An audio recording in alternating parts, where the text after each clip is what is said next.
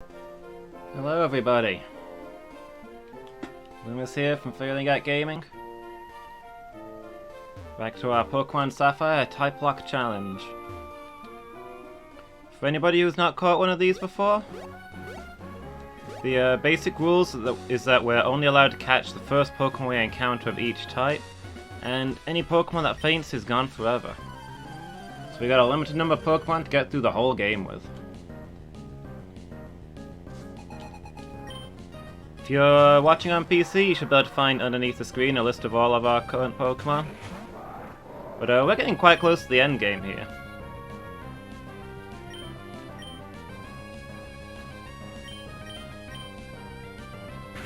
Plan is to spend this session training, go to a couple of places that we've not been yet, and take on the Elite Four by the end of it. So this might be a slightly grindy session, but hopefully the excitement at the end will make up. This is where we succeed or fail.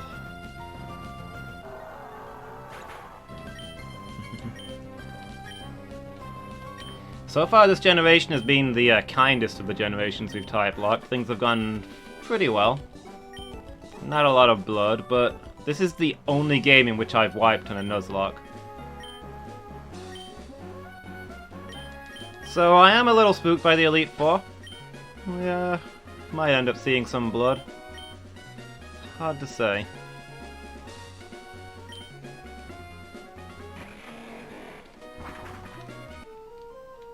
I think ideally we want to go into the Elite Four at like level 55. So we'll try and get everybody as close to there as possible. Interviewer loop is the fastest way to train, I think.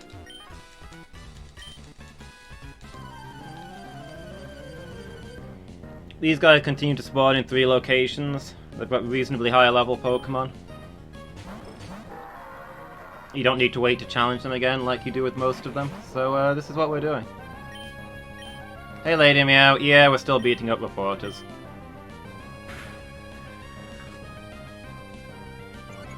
I figure we're gonna get everybody to level 50, we're gonna go explore Meteor Falls. And then we're gonna come back and beat up more reporters until we're level 55. Then it's Elite Four time. How are you doing today? I hope you've had a good day.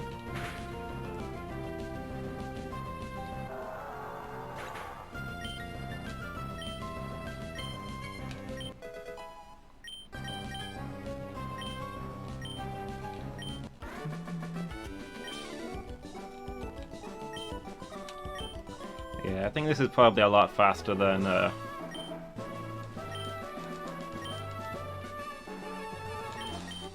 training in, say, Victory Road or somewhere. And it should pick up once they stop rotating between 3 locations. Eventually they'll just start being in the same location over and over again. Day 1 of 2.5 is down. 2.5? You got some time off this week?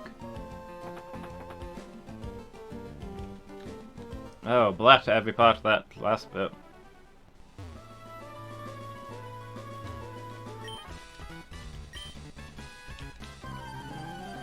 Should be watching my stream on your big screen.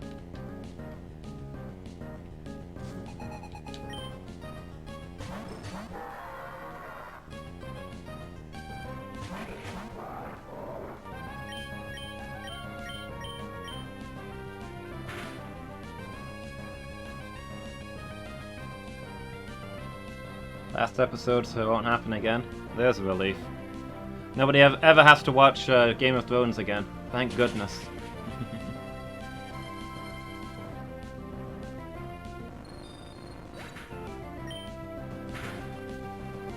Yeah, so you taking the second half of the week off then? Have you got big plans? Or are you just chilling?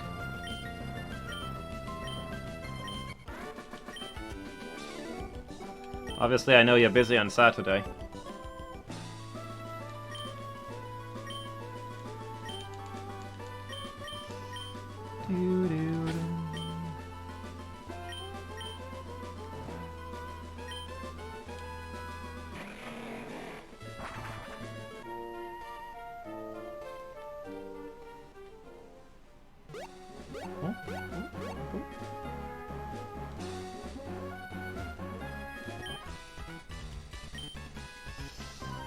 Q interview.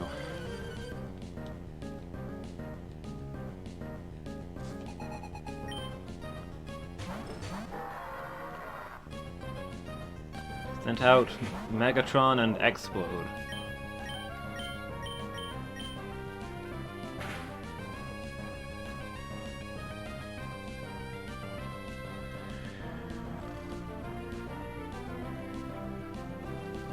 Really wish Fire Alarm was a little bit faster. From Wednesday lunchtime until Tuesday. Oh, nice.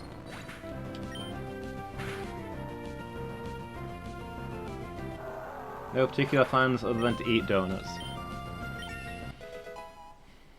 I could stand to eat donuts for 4 or 5 days like that, yeah.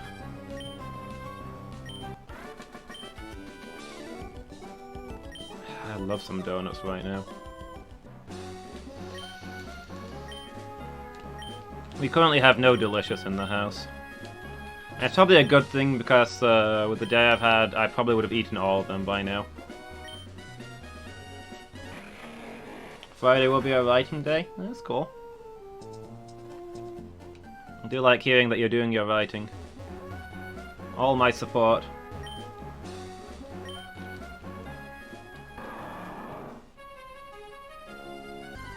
Dang, that cad.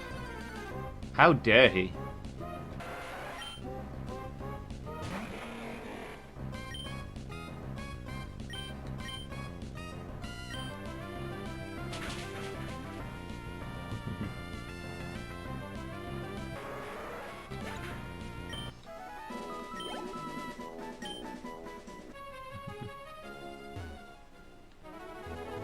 So Wednesday, Thursday, yeah, so it's...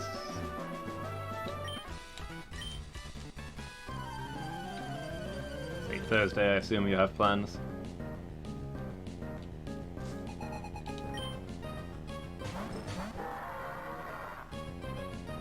Oh no!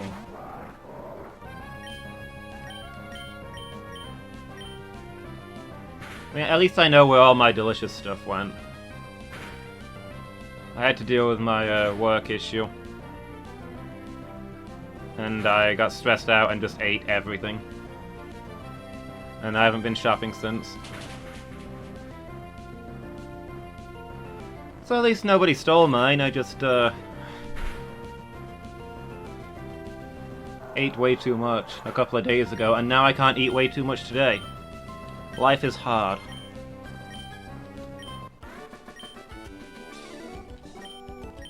I mean, today I've got an excuse. It's not stress eating, I'm kinda sick. And you gotta feed yourself when you're sick to build up your strength.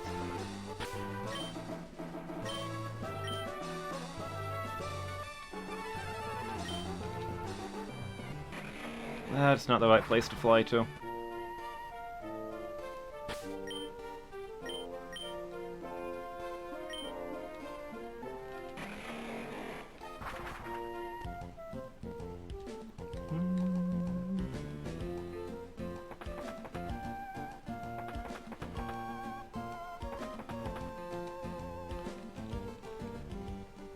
Actually, I had some mini eggs, well, a while back now, but probably a couple of months ago now. But it was the first time I'd had them in years, and I was disappointed.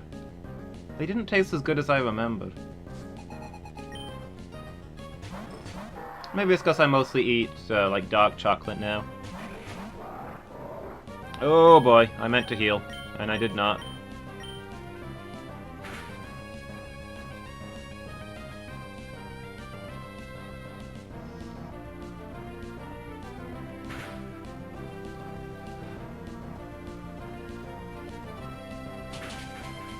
Forfeiting you of the food stuff. Yeah, I don't feel like forfeit is the right word. I can't place what would be the right word.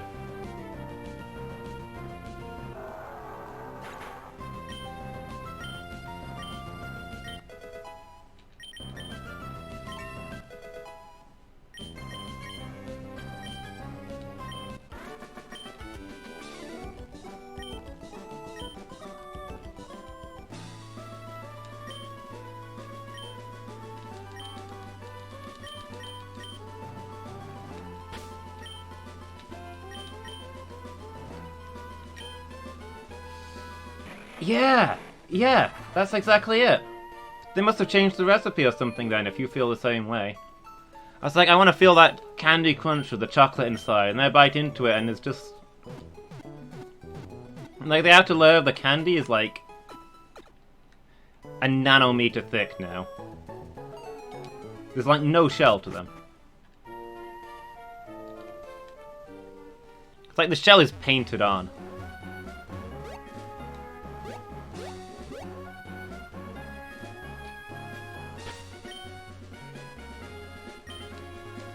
I mean, I guess the chocolate still tastes fine, but it's the texture.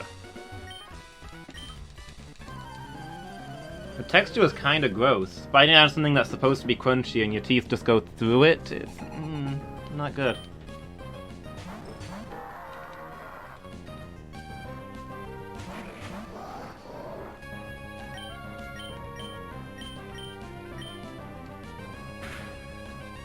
So yeah, I'll try something different next time I'm wanting something like that. They did the same with Smarties? I haven't had Smarties in ages. I used to like those a lot. They had to change the formula in the shells. Did it turn out it was super poisonous?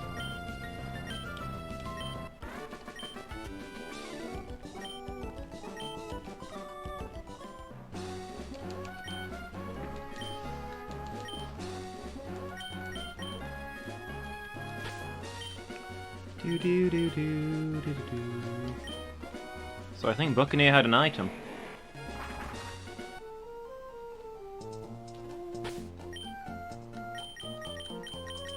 What we got? Full restore? Nice.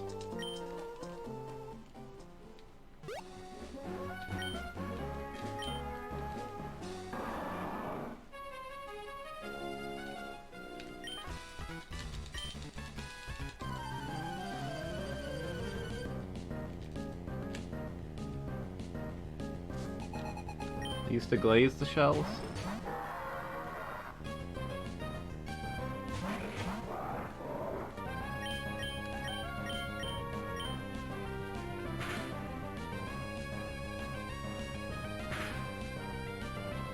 Okay. Oh, Fire Llama, no. I need that earthquake to hit.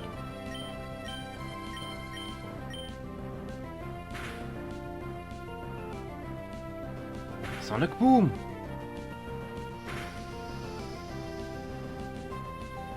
There we go. I know a lot of red dyes are not vegetarian, so maybe that was it. I mean, when I picked up the mini eggs, I was like, are these vegetarian? But I checked it and it said that they were.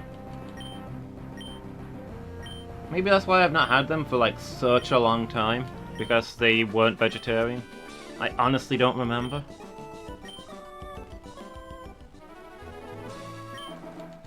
Yeah. Red dyes are apparently the problem. Red dyes either send kids hyperactive or have bug parts in them. It always seems to be one of the two.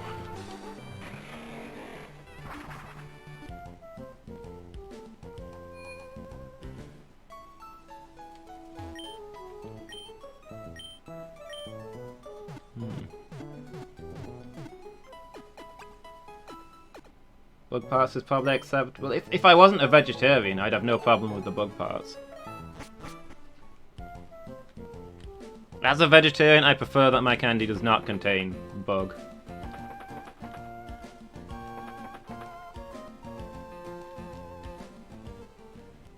Bugs absolutely count, yes.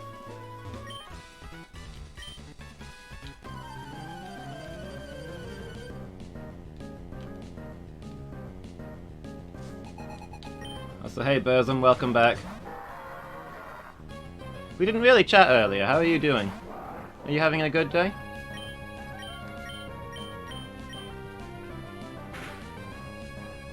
Silent Green is people.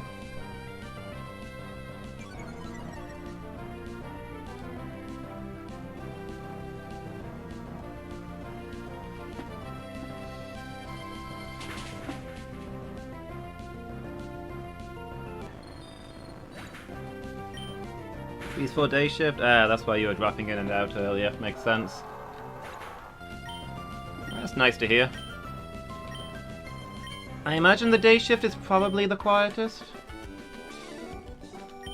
Double meat medley is vegetables. Which do you think would cause the bigger outrage? I mean, one is tricking you into eating people, but the other one is false advertising.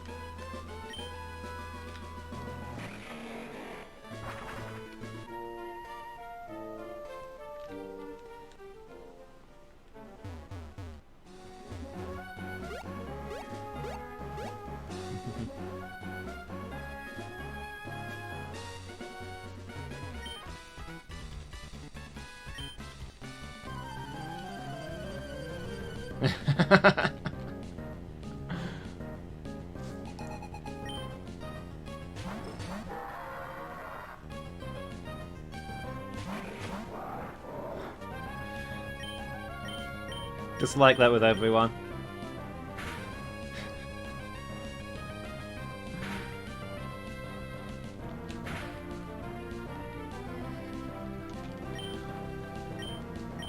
Wait, I wasn't paying attention. Why didn't Earthquake hit? Are we confused again?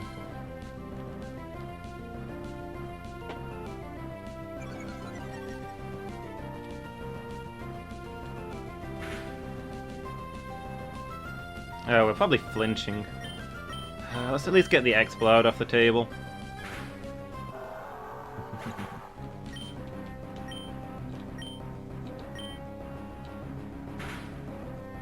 Sonic Boom!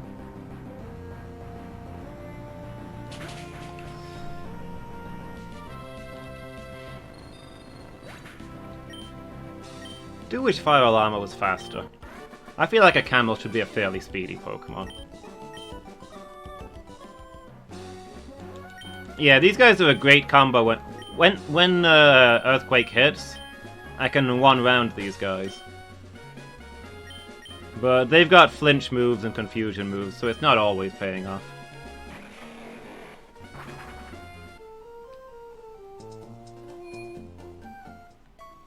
Yeah, I've thought about that. There should be a double battle Elite Four.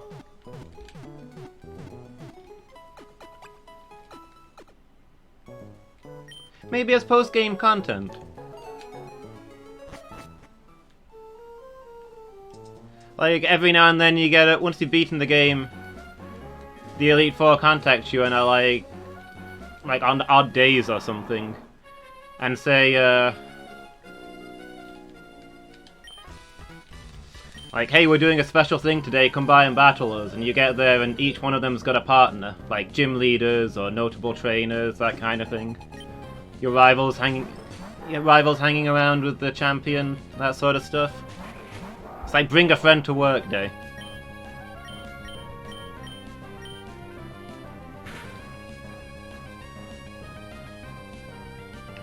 And you get the odd gym leader who's a double battle gym leader.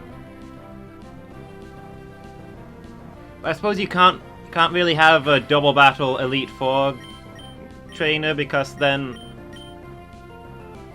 it's the Elite 5. Sonic Boom!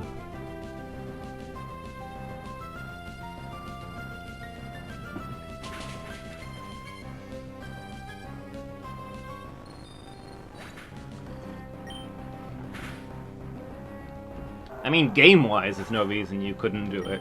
It doesn't make a lot of sense in lore.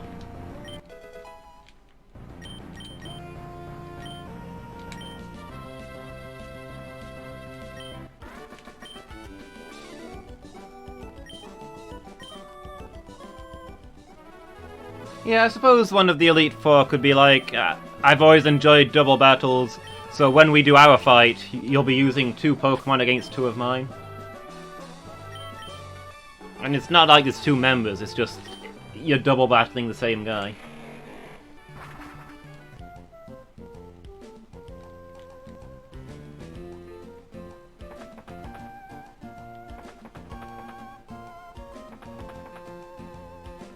Do do do do do do do do do do.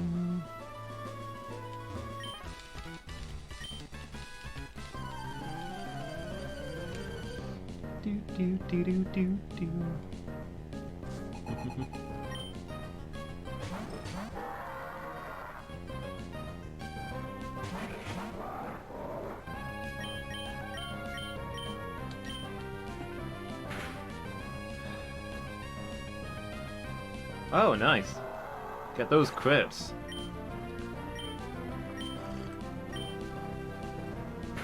Sonic Boom!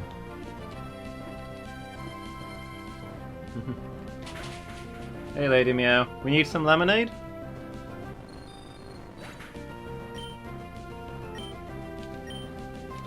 Did I forget to heal? I'm not healing after every fight. These guys don't really have one-shot threat. But I'm trying not to let our health go below half.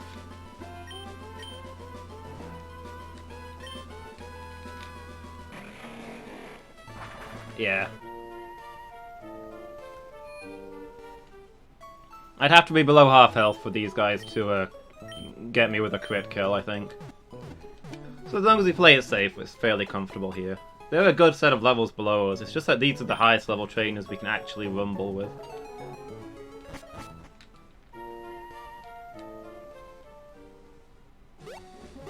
Anyway, once we get everybody up to level 50, which shouldn't take too long, we'll go and do Meteor Falls. I think there's some quite high level trainers up there. Hopefully we can get a few levels off of that, and then once we hit level 55-ish, or at like 10 o'clock at the latest, go face the Elite Four.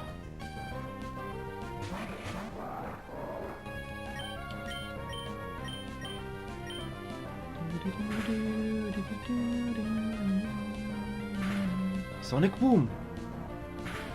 Yeah, if only Fire Alarm was faster, we could kill these guys before they get a move in.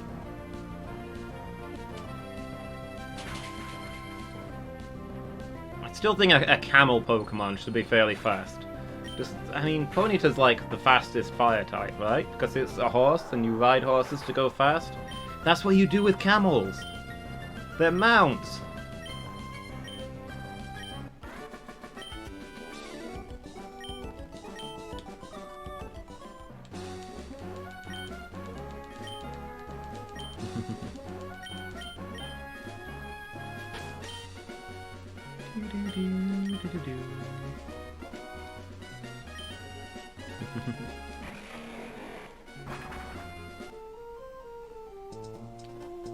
Alright, cook now and catch Meteor Falls later? I guess so.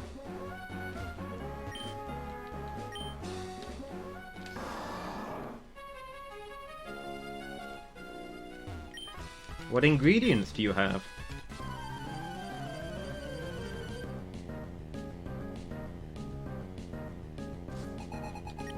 I think you should make me some old-fashioned style mini-eggs.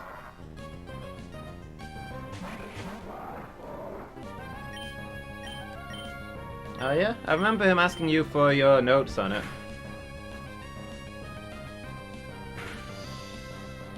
Technically Fire Alarm is a ground type, not a rock type, but yeah. There are stones up there, I guess. Like, I'm not asking for super speed here, but Fire Alarm is incredibly slow. I would settle for average speeds.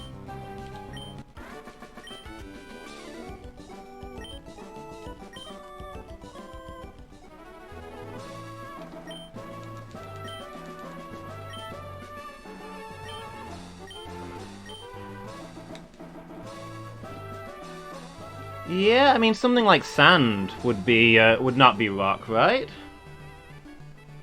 Soil, sand would both be grounds, not rocks. I mean, there's definitely overlap, much like water and ice overlaps, but it's the way they're employed and kind of stuff. Bread and water.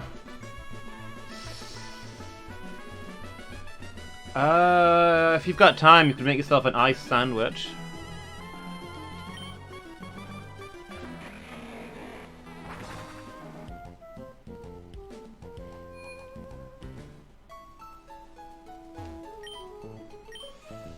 Yeah, I guess so.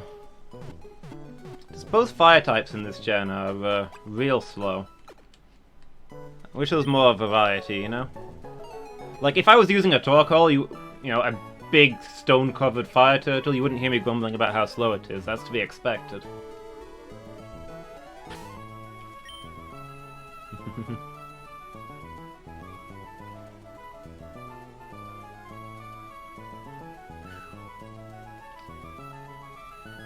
It's true, Burzum eats nothing but pizza.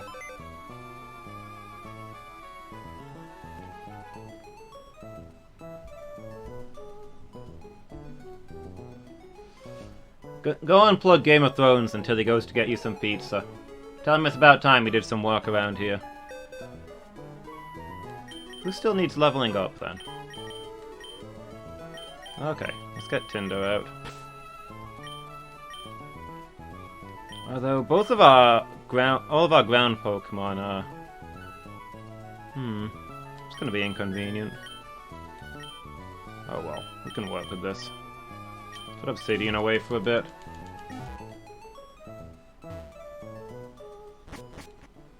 Yes, actually. So I was gonna swap out Fire Armor for Jolly Salt, but Salt is already level 50, so I might as well keep Fire Armor in. Just Failboat and Tinder we need to get up, I guess. Once Justice Bug levels up, we'll swap around where the XP share and stuff is.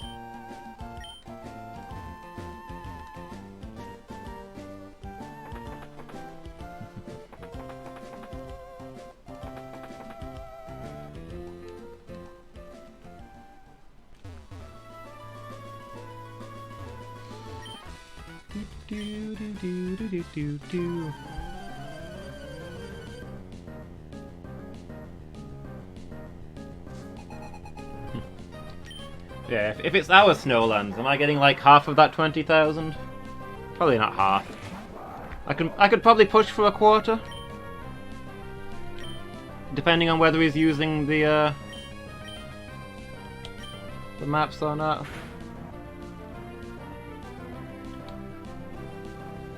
Buccaneer is not coming to the Elite Four.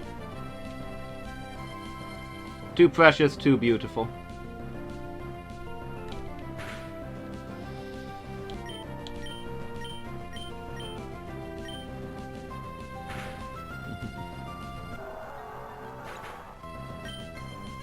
Okay.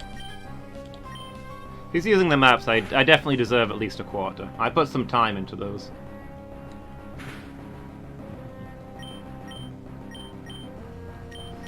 Do you have any... not really. Yeah.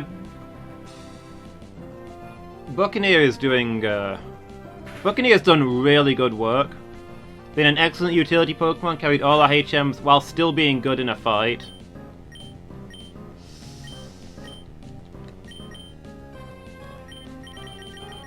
Got us tons of items, you know, not a single complaint. But... Not built for the Elite Four. We're not going to need those HMs there. Pickup's going to do us nothing there, you know? Alright, see you in a moment, Lady Meow.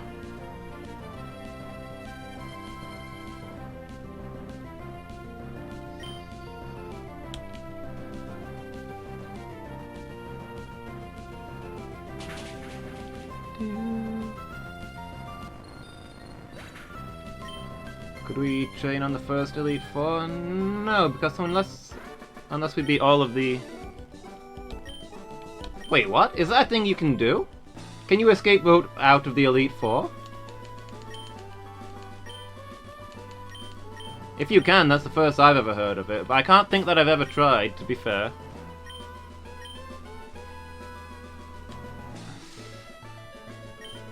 No idea? Let me not gamble on that. I could believe that you could do it in Gen 1, when you used to be able to, like, dig out of Silphco and stuff like that. But they've got to have fixed that by now if you could do it originally, surely. So it's a building, not a cave.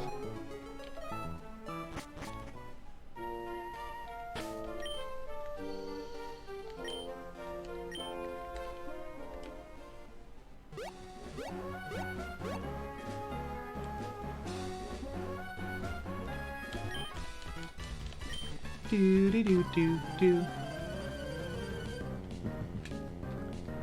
I mean, it's hilarious if you can. I kind of want to try it.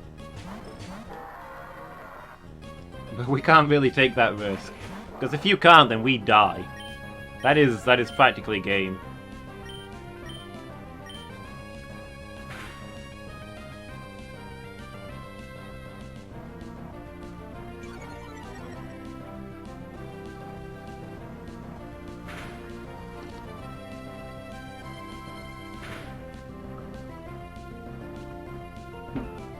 Giant. Quit without saving just to test it? You know what, in the name of science, let's go ahead and do that. For science!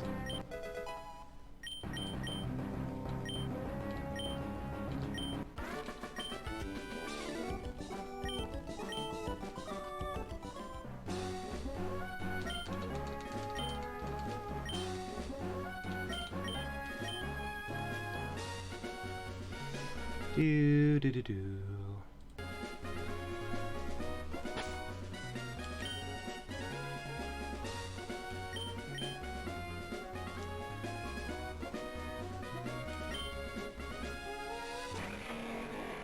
Feels me to wonder if I have an escape rope.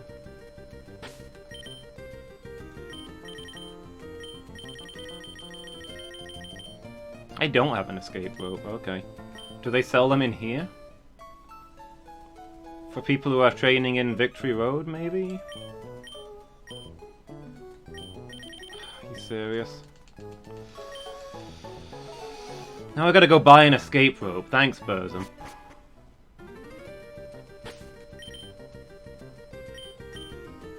Trying to do some serious top-level trading here, and this is what you're throwing at me.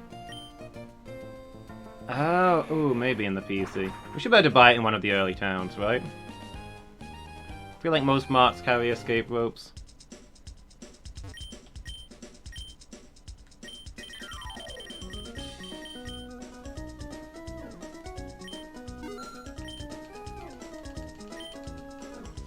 I got the Dig HM. TM even. We could potentially teach somebody that.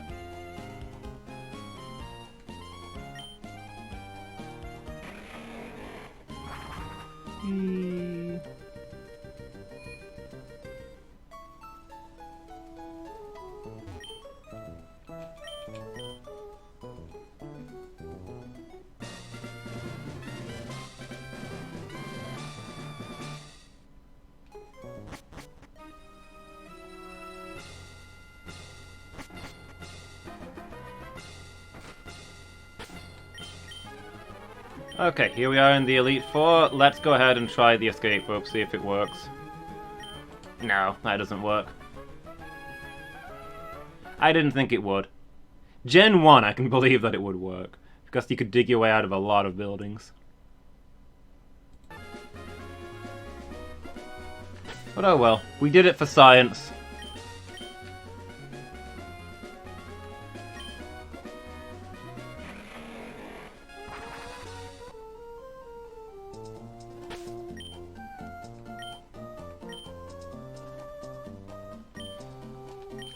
Do do do do do do.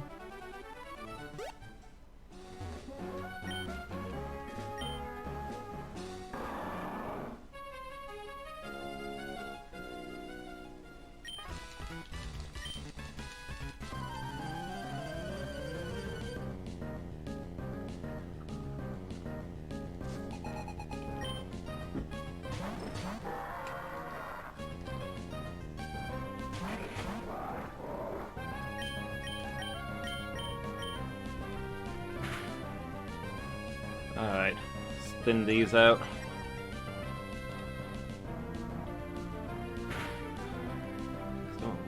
Ooh, critical hit. Spooky. Still went through though. I think 55 should be fine for the Elite Four. When we hit level 50, I'm gonna do Meteor Falls just to break it up a little bit.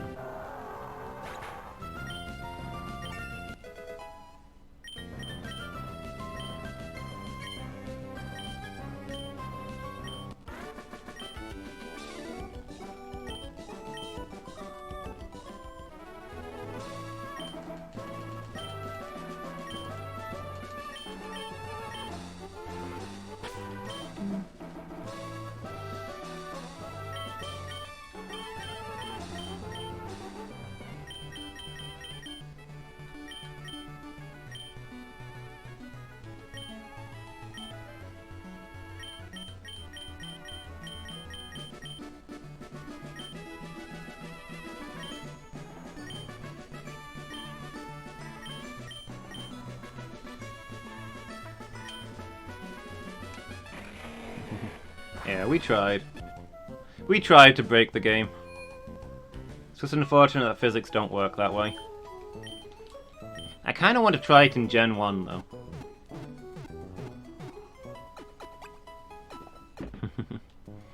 Next time we do that.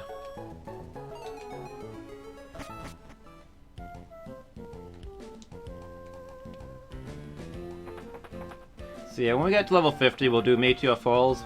There's like a hidden area with some high-level trainers. Hopefully we'll get a few levels out of that. Then just get everybody up to level 55 and go do the Elite Four, I guess. 55, hopefully high enough? Not comfortably high, but doable high. I guess we'll see what kind of time we've got, because I don't want to go into the Elite Four any later than 10. It'll take at least an hour to do it comfortably, I think.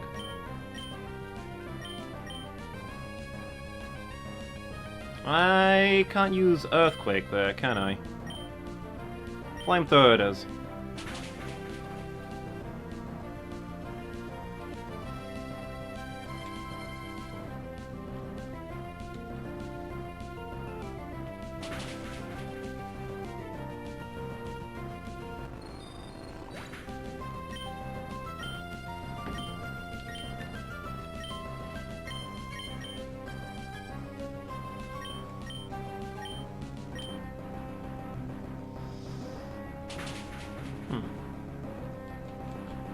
Be too rounding for a bit, I guess.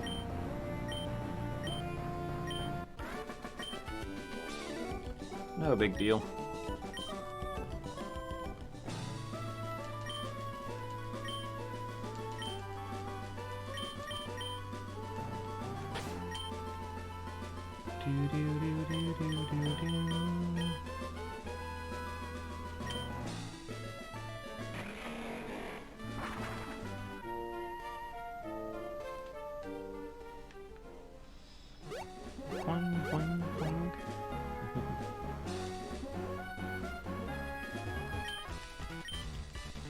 So what's the shape of Snowlands these days? Did it get, like, written up at all? Any kind of polish applied?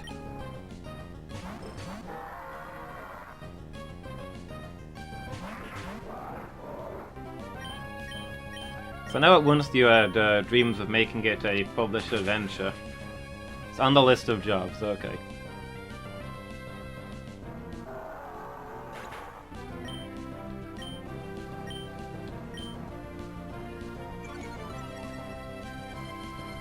Happily playing the Phoenix and Skeleton side game? Oh, okay.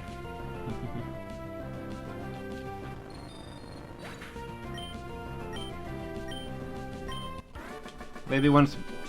Then it's our sheep acquiring episode, yeah.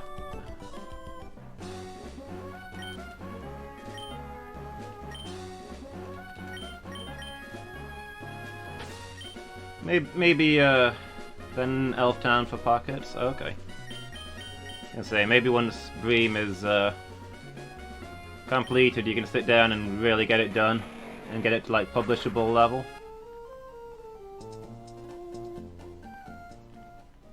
Like getting a published module out there would be a big deal. You could make a living doing that stuff. Supported perhaps by guest appearances on Failing At.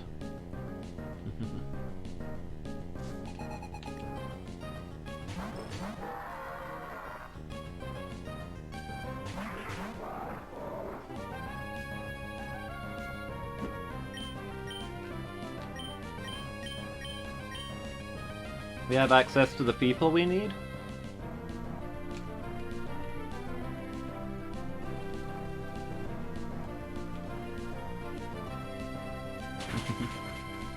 Yeah, I guess Pockets is already kind of into the publishing kind of thing.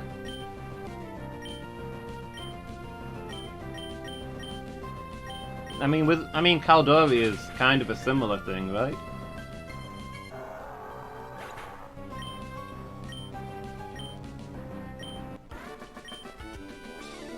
Yeah, he'd have a lot of the art and stuff, so like you'd come up with the material and he'd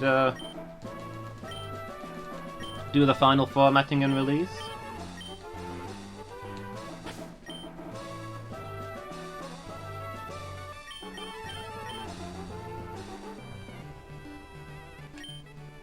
Is it still called Caldori, by the way? I remember he was changing the name, but I don't remember hearing any more about that.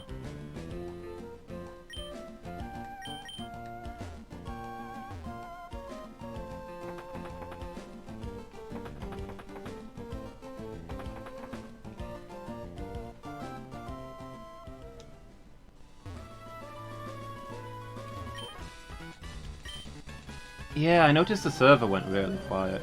I feel bad about not participating in the latest competition, but...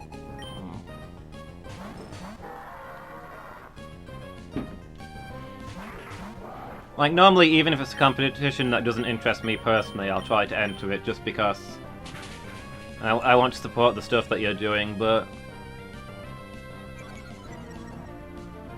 A, last 2 months, bad times, and B, how do you ride a boss fight?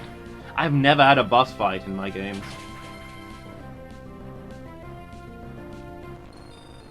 I think having a boss contradicts my gaming philosophy.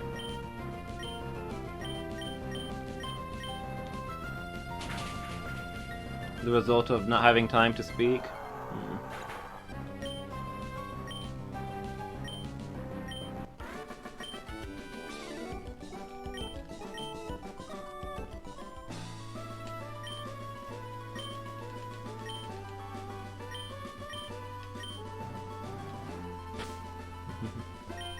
Yeah, exactly. We've talked a lot about our different philosophies. Both are valid. There's a lot of ways to play this game. It's just... boss fights are not me.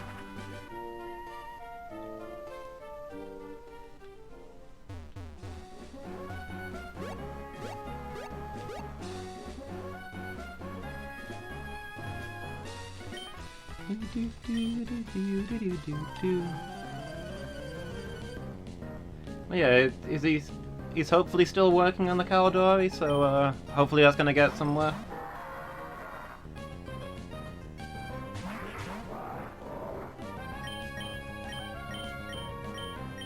And maybe someday the Snowlands can come out as a prelude or a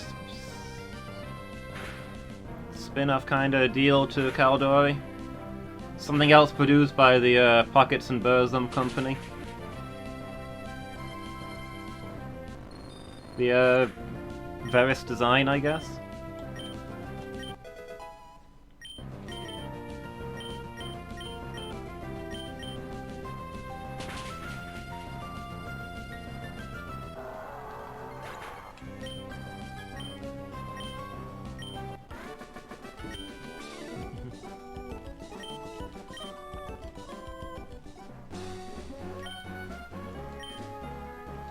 Yeah, it's a little disappointing that nobody else contributed to the boss fight. Normally there's quite a few people involved. Mr. Skeletal, all of those. I guess maybe it's just... I know Mr. Skeletal's been busy a lot lately. I guess... seems to have been a bad year for everyone, so far. It's sure not been my year.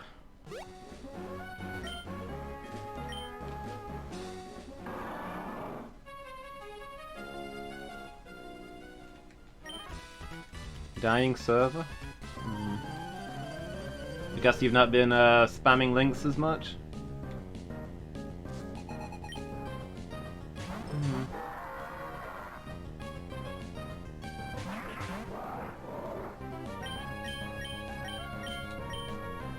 I feel like the contest probably brought quite a few people in.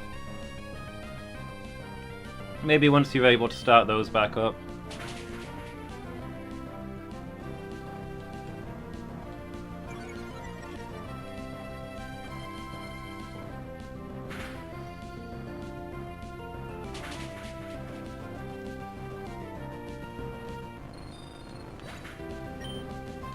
Actual prizes would help. Yeah, what can you do though for prizes? Like on the internet, you can't just give out a plastic toy.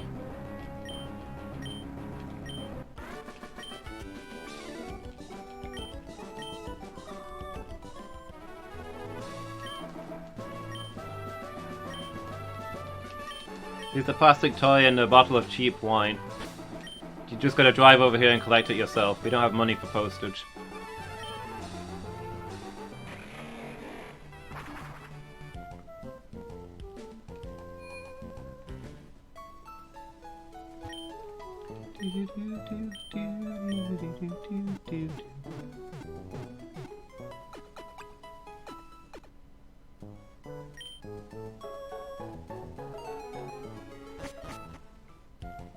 Website where you can design tokens?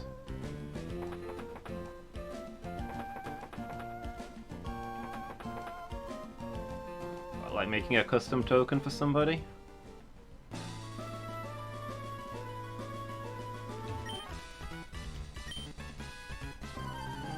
Wait, what? It's 30...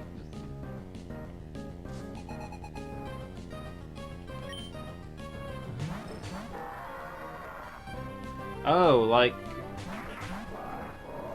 You can design an actual plastic model that gets custom built for you? Is that what you mean? Not sure I'm following. My one went to the place where you upload a picture and it puts a nice little border around it. And I was like, where are you going with this? Are you gonna like draw the picture? Because people can already use that website. But yeah, if you're giving them tickets to get a plastic model made of their character, that would be a pretty big prize. That would also be expensive.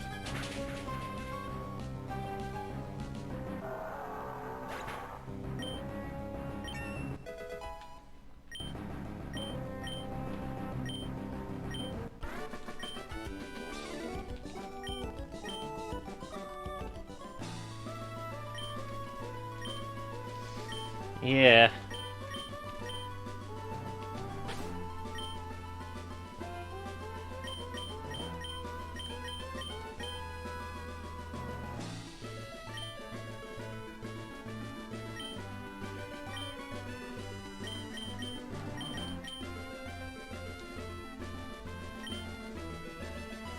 Maybe like...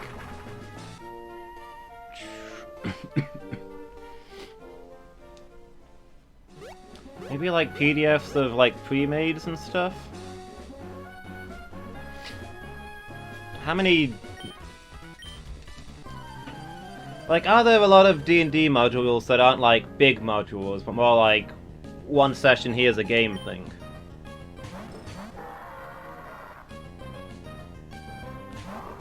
Something that would be comparatively cheap, but you'd say, hey, pick one of these that you've not already got, I'll buy you that. I don't know how much that sort of thing would cost. Yeah, one-shots. You get an official... You get one of the official one-shot / individual dungeons bought for you. For winning the...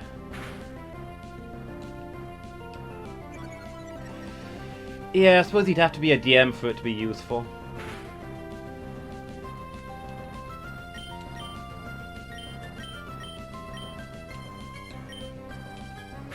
I guess that'd make a good occasional prize. But we need something else that would also be good for players. Like, mix it up. Yeah, GMs are more useful to you. So I don't think it's a terrible idea, but yeah, it'd be good to have multiple sources of prizes.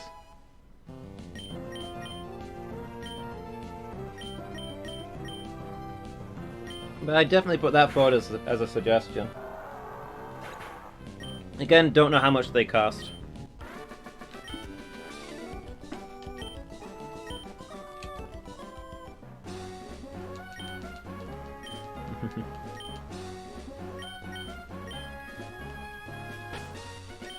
I guess that's fair.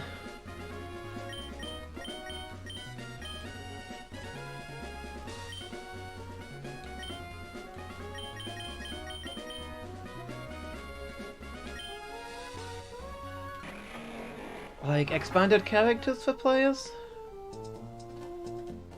Do they release official classes? Like, an individual class just as a PDF thing? Something that's not normally out there? Pick a class from this list and we'll buy you that as a gift? As a prize? Not that you're aware of.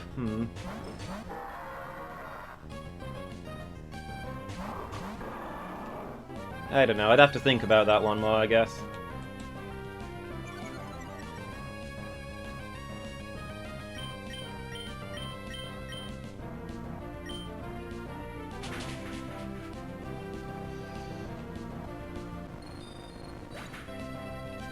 Yeah, sketches of characters, stuff like that, I guess. Something that's nice, but not super expensive. I think we probably get rid of Howl. Strength is our only physical move. And you know what? If we want to raise our attack, we'll use an X attack. We can afford tons of those. Sand attack at least has utility use. We can't otherwise lower enemy accuracy.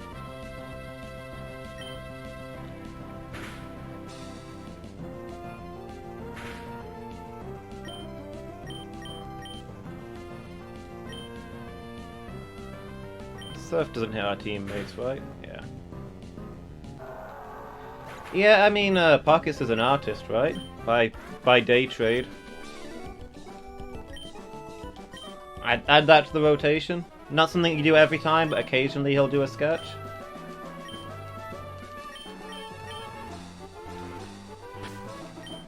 Yeah, a pre-made dungeon 1 week, the next week a character sketch, the next week maybe one of your maps. Like Pockets does those all the time, right?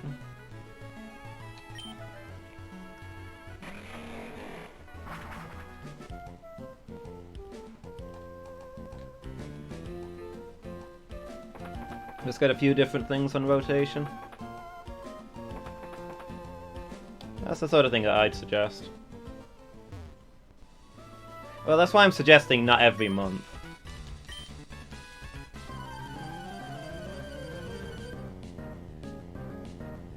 Like a sketch, not a full-on painting. And it's like and you only ask him to do it like every 3 months. Just an occasional prize, but yeah. Yeah, I'm just throwing ideas out there. I don't know what's gonna work for you guys and what's not.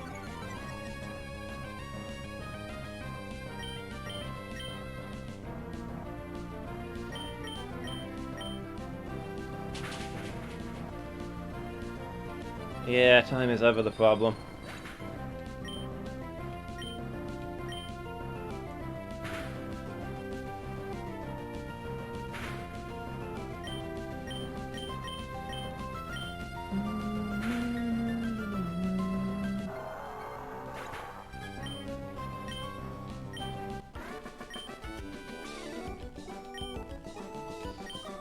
I mean, heck, there's tons more stuff I'd like to do for the channel, but I just really don't have time.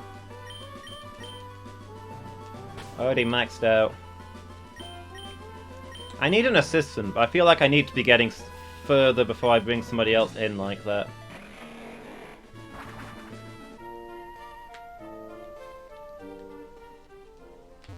Like, I've been thinking about asking Diz if she'd be interested in doing my editing for me, since she is a computer whiz, but...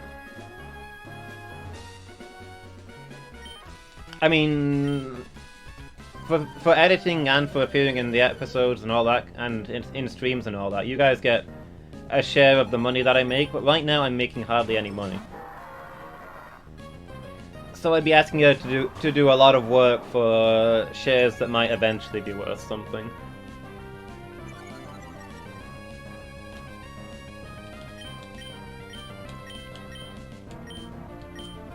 I guess I probably need to stick with what we're doing now for a while. See where we get to and work from there. Because we're slowly getting more and more people in. We are getting more followers. The viewer count tends to be ticking higher these days. I can't grumble. Yeah, I mean, the streams don't take long to edit. I just scythe off the stream starting soon, stream ending now screens. Cut out the break in the middle.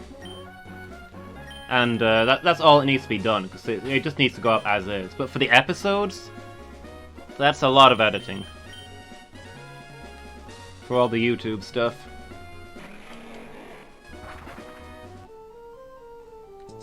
So I'd be asking my editor to say, do episodes while I do my streams. Because there'll be more work to send you the streams than it will be to edit them myself. But yeah, that'd free up a lot of time.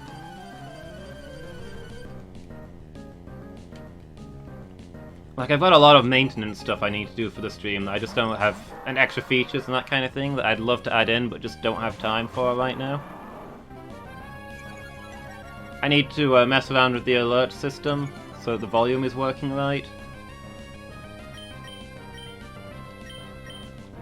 I want to start adding in like a regular mission for you guys.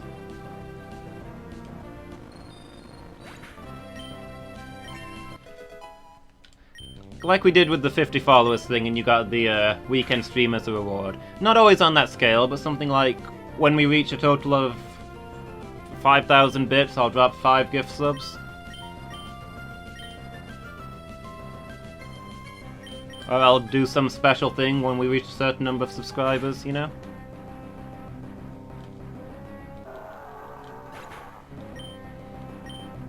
Feel like that could be fun.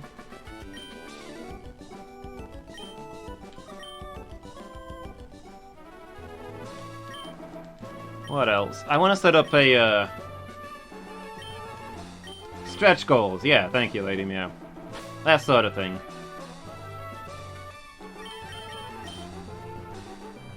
We'll just keep focusing on different aspects of streaming and encourage people to work on those, and you get something if it happens. If/when. Conquer the universe, yeah. Yeah. Bring me the head of Optimus Prime. I'll do a 12-hour stream that Saturday.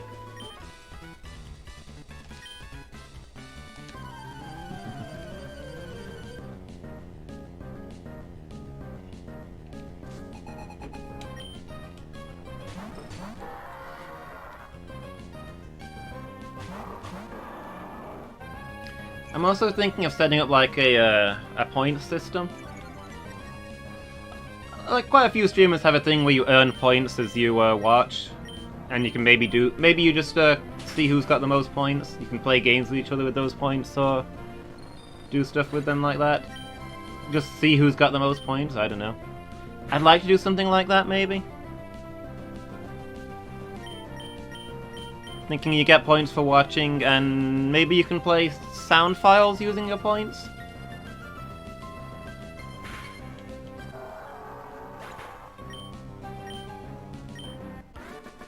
We'll have chat noises that you can use to yell at me.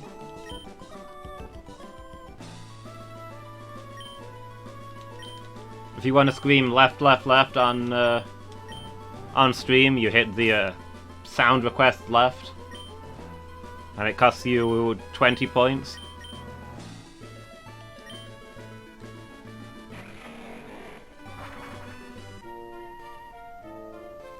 I know Apollo, who I'm a big fan of. It's only her mods that can do it, I think, but... Like, she set up a lol command for one game that she was playing, where if anybody hits that, it plays like a laugh track. And she forgot to turn it off after the game, and she was playing a horror game later. And just any time she screamed, there was immediate laughter as everybody hit the lol command. So she's just left that on permanently now.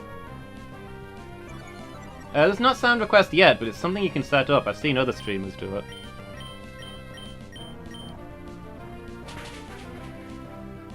So like if I tied it to the points system, people wouldn't be able to spam it and abuse it, because you'd have to earn enough points to do it.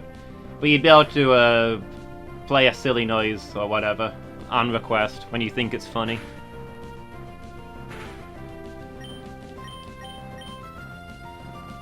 Subscribers would earn points a lot faster.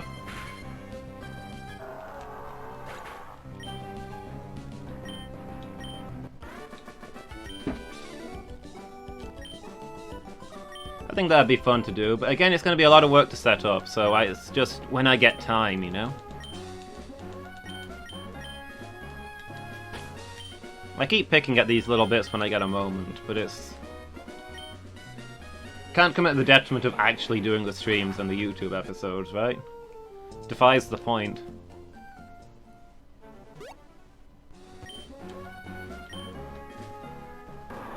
Oh, but tell you what, we should be getting our remote soon. Did say she's finalized the design.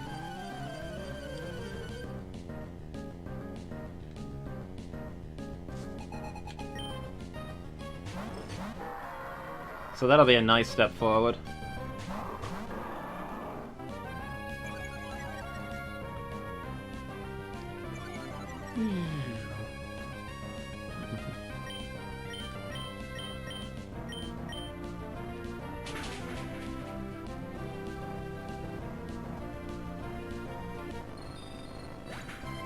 I'm looking forward to getting emotes. That's gonna be something I'll be super proud of.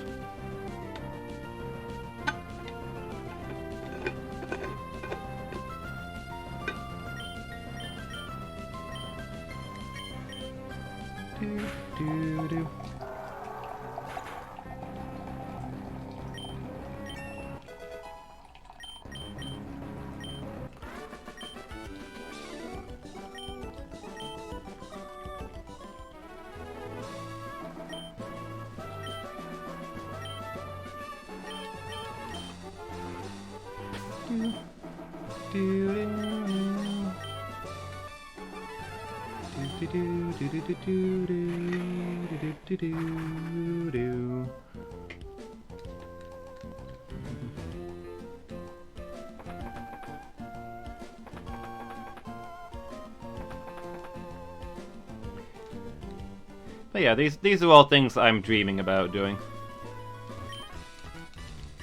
But for now, I think I need to commit to what I'm doing, because, as I say, we are getting more viewers, we're getting more followers, things are building.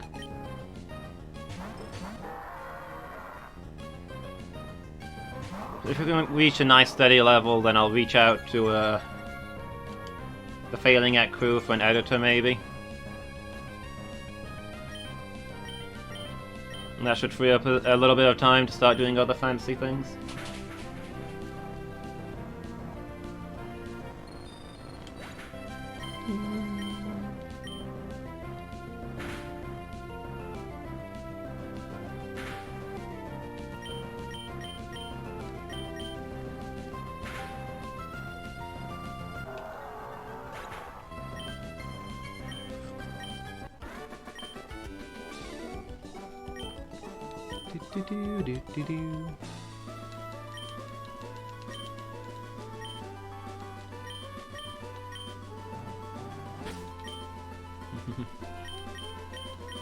Hey, did you find some dinner, Lady Meow?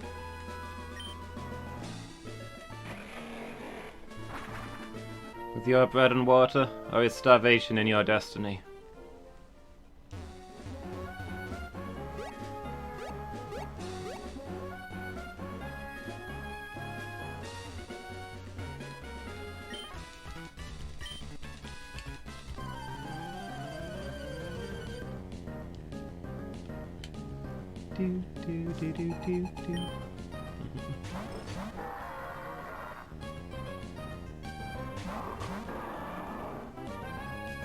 I do think it's kind of funny that I started streaming as a way to advertise for the YouTube channel, and we're getting way more attention on the stream than we ever have for the YouTube channel.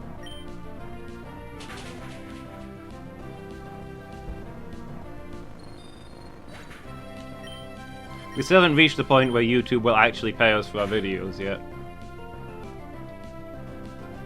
But we have gotten more people there since I started doing this, so I guess it is doing its purpose of bringing people in.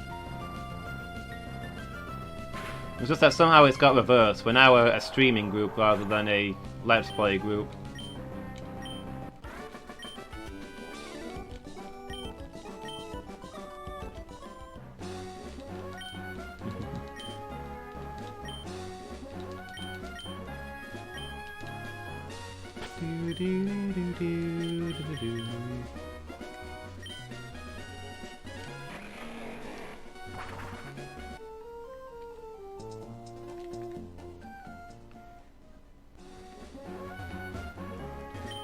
Eventually these guys stop moving and stay in the northwestmost position, which is easily the fastest to get to.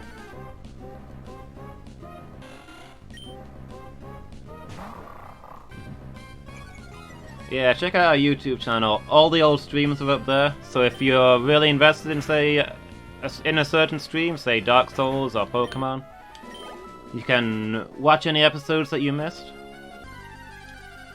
We also do a whole bunch of Let's Play series that going up every week. And we've currently got 4 shows every week.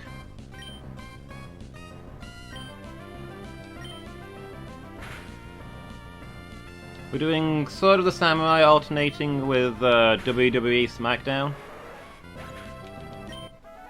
We're doing Vagante, we're doing Darkest Dungeon, and we've just started recording Catacomb 3D, The Abyss.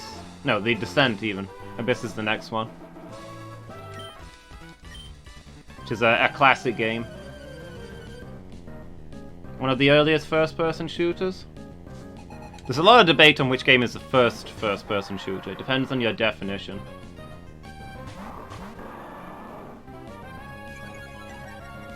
Yeah, Darkest Dungeon probably the most popular.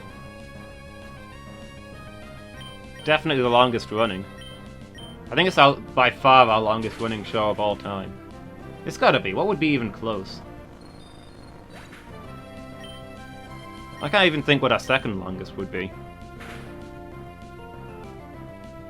The Horde? Pokémon Stadium?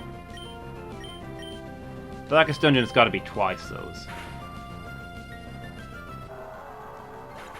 But yeah, pretty sure Darkest Dungeon is our most popular right now.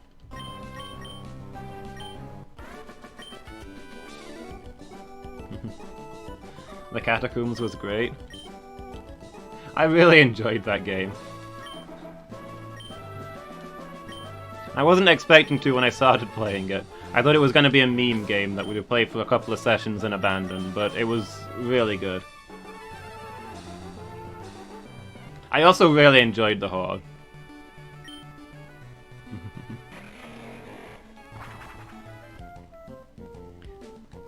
The Horde and Darkest Dungeon are the two that I recommend as starting points, based on a conversation I had with Bursum about the different type of people who watch my stuff. We're saying how for people who want to watch us have no idea what's going on and fail horribly and make a horrendous mess, watch the Horde, because we went into that game completely blind and it's not a simple game and we confused the heck out of ourselves. Whereas Bursum was saying he likes to watch, he's more interested in games where actual progress and skill is shown. And his favourite is Darkest Dungeon, I believe. Where we did learn a lot. I think we've gotten decently good at it.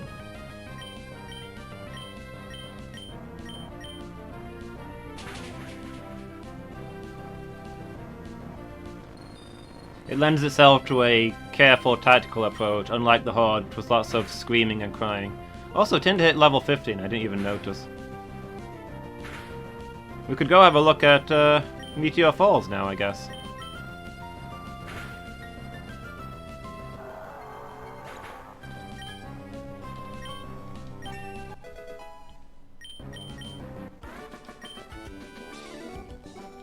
Do-do-do-do-do-do-do.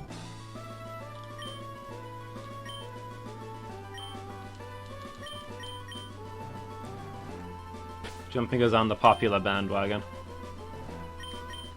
You do have your finger on that pulse. I appreciate a lot of the advice you've given me.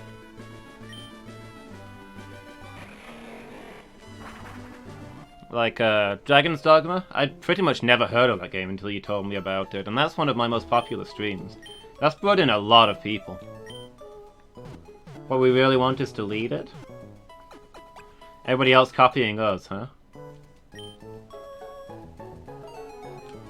That's why the Horde. Nobody else is playing 3DO games. We're gonna make it the 3DO the most popular console going. Everybody will want to play 3DO games so they can copy us. It's an untapped market.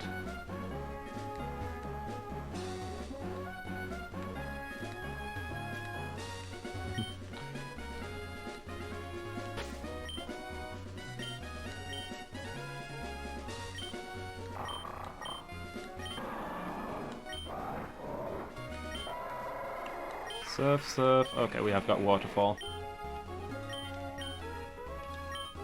Lumus reacts to brand new console.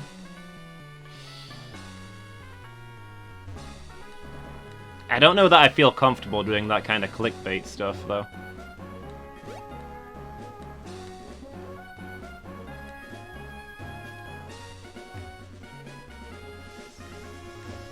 Like, I want more people in, but I want to be putting out a quality product nonetheless. I mean, I don't know how other people feel, but I consider that stuff to be super tacky. You'd hate it. Well, okay, there you go then.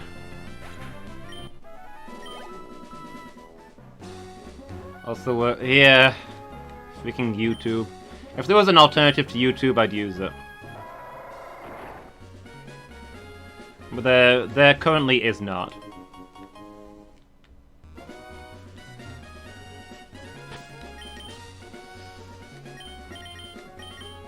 Got a protein.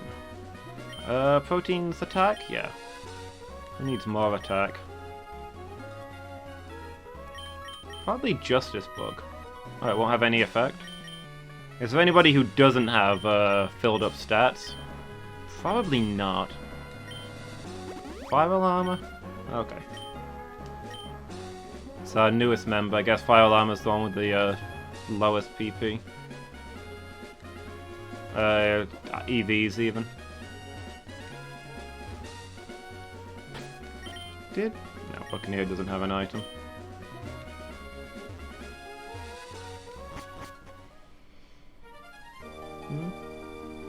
Design one in all my spare time.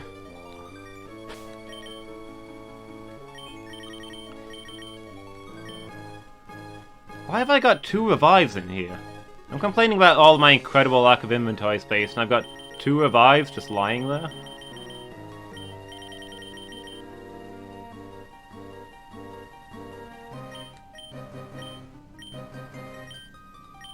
Yeah. If memes start appearing. What, you mean like, doing some more clip vids? Persona and Smash Bros. I've never played any of the Smash Bros stuff. Persona 5 does seem to be really popular. Maybe I should do a playthrough of that? I've never played any of the Persona games, but a friend lent me Persona 5 recently, which I was planning to play soon. And I'm told that they don't, like, follow on from each other.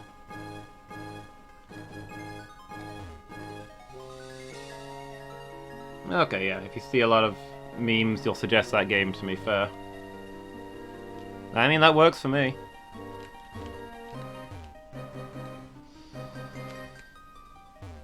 So we can't get up there?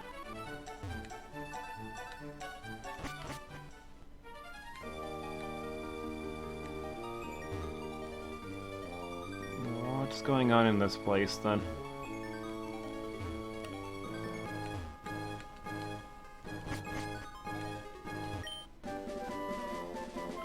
I just remember there being some really high-level trainers here.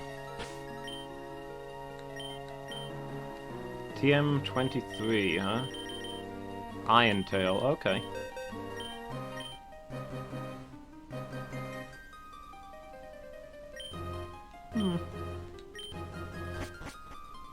We're gonna have to have a look at our moves before we do the Elite Four as well.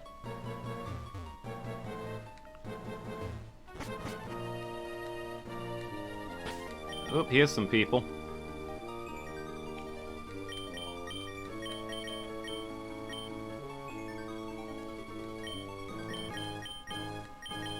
What if we put our new combo up front? Repel's effect wore off. Old couple started talking. We've always battled Pokemon together as a twosome. We're confident in ourselves. What have you got? Old couple John and Jay.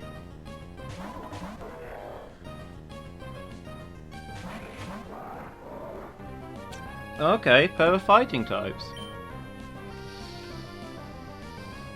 We've got Fly.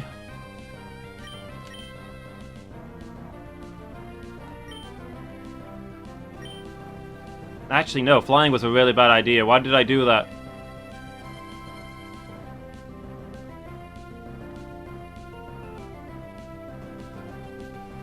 Also, they've got Rock Tomb, so we want Fire Alarm to get out of there.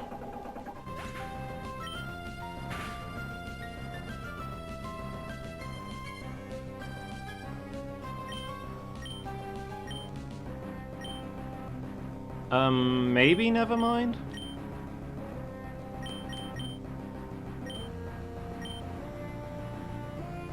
Alright, so let's get out of there just in case that Rock Tomb does hit us next turn.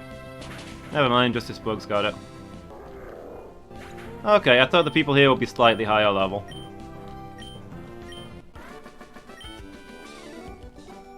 Oh my, we've lost dear wife.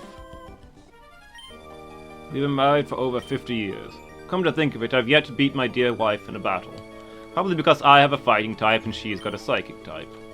50 years of marriage. If we ever argued, we always settled it with a Pokemon battle. And she always won, huh?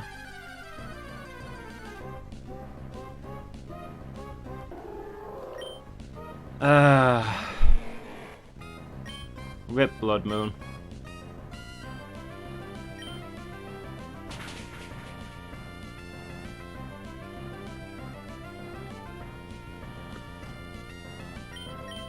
Oh.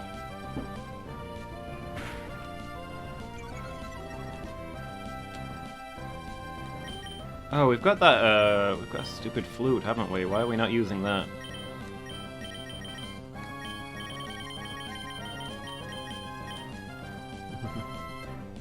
Hey Alex, how are you doing? You having a good evening?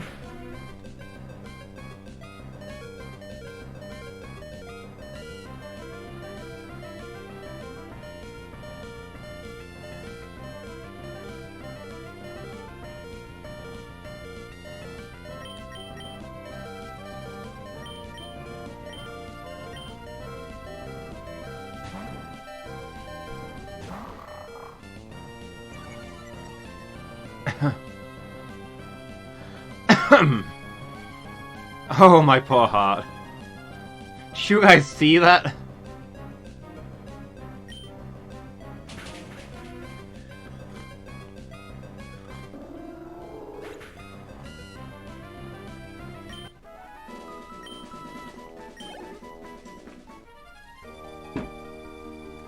Holy crap.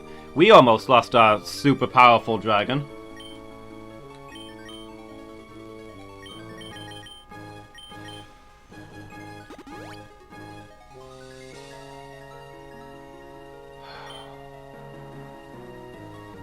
Beyond panic noise. That was the focus band gives you like a 10% chance of resisting a fatal attack. Justice Bug died there and survived because of the focus band.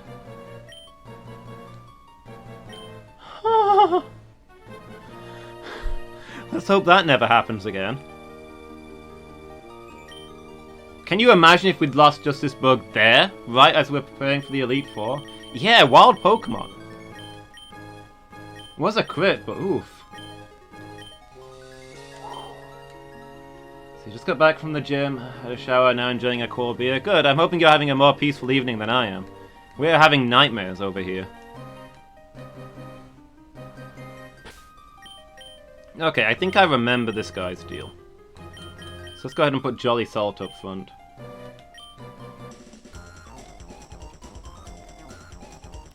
Yeah, I thought so. This is where we dragon users do our training. The champion even visits. Now do you see how special it is here?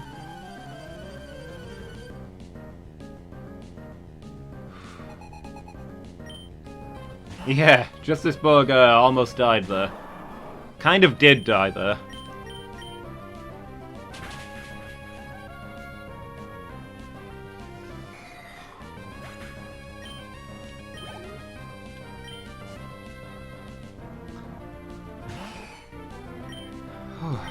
Focus band paid off, I guess.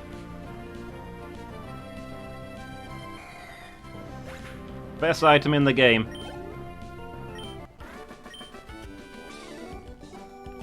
I didn't expect you to be so strong.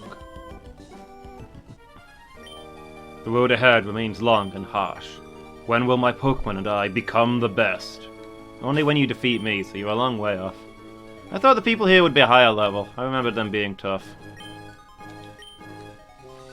Okay, well, there's gonna be a lot of Lunatones here, so let's put Tinder up front in case we get any more battles. And in the meantime, we'll explore. What's going on down here? Secret? I think there's a few interesting items around.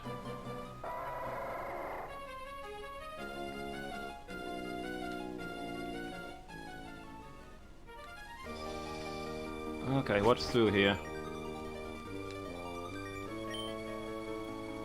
They really do. I mean, the art in this gen really holds up. TM02.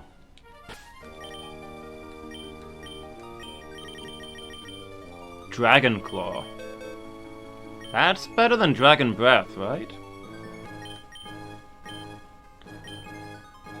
Can't see that anybody else would be able to learn it, so let's go ahead and give that to, Justice Bug. Yeah, that's, just straight up better. Yeah, there is a dragon Pokemon that you can only get here. Like, in this cave, once you've learned, Waterfall, you can come to this, I think this room. To get a Bagon?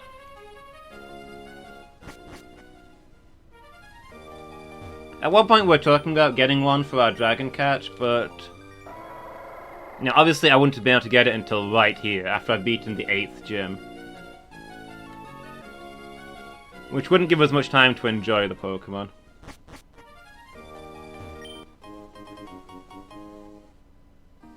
Hold on. Ooh, a P.P.O.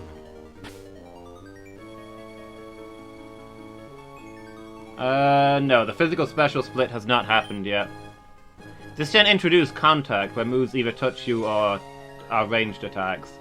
But Element still decides whether something is physical or special.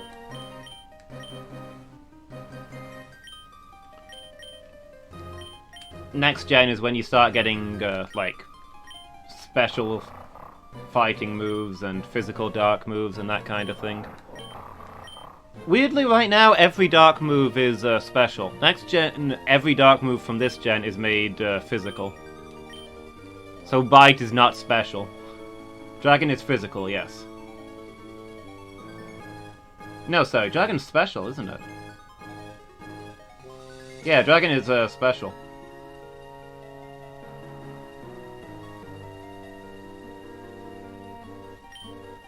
Like, the way to remember is that currently there's an evolution for every special type except for Dragon.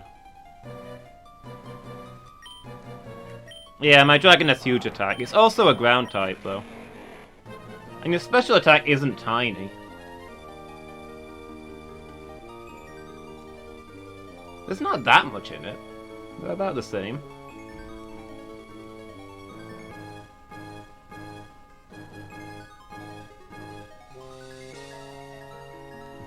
But yeah, Gen 2 is also my favorite generation.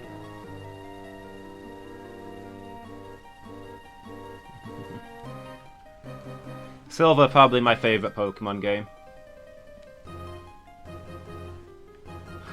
Yeah, Silver was the most intense Typelocke we've done, definitely. That was something.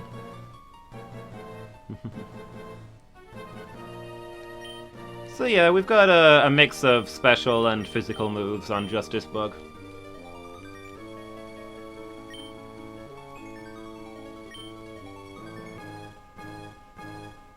But yeah, so any type that's got an evolution is special, plus Dragon is special. Everything else is physical.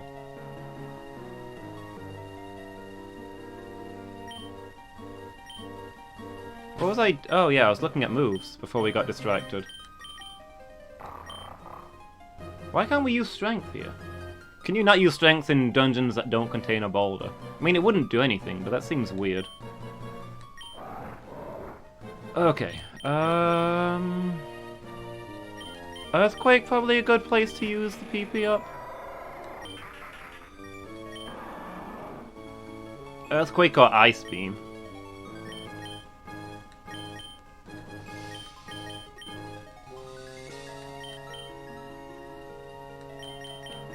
Maybe Ice Beam, actually. It's our only ice move. And I assume there'll be a Dragon Trainer at the Elite Four. I don't remember them very well, but there usually is. Let's see. This gen's Elite Four is Dark, Ghost... Ice Dragon Steel? I think?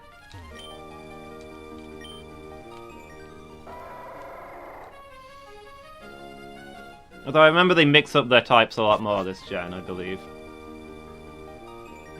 They got Pokemon all over the place.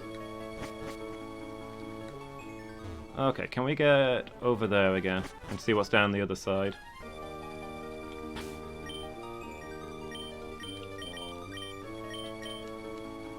If there's anything else interesting in here. If not, we can go back to our training. I realize I'm using repels while needing to train, but it's like... we'll never be done here, you know? Oh, I guess there wasn't anything else here. It's just the one tunnel? I guess we leave then. Hey Phoenix, how are you doing? Don't normally see you in an evening. You have a burrito? Nice.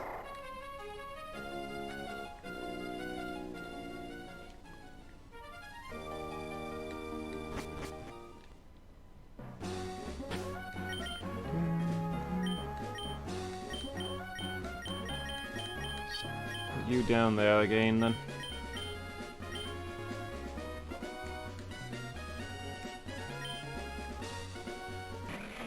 Wait, stream still says Dragon's Dogma? It says Pokemon Ruby Sapphire on my end. Did it not go through? Oh, okay.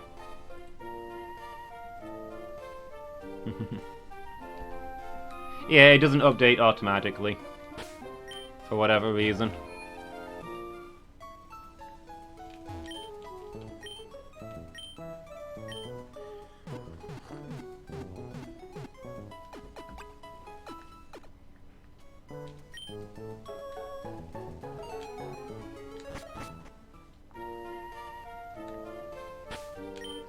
Alright, let's see. Does Tenta still have the EXP share? I'll just move you out of the front then, and put somebody who's more solid up there.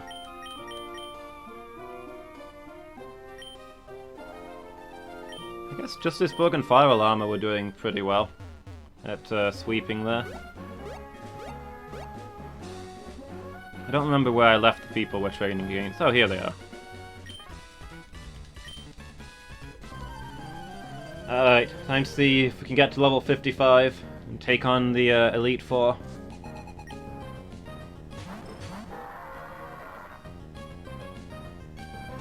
Kinda nervous about it. This is the only Pokemon game in which I've ever wiped during a Nuzlocke. Yeah, the Earthquake wants to be on the left there. Like, normally this game is not super scary. It's been the easiest Typelocke we've done, but just knowing that I've lost at the Elite Four before makes me worried that it's going to happen again.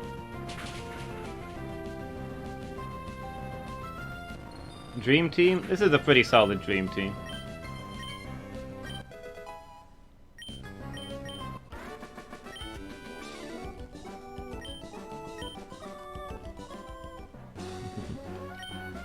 I mean, do you mean these two who work so well together, or do you mean the team as a whole? Because I do miss Stormcrow, but I feel like we do have a good team here.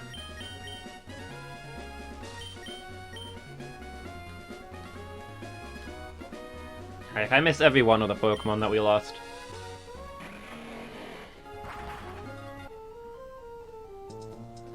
All the good ones die young.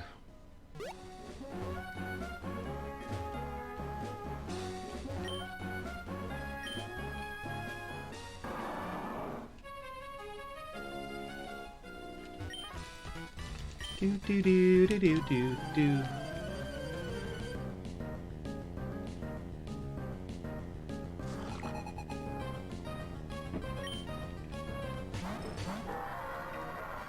Yeah, at least in this generation we've got the interviewer loop that we can do. And you know, they introduced, like, rematches and that kind of thing. Not as good as getting the Versus Seeker in the next games, but do you remember how much time it took us to do leveling in Blue and in Silver?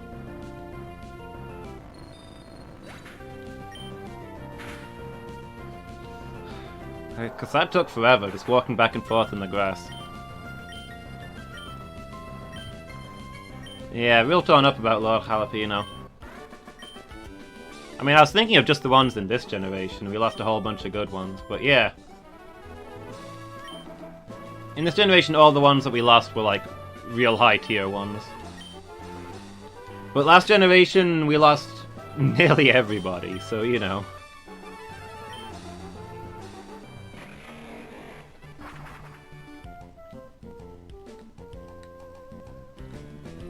I'm surprised at the one that you left out there, Lady Meow.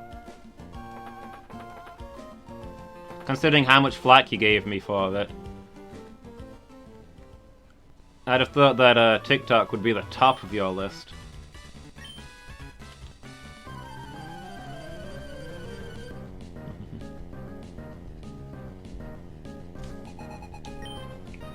But hey, every Pokemon that made it to the end of Silver was hardened by fire. That was a brutal squad that we finished with. I wouldn't have wanted them mad at me.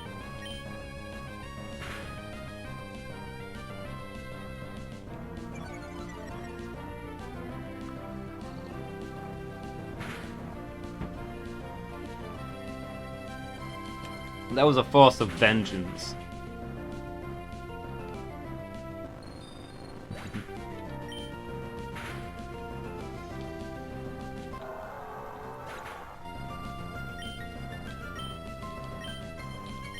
You did think about it?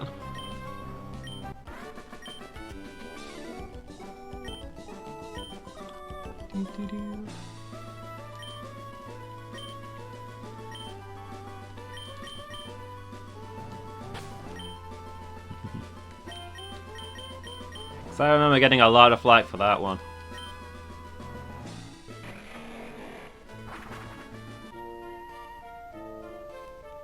I don't remember you giving me flack over Jalapeno. I mean, that wasn't really even my fault. That was some incredible bad luck. Like, I remember we spent a lot of time mourning. Well, I guess, yeah, I suppose you're right. I had no idea there was an actual threat.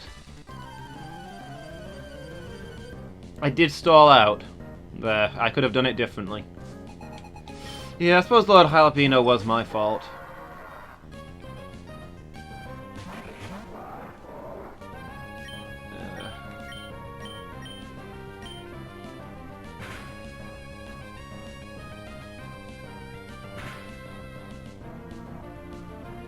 Master Spruce was my fault as well, I remember. I selected the wrong move while looking at chat. The others, I think, were mostly fair game on the enemy's part. Not that I'm happy about any of them.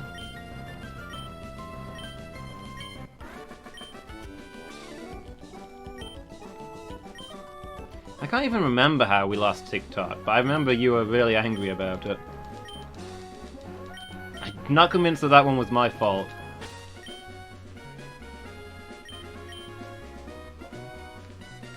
I'd have to replay the footage and see.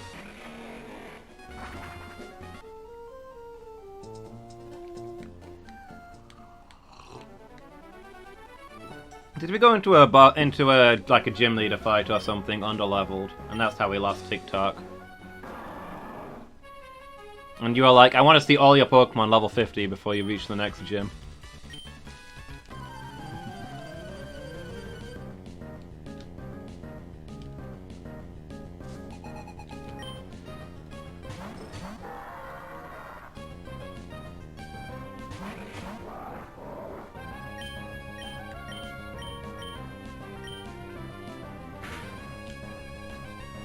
It was in the bug gym? Okay. Yeah, I think I just assumed that TikTok would stomp the bug gym because bugs. Yeah, it was the Scyther, wasn't it? Oh, frick, I forgot about that. Yeah, we thought TikTok would stomp there because, you know, bugs weak to flying. Well, then they had a Scyther that was like 5 levels higher than us and just did horrific damage. And we just weren't ready for that. Yeah, that's pretty much what happened, as far as I can remember.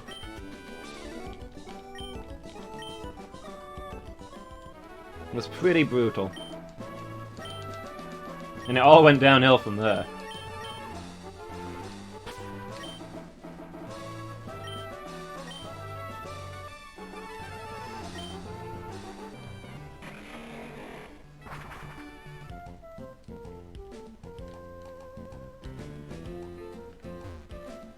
Yeah, when you get just a powerful attack out of nowhere. It's like, it's the one-shot potential, basically.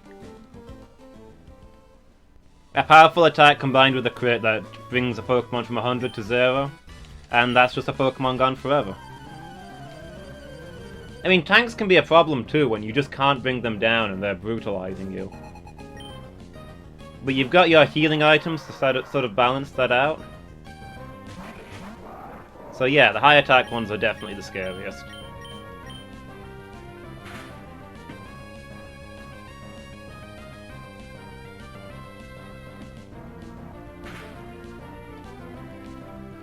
I mean, that thing killed us with half damage because it was not effective. Yeah, exactly.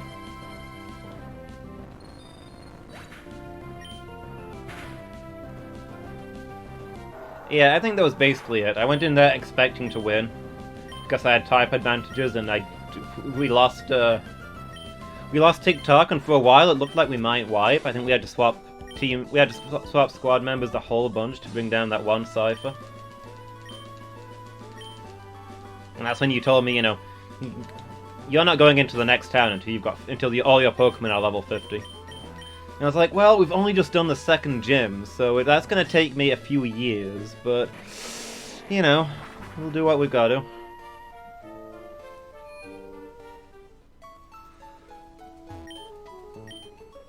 But yeah, I probably was a little overconfident going into that. Having just done the Blue Elite Four, wasn't expecting the first couple of gyms to give me that much trouble.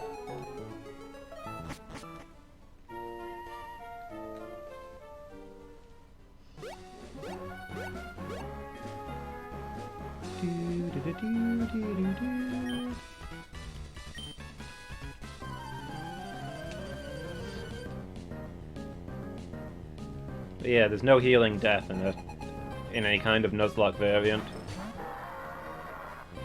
If something straight up outright kills you, then there's just no recovering from it. You've got to not put yourself in that situation in the first place. Which means playing careful and predicting what's going to happen. And sometimes you just don't see it coming. Sometimes you don't think that a bug can one-shot a bird.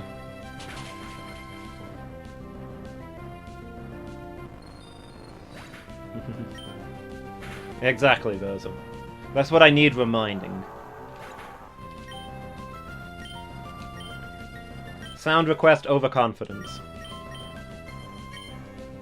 Trying to learn Thief. I don't think so. Don't really think we've got a place for that.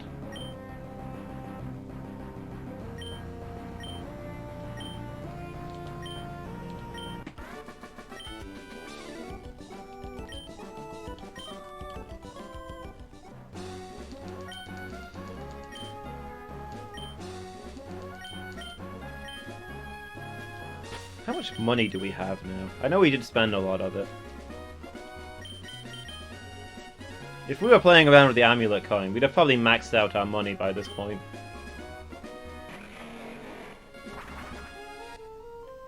I mean, that's the money we've got after I bought 99 hyper potions.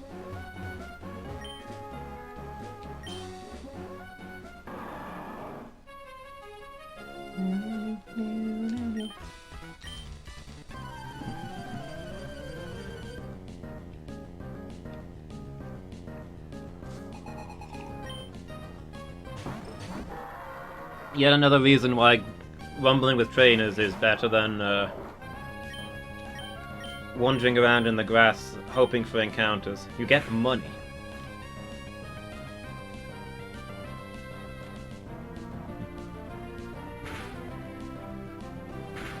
Other reasons, it's faster to get an encounter. Like, it probably takes slightly longer to get to these guys than it does to get an encounter in the wild, but we get 2 of them every time.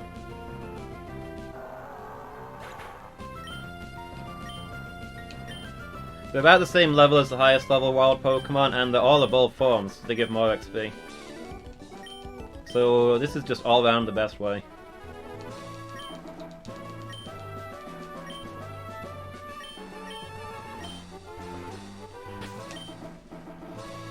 Also, we get to put a TV company out of business.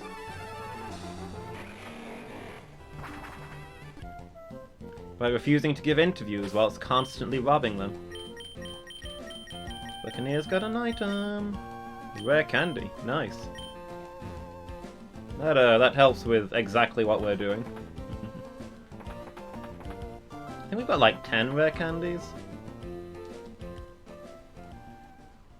So when we do go to the Elite Four, we'll be able to round off those levels to 55, hopefully, if we time out before we're ready.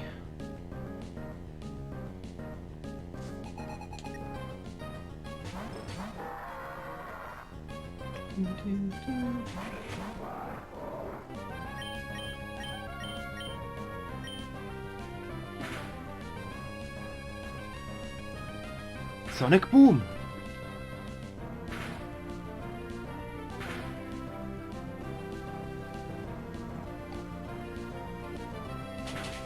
Like, I'm going after the Elite Four in no more than an hour, so that we'll have time to finish them.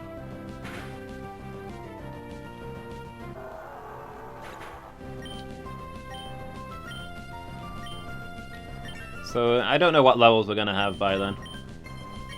It's kind of slow progress when we're at this point, but this is the fastest way to level, so just keep beating on these guys and we'll get there soon. We'll either reach level 55 or we'll run out of time and use all those rare candies.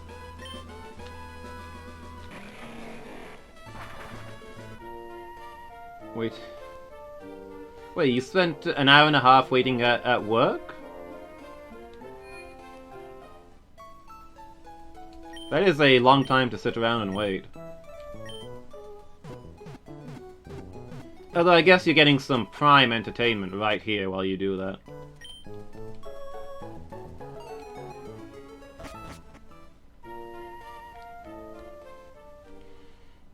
I suppose, wandering home at night. Do you normally walk there and back with her? According to her, fair enough. I mean, I don't know about where you live, but...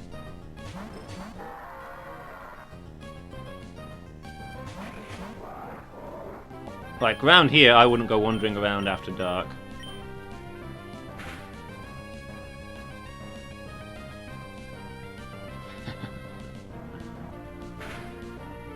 Nice, Lady Meow.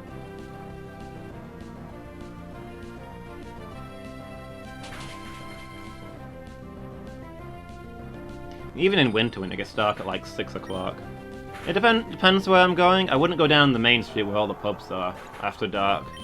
Even if it's like 6 o'clock on a Tuesday evening.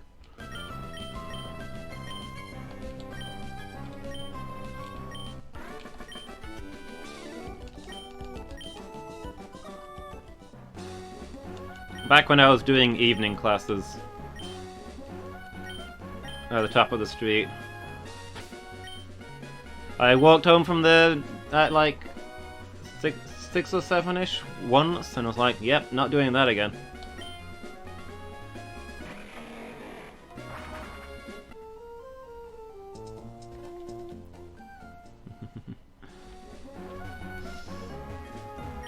A lot of real drunk people wandering around being belligerent. I mean, to be fair, I've never heard of, like, fights or stabbings or anything like that, but it spooks me.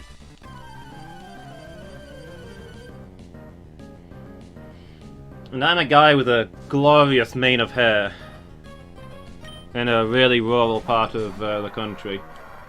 So I would draw attention.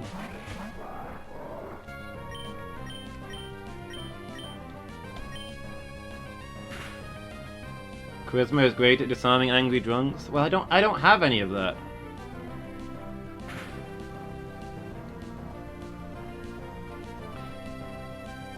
I'm using my int, and my int said to drive home from the night classes.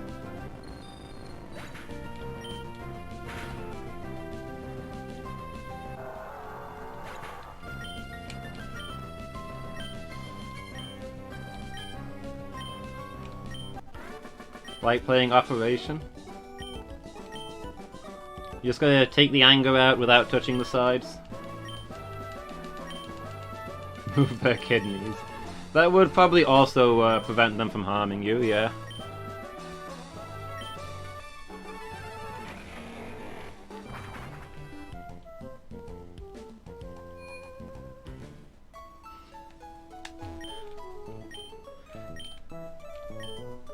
So, based on what you're saying, Charisma is the name of a MMA fighter you know?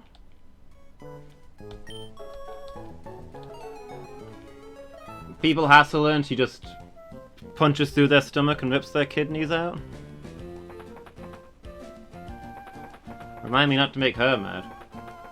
They're okay with that mental patient that time. That mental... Which mental patient? I've met a few.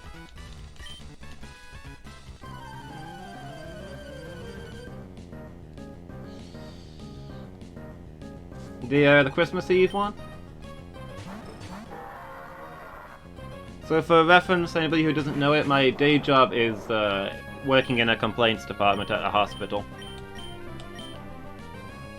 So Christmas Eve, skeleton staff, there was like 3 of us in. We got a very agitated mental health patient show up at the front desk. And she insisted that she had been appointed as the country's highest doctor by the Queen, and she needed to immediately hire 1,000 GPs to take all of the patients home for Christmas.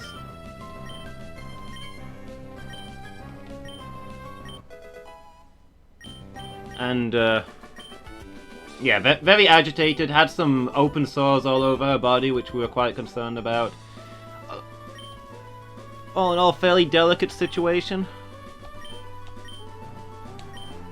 So the front desk lady just stalled out by taking notes on what she needed, asking her what kind of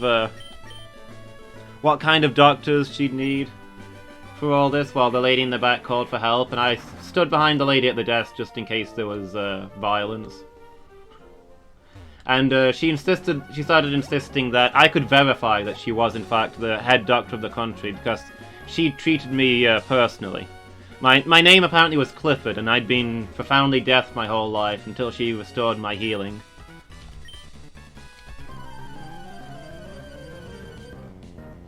And then she started yelling about how we all needed to get together and pray for Clifford. So we all had to, everybody had to bow their heads towards me to pray for my healing to remain good.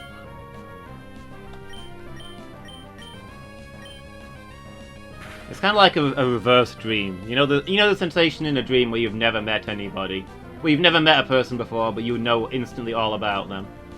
She was acting like that. She'd never met me before, but in her mind, I was now Clifford.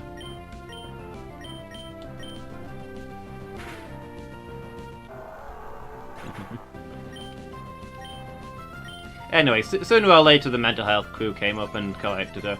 She wasn't actually aggressive or anything. I saw her a few times after that. She was usually more coherent, quite friendly. She must have just been really worked up that time. But yeah, when that sort of thing happens, you just never know how it's going to go down.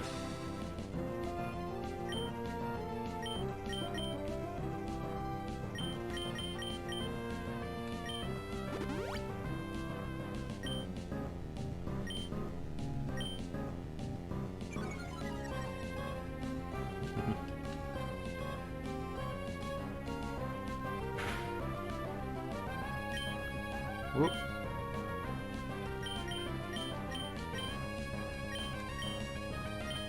Wasn't super unusual, to be honest. We had a lot of the mental health patients coming in to talk to us about how they were unhappy with their care. And as a general rule, we couldn't do anything for them because the mental health thing isn't technically owned by our hospital. It's a community service. But, you know, they see the complaints thing and they think we can do something about it.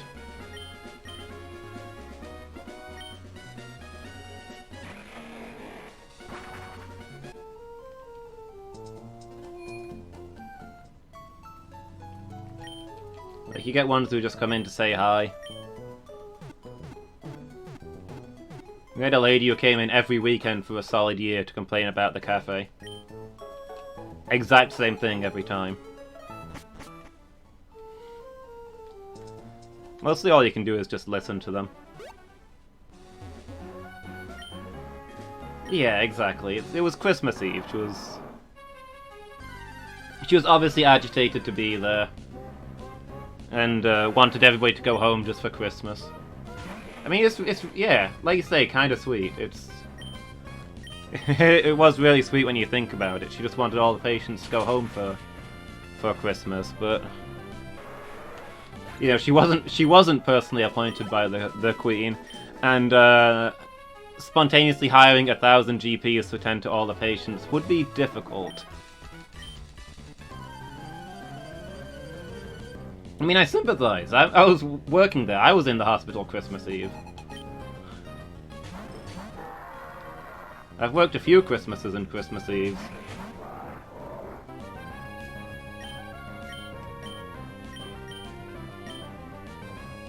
I tended to work all the big holidays because, you know, I don't have kids, and a lot of people do.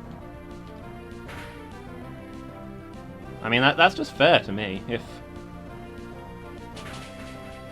people who've got kids should be home with their kids at Christmas, so, you know, I'd rather have Christmas off, but I don't mind taking that hit.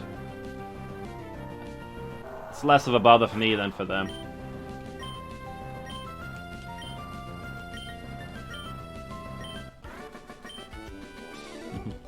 Just how it's gotta be. It's a hospital. People don't stop getting sick on special occasions.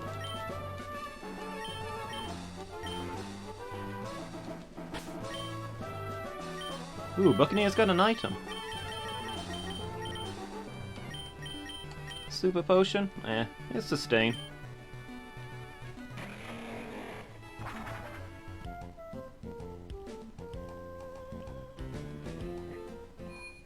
Did we need to heal? I can't remember.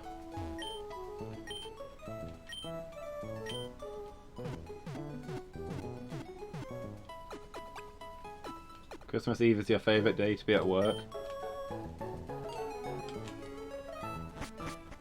Yeah, to be fair, it's not usually bad. Tends to be quiet. Well, I don't know actually. We usually got something really weird happening like every Christmas Eve, while there'd only be two or three of us in for the whole day. The building closes early, but you get credited for a full day. Oh, nice. Yeah, aside from occasional weirdness, Christmas Eve is usually quiet. Christmas Eve, New Year's Eve. People wait until after the event. People who are like medium injured or sick wait until after the big event to go into hospital. So the day after the holidays tends to be real busy.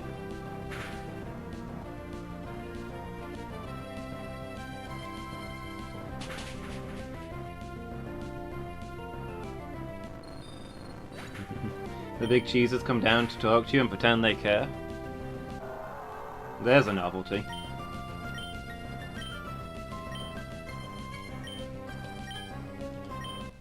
Sometimes they let us go like an hour early. On like Christmas Eve and New Year's Eve. Depending on like staffing and that kind of thing. If it's quiet and there's we're not doing essential duties that day, we get to go an hour early sometimes.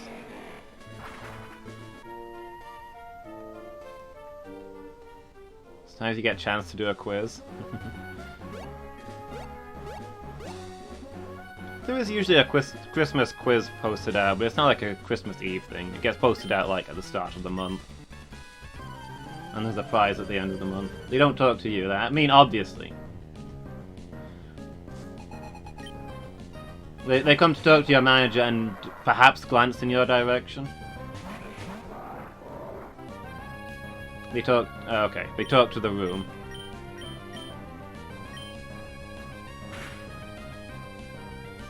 Yeah.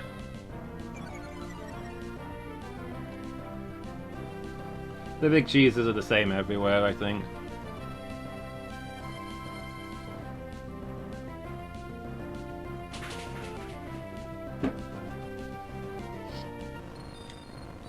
We used to have a really nice head honcho.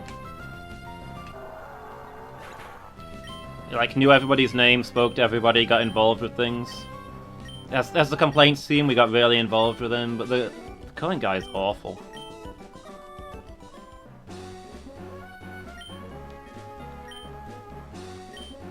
Like, we got told by his secretary he doesn't want to hear about complaints.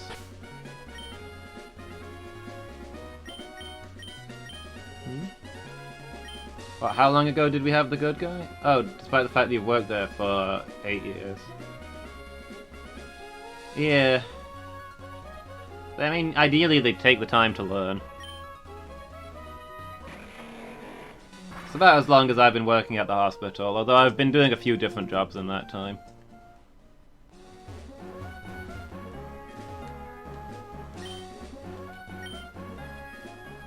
Yeah, like the new chief exec told us he doesn't care about complaints. Well, his secretary told us he doesn't care about complaints, doesn't want to hear from us. We should all resolve it out of his line of sight. And on 3 occasions, we booked an appointment. When he first started, on 3 occasions, we booked an appointment with his secretary for him to come in and meet us, which we'd done with all the other high bosses, just to get to know them. And on each occasion, he just didn't show up. Didn't cancel, just didn't bother showing up. Just outright rude. I've only seen him like twice. Passing him in the corridors, and he doesn't make eye contact with the peasants.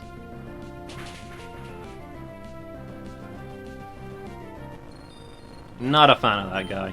The guy before him was real good. Well, not directly before him. We had a really good guy. We had an intermission where we had like 5 different people. And then we've got the new guy.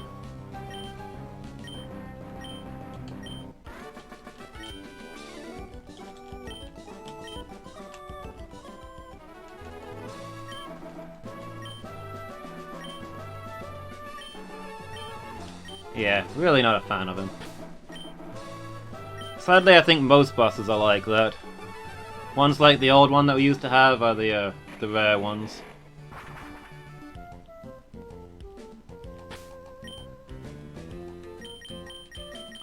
Buccaneer's got an item.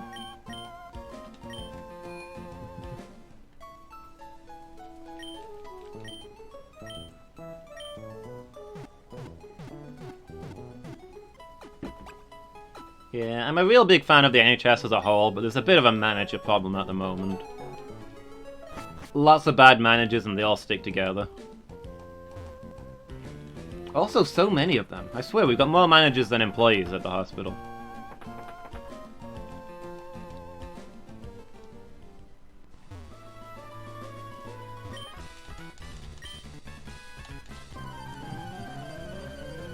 We need open season on managers to thin the ranks.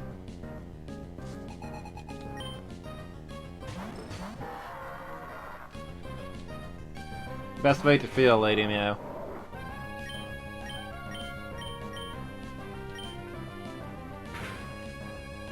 What did you make anyway? You never said. You make anything exciting?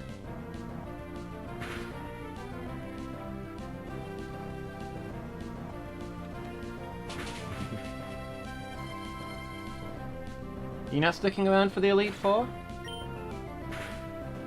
Oh well. Gotta do what you gotta do, I guess.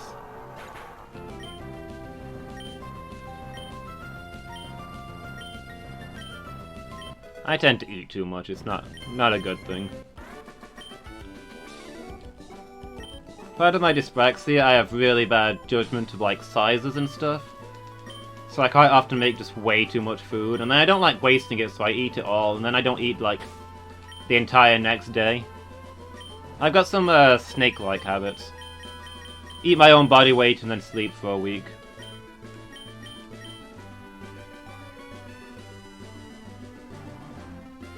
Cheese with a little bit of pasta. That sounds delicious. I could sure go for that.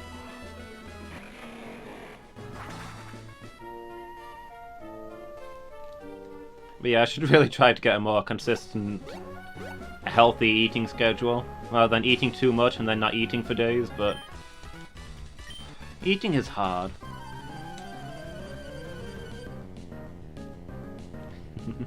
You have regrets.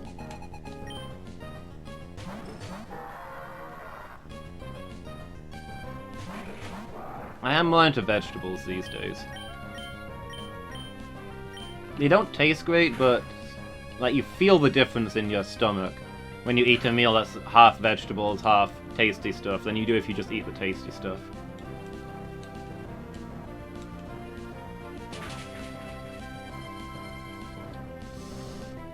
I haven't talked about snakes all night.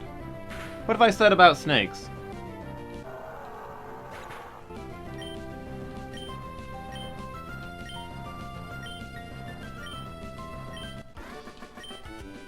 I'm not anticipating to see a single snake this evening.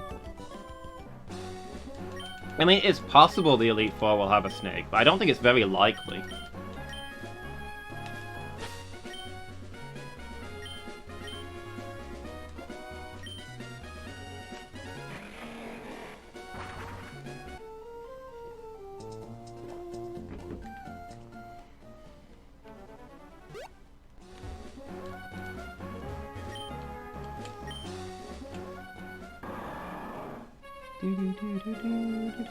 These guys still haven't stopped rotating. How many times do you have to beat them?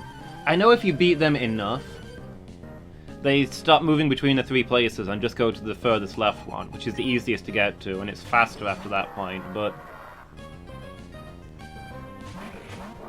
they don't seem to want to do it. Said I have the... Oh, I did say I have the eating habits of a snake. Okay, that's fair. I didn't realize... I don't even realize I'm doing it.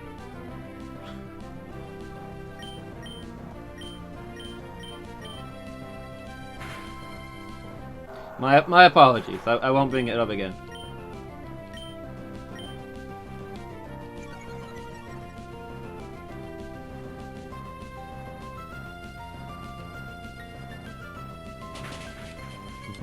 Anyway, if you need to go practice your guitar, go ahead. I'll probably ping the Discord when I'm about to start the Elite Four, just to let people know. I hope you enjoy your guitaring.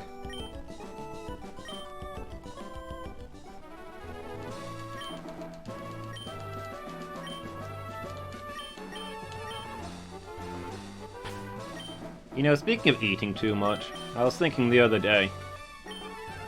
I don't think I actually enjoyed it at the time, as much as I'm visualizing in memory. But one of the things that I maybe missed from the days when I just didn't sleep at all, when my insomnia was really bad, was the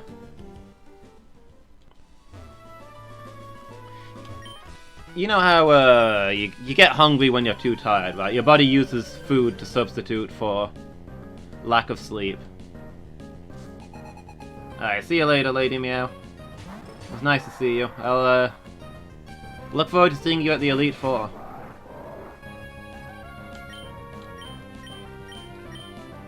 Oop. You heading off too, Alex? Okay, thank you, dude. Really appreciate it. Thank you for being here. See you again. Yeah, see you tomorrow? Dark Souls stream? Close to the end of Dark Souls, and I'm gonna put a poll up, I think, tomorrow for what game you guys would like me to play next. I've got a couple in mind.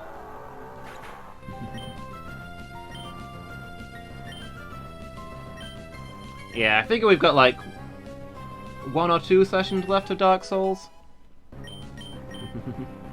Alright, see you there.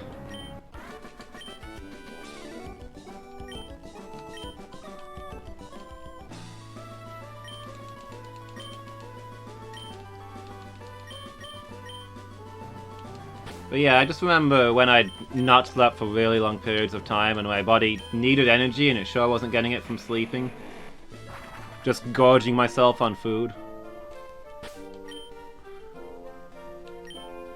Just getting out all the good stuff and just devouring it, no remorse, because I was freaking tired and nothing else was helping. Maybe not quite a good memory.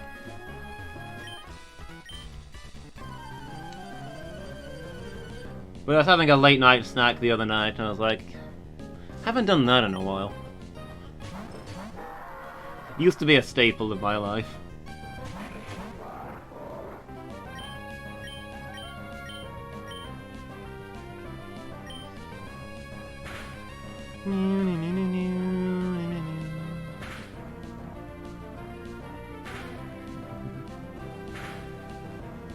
Whoop. Did everybody just hit fire alarm at once? I only just healed. I don't suppose fire alarm is ever going to be faster than that magneton. Well, maybe we can overtake the Exploud at some point.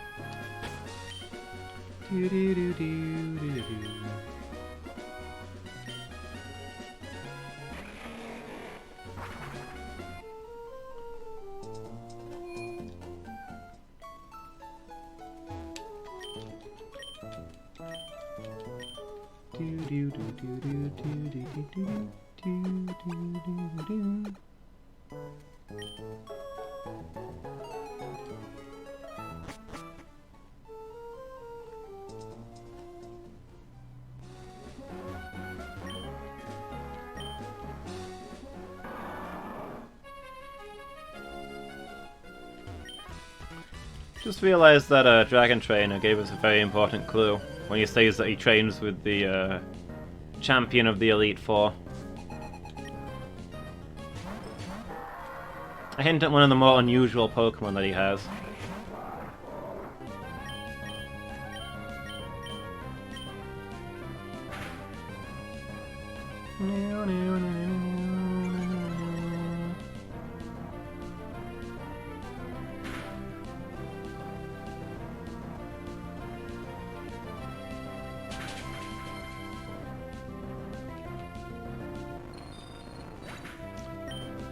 I wonder if there's any TMs we want to buy while we're out and doing stuff.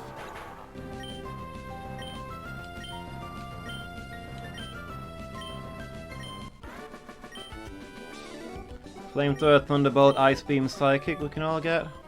All of which are decent moves, but I don't know where they'd fit in.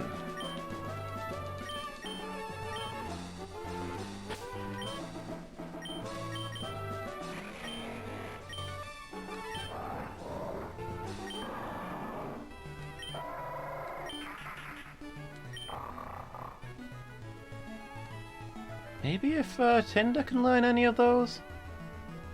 I'm skeptical, though.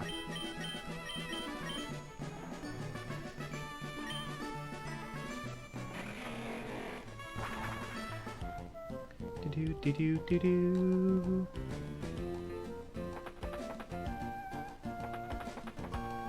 Da-da-da-da-da. Do-do-do-do-do-do-do-do-do.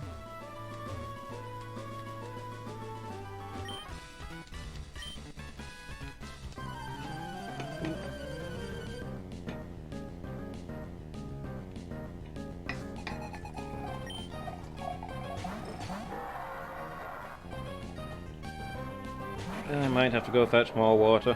Gone through a lot of it tonight.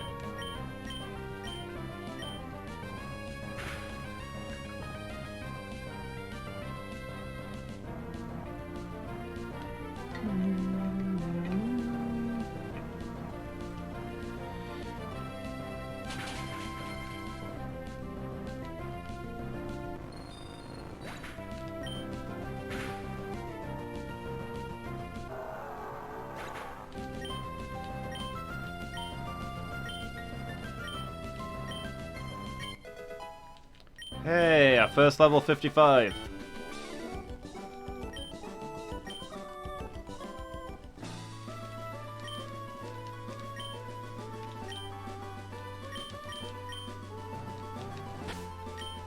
Tinder's ready for the Elite Four.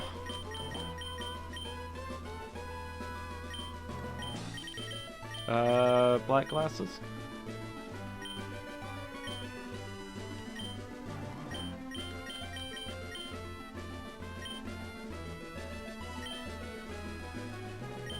Alright, Failboat next.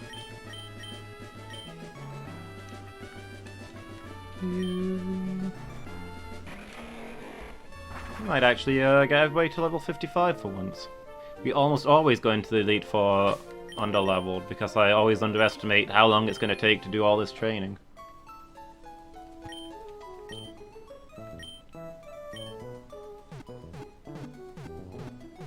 Do, do, do, do, do.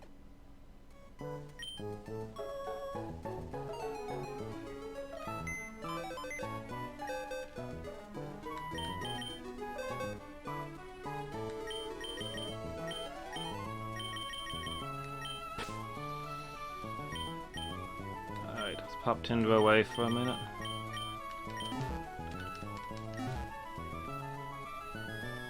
Oh, we will need to go to the move deleter at one point. Should only take a minute though. Swap strength for return and waterfall for surf.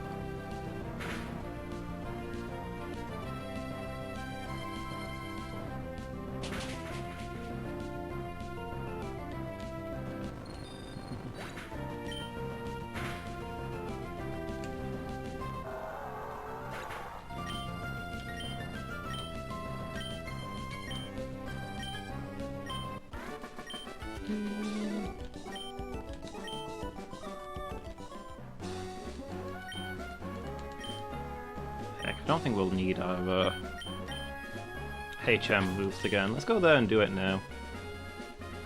No, we've already put away Tinder. We'll have to do it later.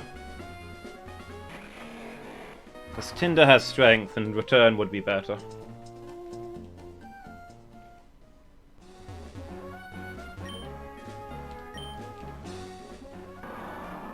So we'll need Tinder with us when we go to the move deleter. Do, do, do, do, do, do.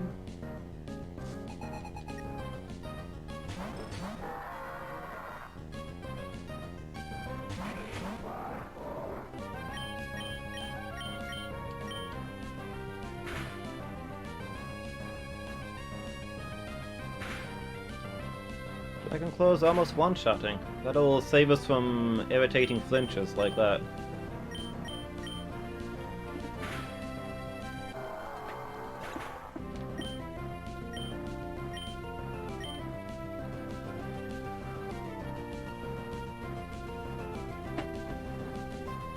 I don't understand why the Magneton keeps using its electric moves that don't work, when it could be using Sonic Boom and really annoying us.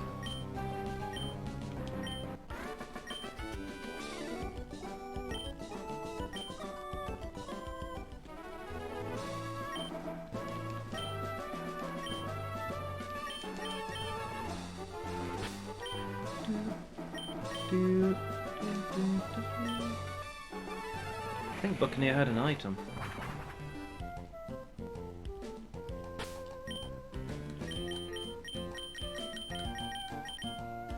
Some protein. Is there anybody who can use that?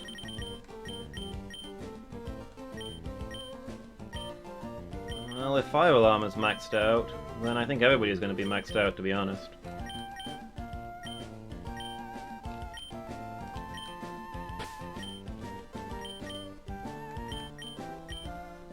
I don't think we're getting any use out of that. Oh well. Good try, Buccaneer.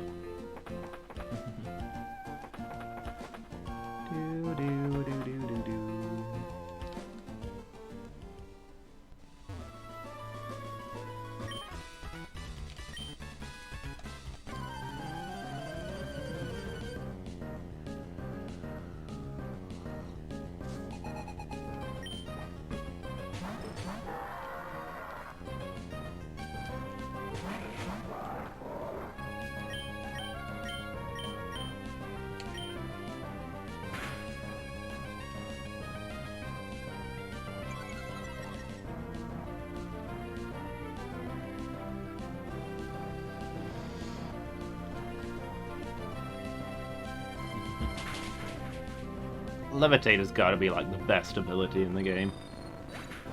Barring weird ones like Wonder Guard. Definitely for team battles, being able to fly over that earthquake is just wonderful.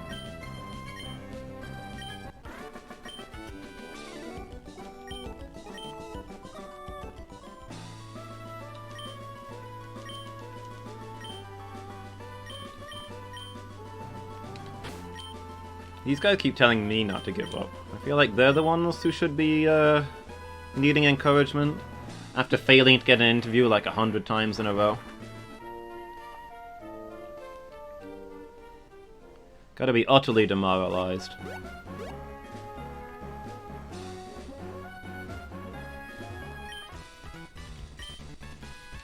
Then again, now that I think about it was this guy's Magneton that killed Stormcrow. So you know what? I don't feel bad in the slightest about taking these people for all they're worth. I will have every penny of that weird guilt.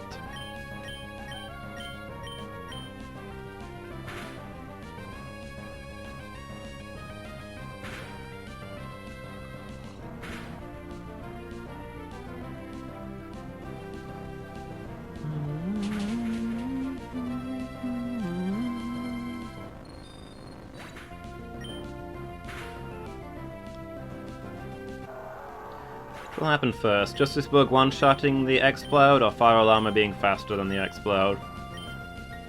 I'm betting on Justice Bug.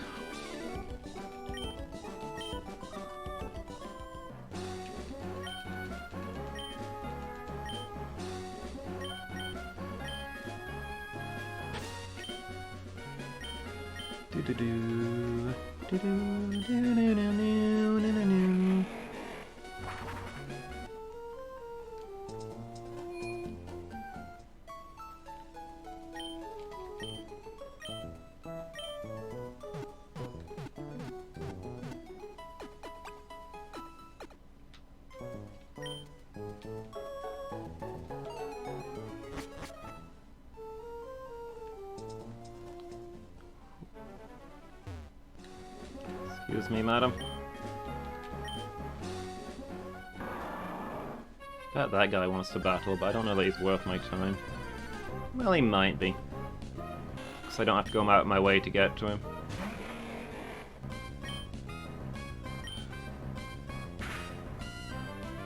Be glad when they stop rotating, so I don't have to keep crossing this river.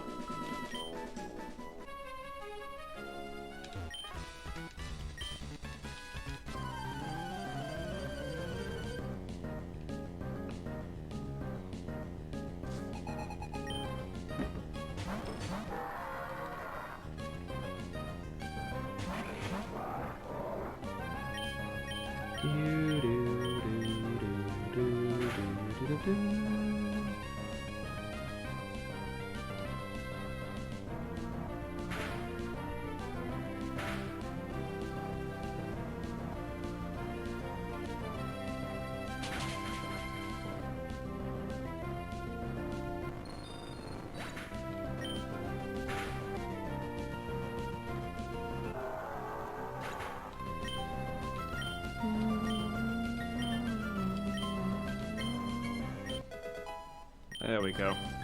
I felt like we would do a level.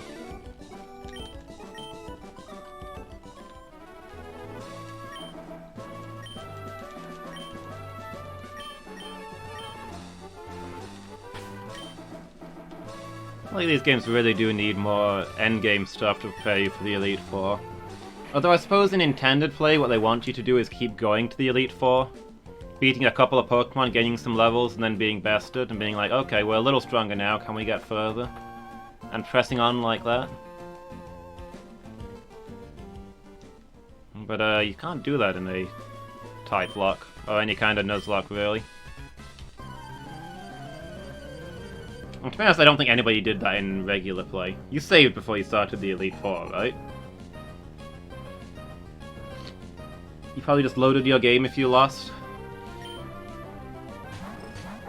I mean, that's how I did it as a kid.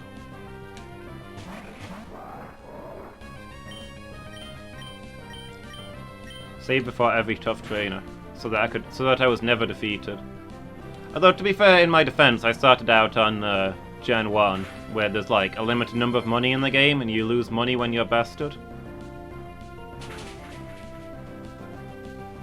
So like, you've permanently lost progress if you lose a fight. So you're gonna have less money for items for the whole rest of the game. Which isn't actually a big deal, but to my kid brain, seemed very important.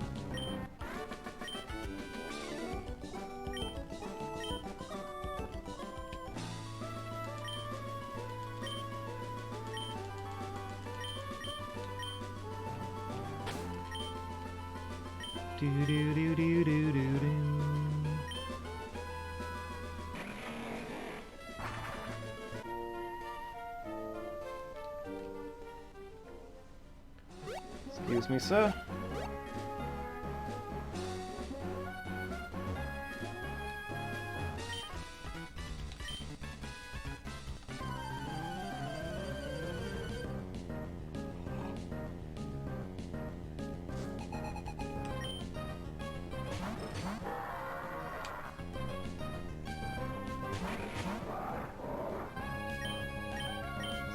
Dragon Claw and Earthquake.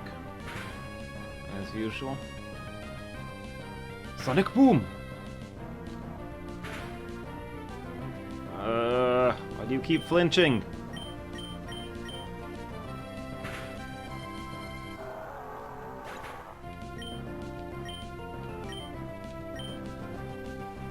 Sonic Boom!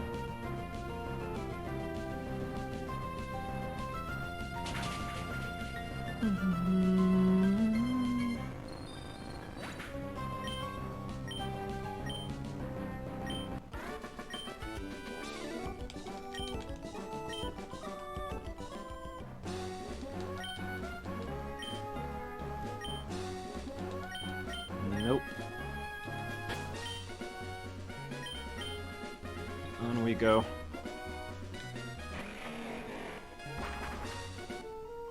Hoping Buccaneer will drop some more rare candy, that would help us out.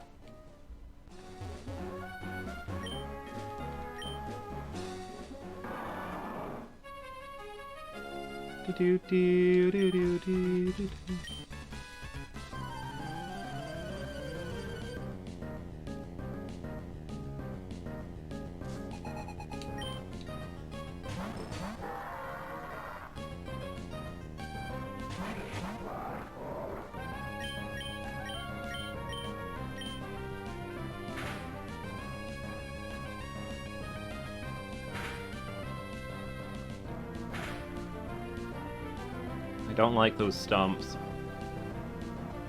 They hit just hard enough to worry me. Like, a crit shouldn't kill. Even at quite low health, but... you know, it's just enough to worry me.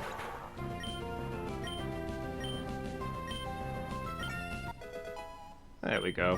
I like rid you for that. Sandstorm. I am very skeptical of that. No, that's not happening.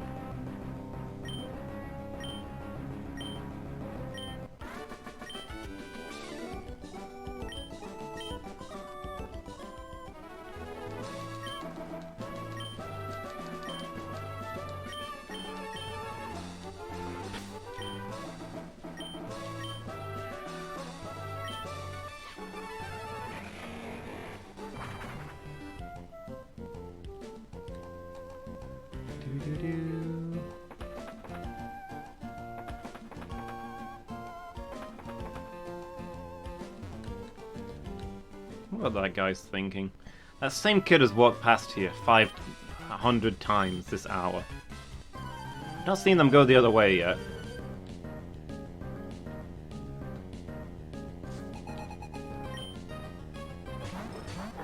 Like every 3 minutes, the bird Pokemon lands over there, the same kid walks past, then the bird Pokemon takes off. Oh wow, I forgot to heal, I guess.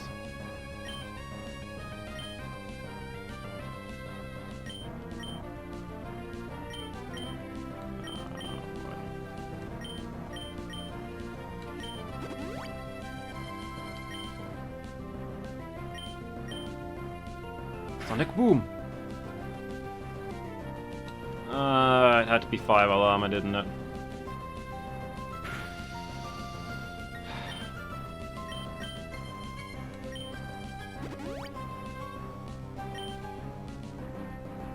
Just use the earthquake already. You don't have any special attacks that can hit, come on. Stop memeing. Now we're flinching.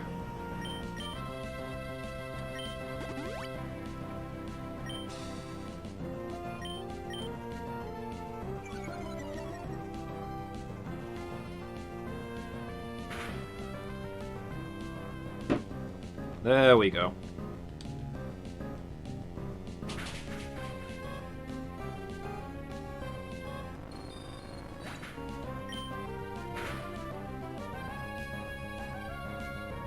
Oh, a crit, nice. I was wondering how much a earthquake would do there, but I guess we don't get that information because we got the crit kill.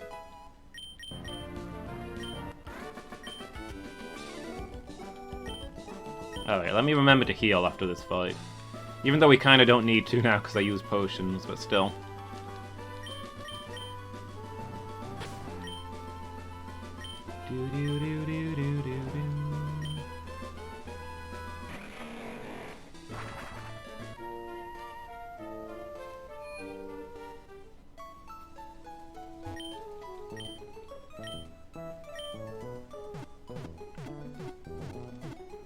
So I've got, what, 9 rare candies put away? It's gonna be close to get everybody to 55. I don't know that we're gonna quite do it.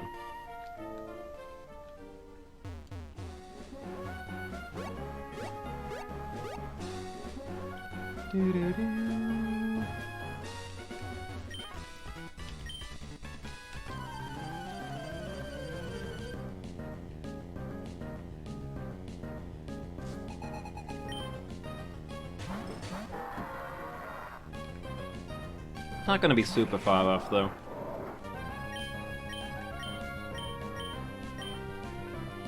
We play it safe and, you know, don't scream and panic too much. Maybe we'll make it through.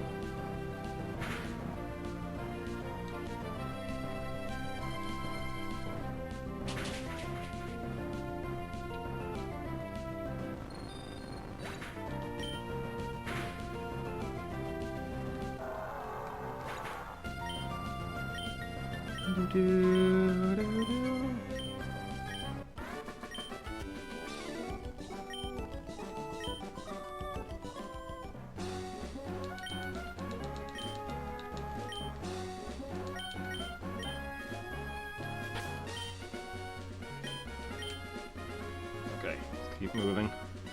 Also, Buccaneer has an item. Still praying for more rare candies. Would also accept a PP up.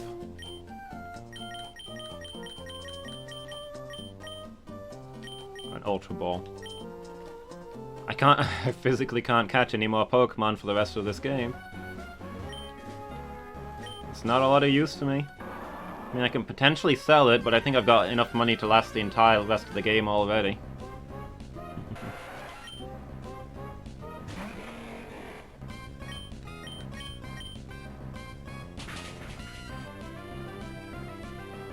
When we go to the Elite Four, I'm just going to buy 99 of everything.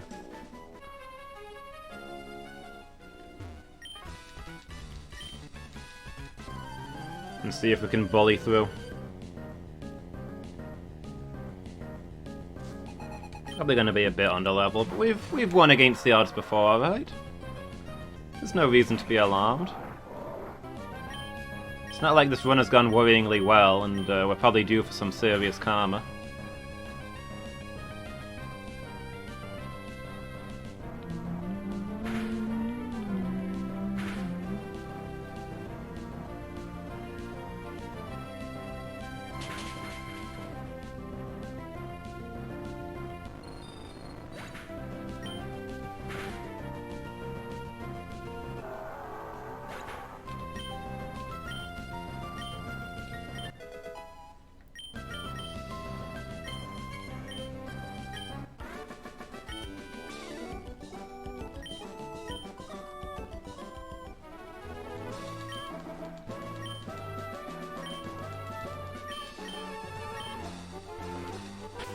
Alright, you know what, for rare candy efficiency, let's put the, Oh, we did find a rare candy. Let's put the XP share onto Obsidian. Level up the lower ones first.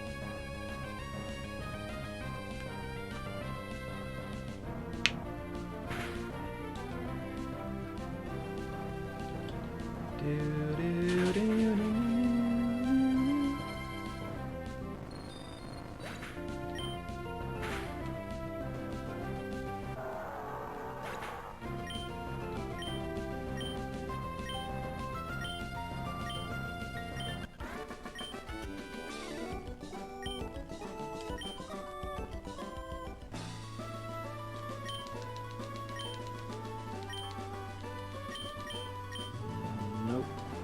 Keep it moving. Back to Lava Ridge. Probably heal. Like 50 more minutes before last calls for the Elite Four. Although I do want to do go to the move deleter and change a couple of things, and I guess do a little bit of shopping, but that shouldn't take long.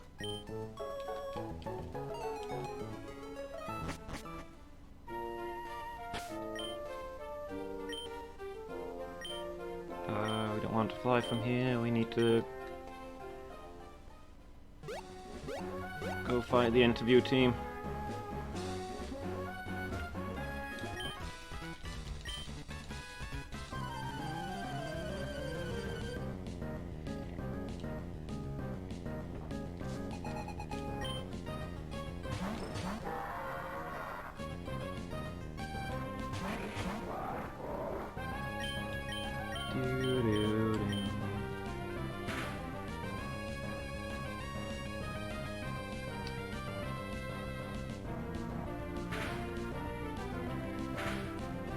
Yeah, I was expecting to have brought in Salty by now, but Fire Alarm has not quite hit level 55. Salty might end up being one of our lowest, although some of the rare candies will be going that way. I am very sure.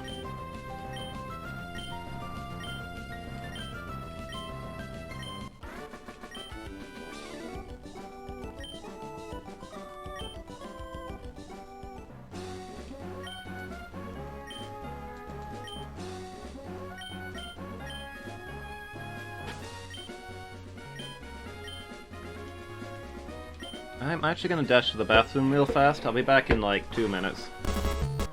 And I'm back. Alright, let's press on with the last little bit of our training.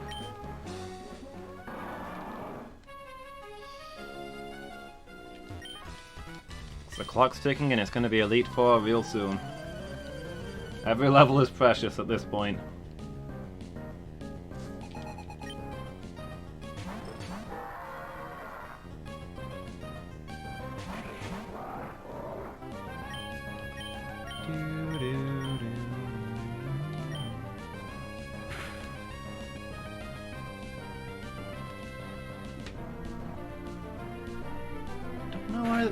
The AI is normally smarter than to use electric attacks on ground types.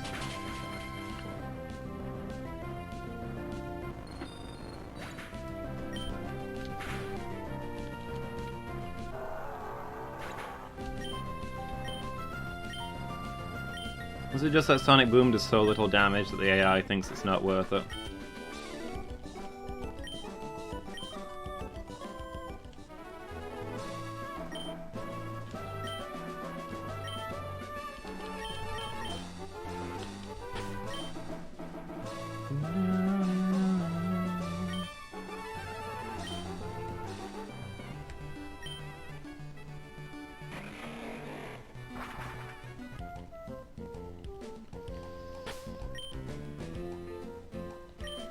while we're here, I'm going to deposit Buccaneer and get out Tinder. And we'll go do the TMs in a moment.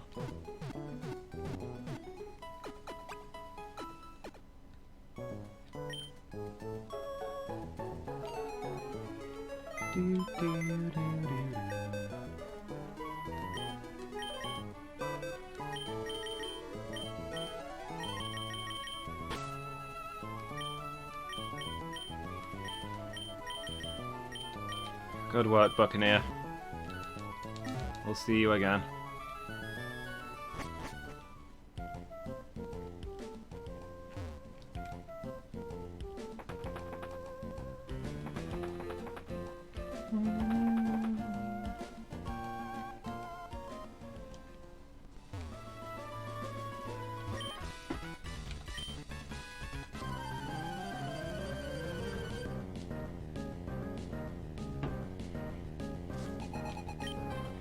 So yeah, there's a couple of moves we definitely want to trade.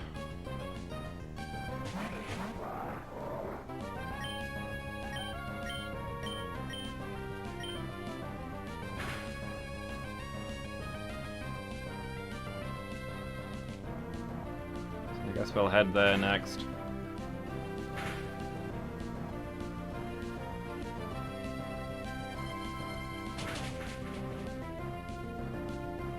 We never did get these guys into the one spot loop. I guess it just takes way longer than I thought.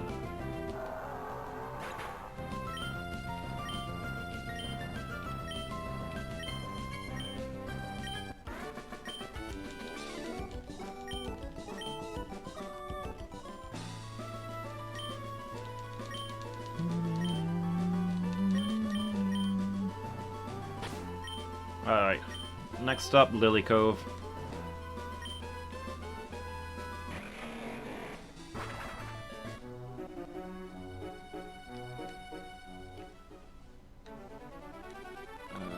Here we are. So let's see. Yeah, Tinder has strength, which we want to replace with return, which is just flat better.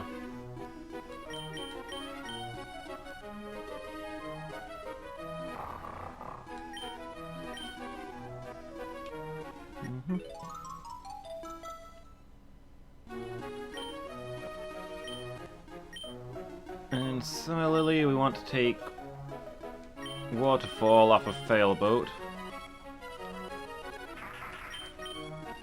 and replace that with Surf.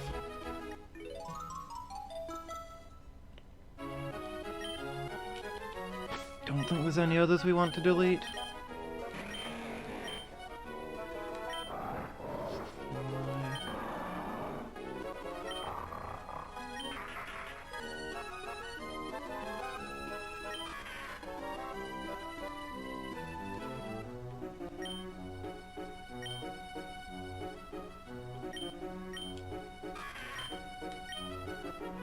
It occurs to me that I don't think we've got a status move between us.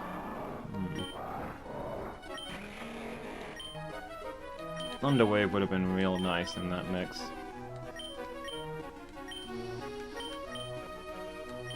Well, let's see.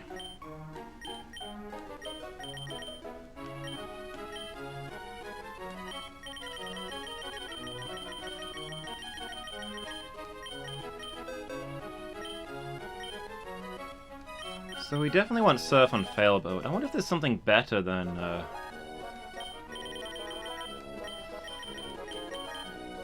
Return to go on Tinder. Anything else exciting here? Steal Wing, eh. Overheat, I think we've got.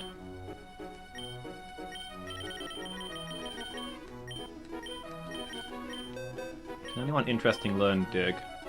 Tinder can learn Dig, because we don't have enough ground types, apparently. Tinder cannot learn Thunderbolt.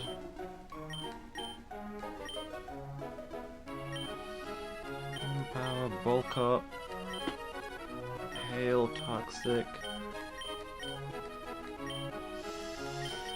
Wouldn't mind having Toxic on somebody. Can they all learn that? maybe on Tinder then? You'd normally want it on a defensive Pokemon. Like, who's our go-to tank? Fireball armor? Probably Jolly Salt, to be fair.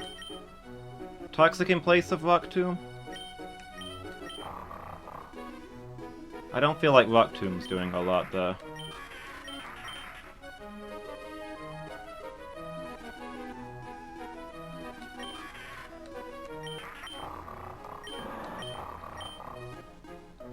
Yeah, that feels like a plan.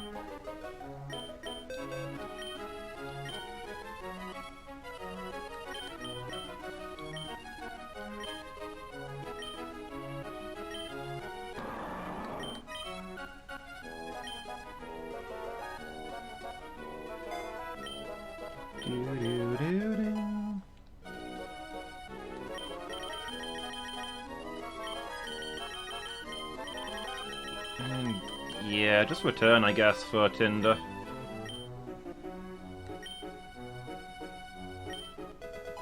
Just real high physical power move, straight up damage.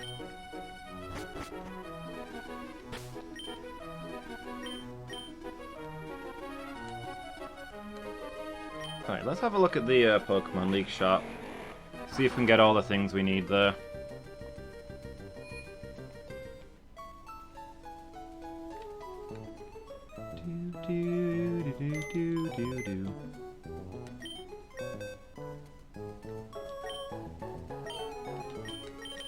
Let's deposit everything we won't need.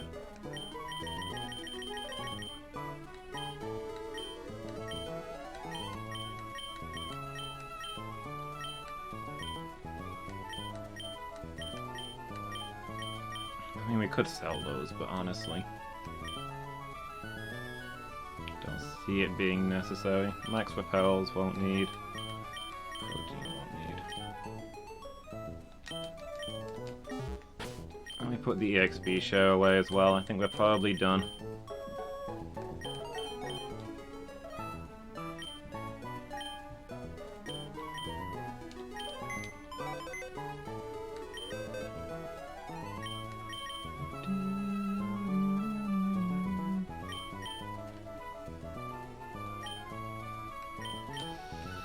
Alright, all those rare candy I'll take.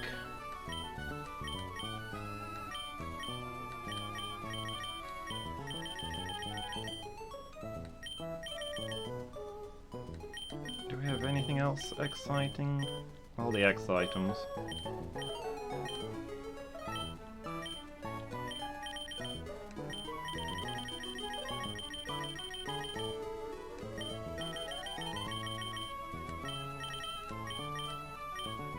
And the others, just in case.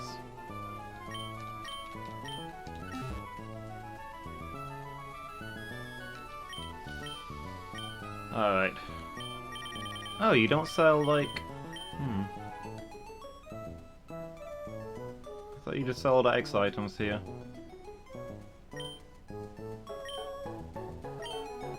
How many full restores did we have? Like 6?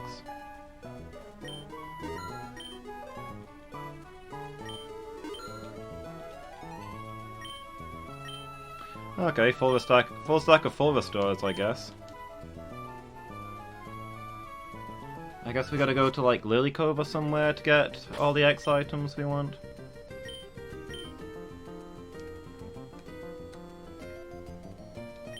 Oh, also I should just use those rare candies, I guess.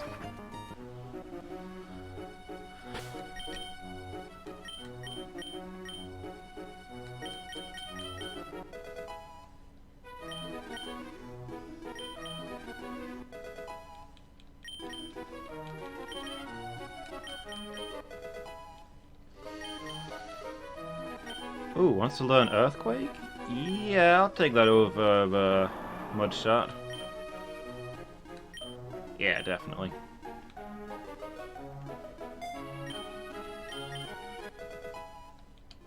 Nice. I see Jolly Salt having a very important role, so let's get Jolly Salt up to 55, and then the last rare candies will split amongst the lowest levels.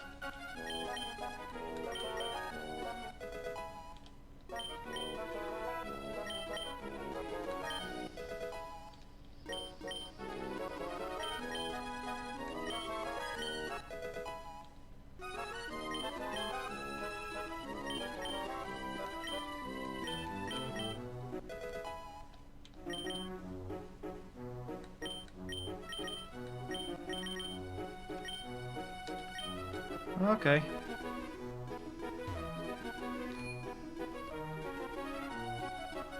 Let's find the medicine shop and then we're ready. Or as ready as we're getting. This is gonna be goods shop, isn't it? This looks like the pharmacy.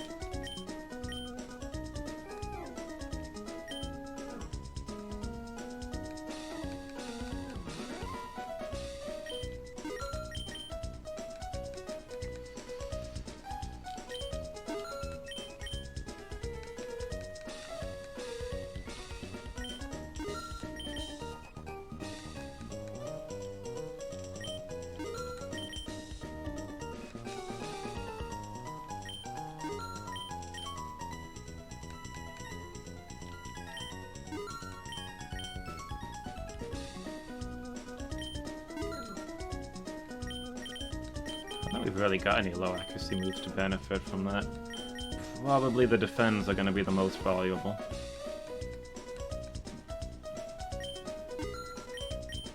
Attacks and specials ought to be real good too.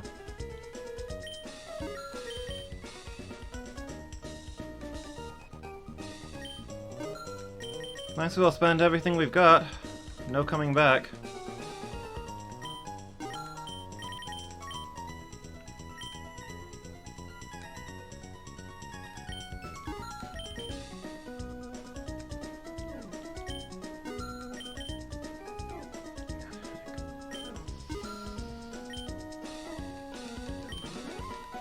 I'm just about to go to the Elite Four.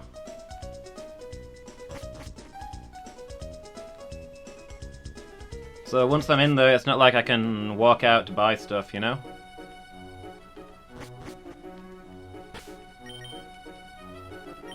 If we lose, it's... well, it's not technically ripped because I've got Pokemon in the box, but it's gonna be bad if we lose here. Once we walk through those doors, there's no way of us getting out without being the Pokemon champion, or all 6 of our best Pokemon being dead.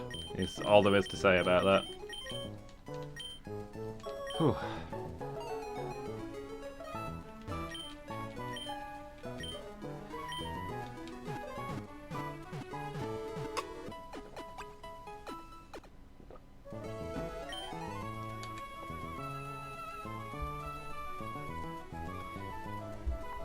Alright, I'm gonna drop a message on Discord saying that we're about to do it.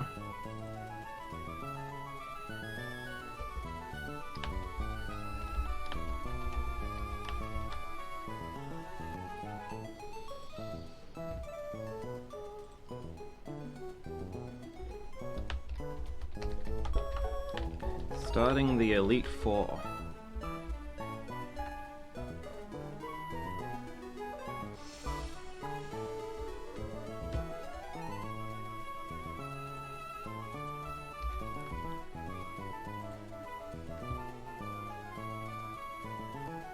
Hey, it looks like our fail emotes are ready. I should be able to get those uploaded tonight. I've just gotten the message about them. Nice.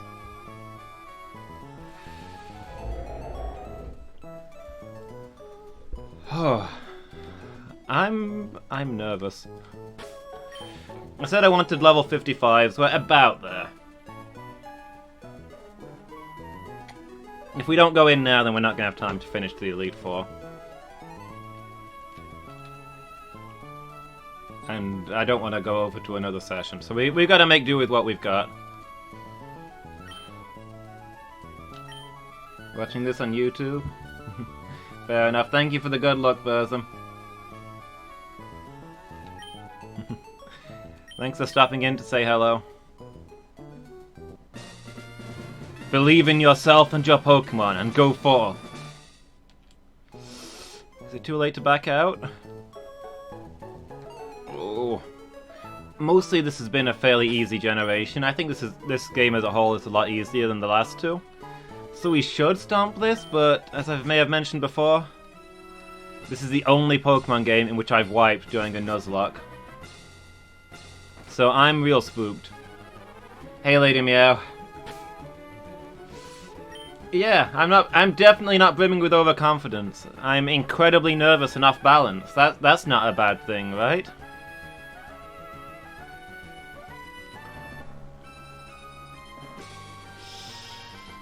Okay, I believe this guy is the Dark type trainer. Failboat's got Brick Break, which is our only fighting move. The only one that was even available to us at this point, so Failboat can take the lead, should be fine.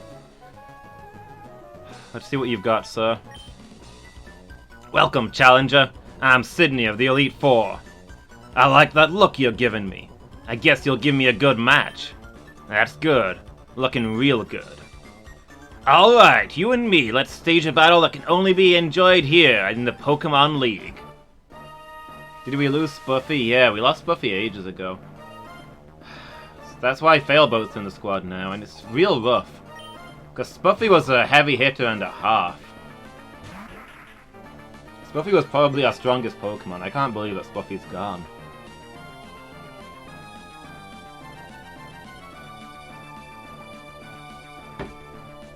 Lost to a water type attack of all things, but then again I suppose it makes sense that Spuffy died to drowning. That feels more or less canon. Okay, level 46, that's not bad. Like, I will expect the champion to be significantly higher. This is literally the first Pokemon we're seeing. But maybe we're not that under-leveled. Maybe we can work with this.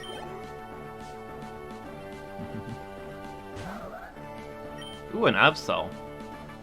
I don't think we've seen a single one of these all game, actually. I mean, they're rare game, but you do find them in the wild.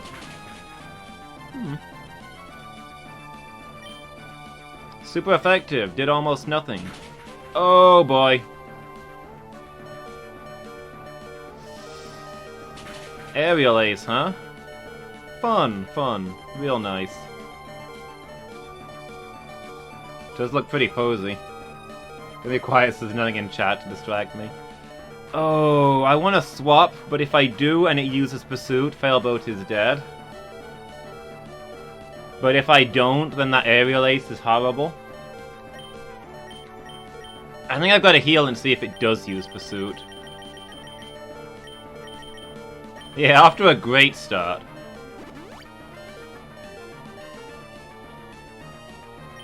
I can full heal, yeah.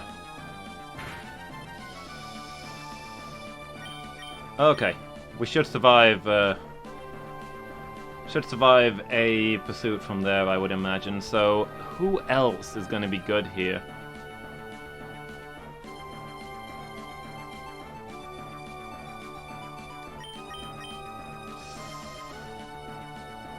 Maybe we get just Jolly Salt up front? Yeah, we can fully heal, but when their attack is doing more than half of our health, that just traps us in a heal loop. We heal, they attack us, we heal, they attack us.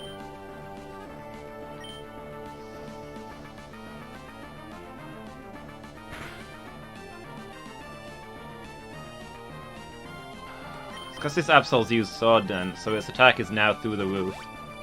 But now that it's toxic, it doesn't matter if we get into a loop. Because it's going to be losing health each turn. Okay, let's see if we can... Okay, the enemy used a full restore.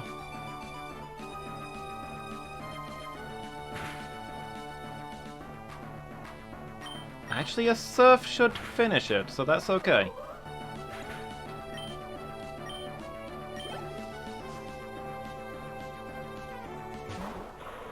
Okay, we've got a Grass type.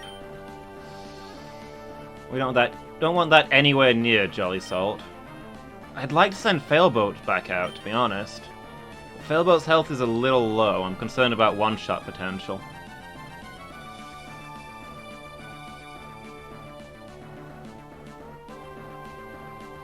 Well, it's almost certainly going to use a Grass move here, right?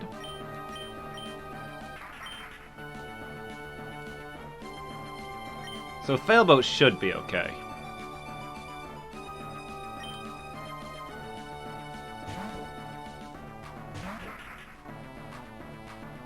Cotton Spore? You serious? Should have let Jolly Salt Ice Beam you. Alright, let's heal while we're out. What else you got? feint attack? Yeah, nothing doing.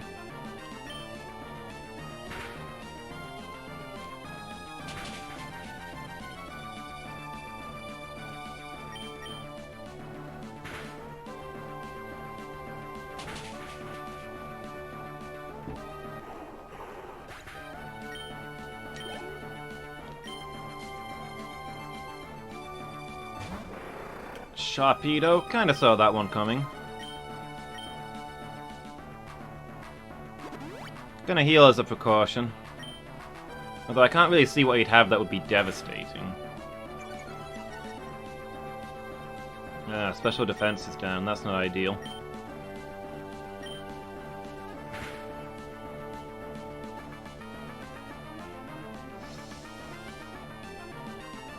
Alright, I am gonna heal again because I'm scared of crits.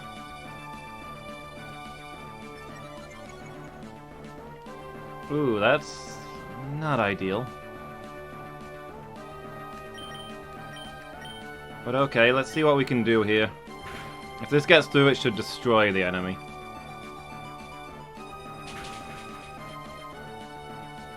Nice.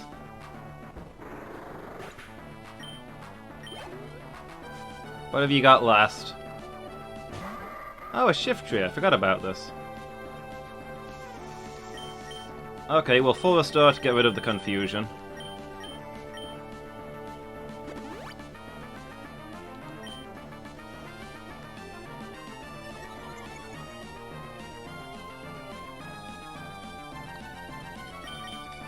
And then Brick Break should win us the fight. 2 Brick Breaks should be a kill here, I would think. You know, if we can hit.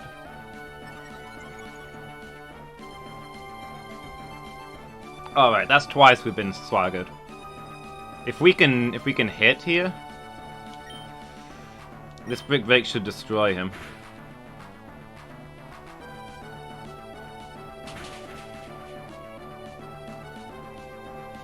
There we go.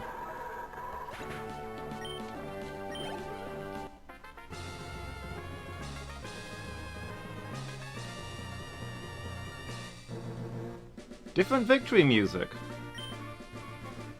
Well, how'd you like that? I lost. It was fun, so it doesn't matter. Well, listen to what this loser has to say. You've got what it takes to go far. Now go on to the next room and enjoy your next battle.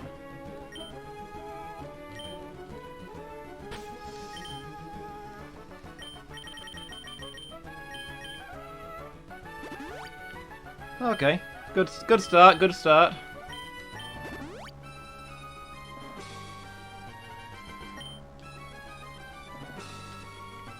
Okay, so Swagger improves your attack, but also confuses you. And your attack determines how much damage you do to yourself when you hit yourself in your confusion. So the idea is to boost your enemy's attacks so that they hit themselves really, really hard, basically.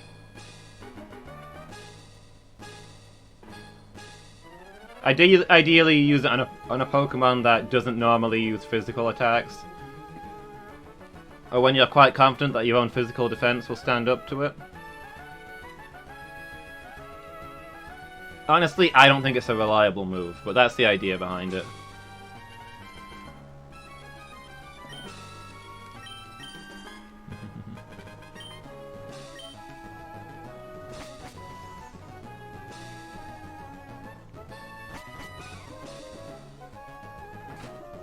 Okay, this one is Ghost type, I believe. So I guess it's either going to be Obsidian or Tinder up here.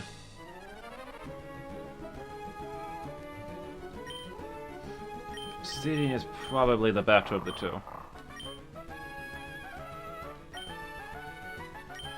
But you know, it's nice to know that we've got a reserve. Ha ha ha ha! I'm Phoebe of the Elite Four. I did my training on Mount Pyre. While I trained, I gained the ability to commune with Ghost-type Pokémon.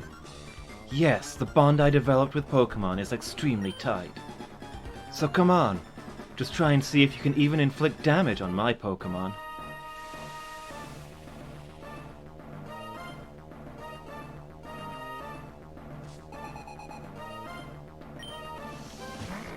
Okay, send out a Dusclops.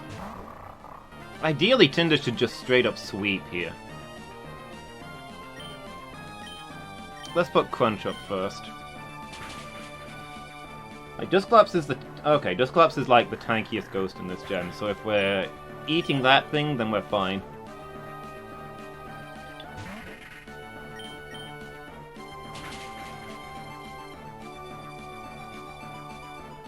I mean, of course, these guys are just a warm-up.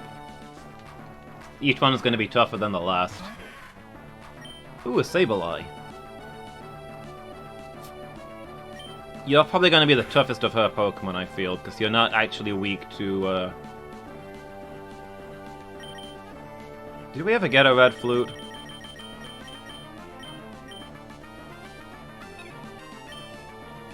A special flute that destroys love. What a miraculous item that we've got here.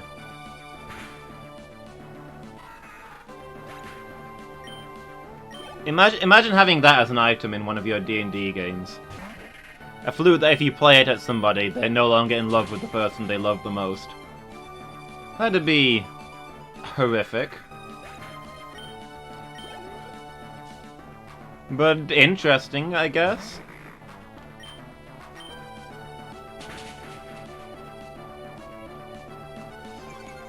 Not the sort of thing that you often see in a D&D game.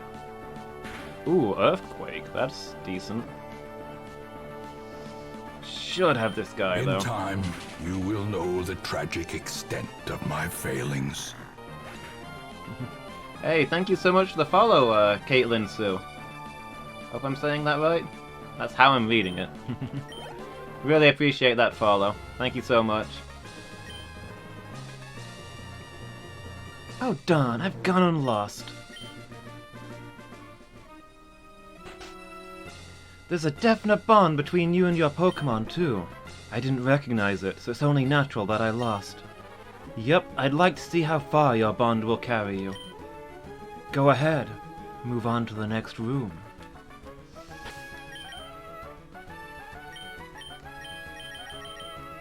Alright. Next one, I think, is Ice? Is there any places we need to restore PP? I think there's maybe a couple of them.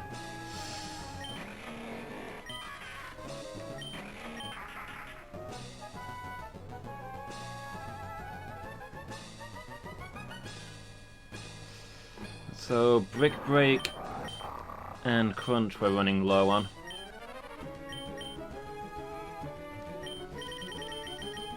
So let's... I've got a bunch of ethers that we never use, right?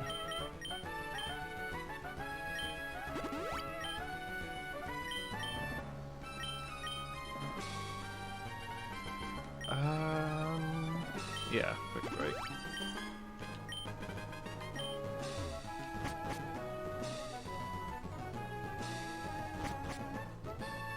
This does look like an ice room. Let's see, who goes up front here? I think it might be Failboat again. Because water resists ice, right? So that'll cancel out the grass type weakness, and we can use Brick Break against ice types.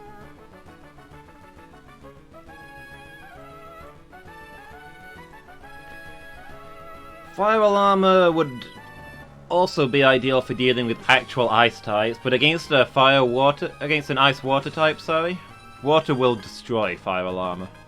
4 times weakness.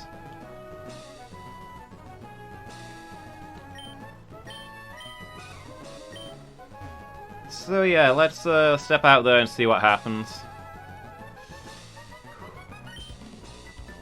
Welcome. My name is Glacier of the Elite Four.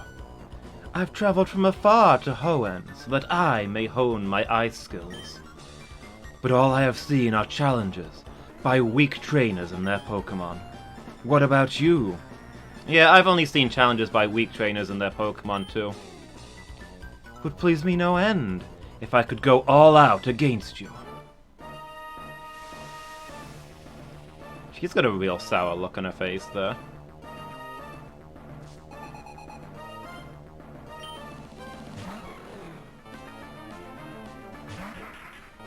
Okay, got a Glalie up first.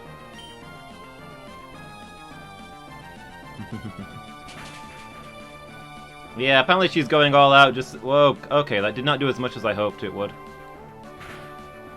Also, I've just realized I forgot to turn the attack animations back on. We've done this in every Elite Four. You guys never remind me that I need to turn the attack animations back on.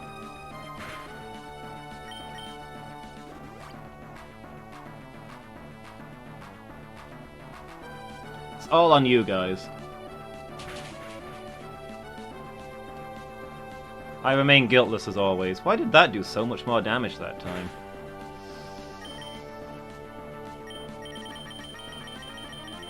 Hold on a second.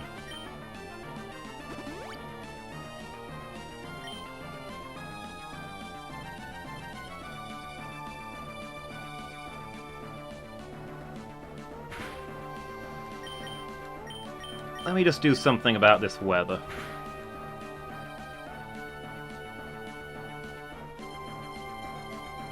There we go, feels much better. Of course, I don't know why I didn't think they would.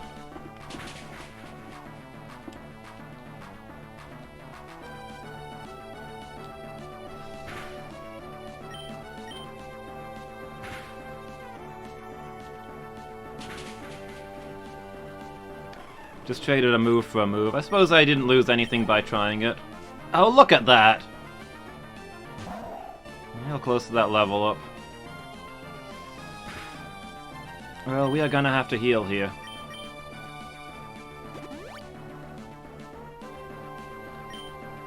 And then we'll try Sunny Day again, I guess.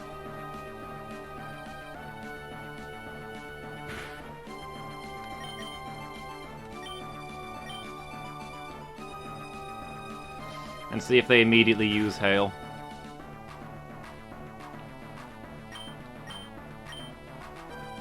I wonder which is better here, Solar Beam or Brick Break? Solar Beam is a lot more powerful and we've got better special attack, but Brick Break is super effective. Let's try a Solar Beam and see what it does. Nice!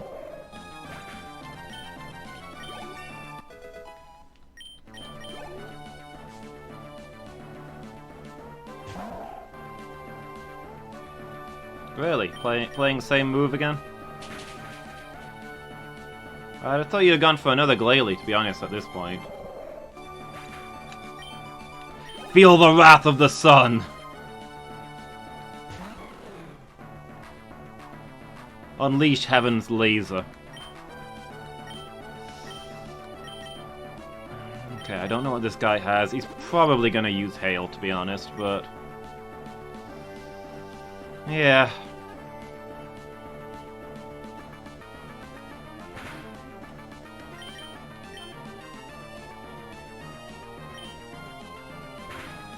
Solar Beam won't do as much against this guy. This guy is a pure Ice type, which means he'll resist Solar Beam. The walrus-looking ones, they're half ice, half water, so they take normal damage.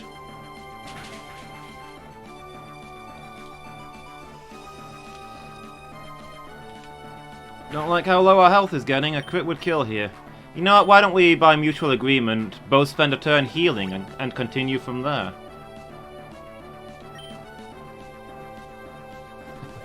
I didn't heal with his son since when?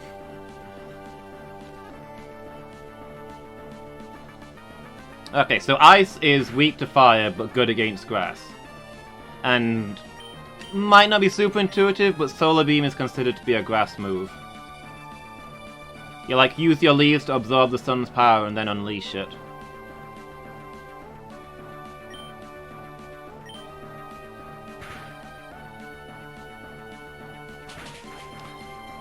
I know, it's a bit of a weird one, but that's how it's always been since Gen 1.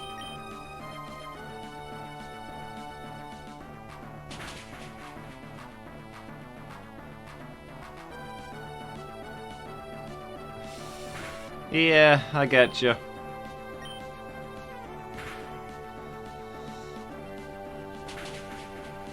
But it's always been the ultimate grass-type move. To absorb the sunlight and unleash it.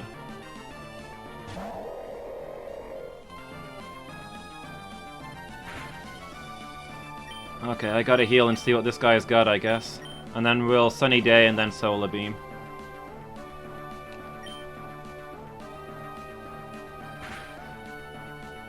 Blizzard, not surprising. That means he's probably got Hail, which is unfortunate.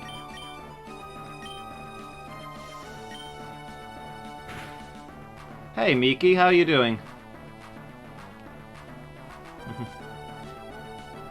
You having a good evening?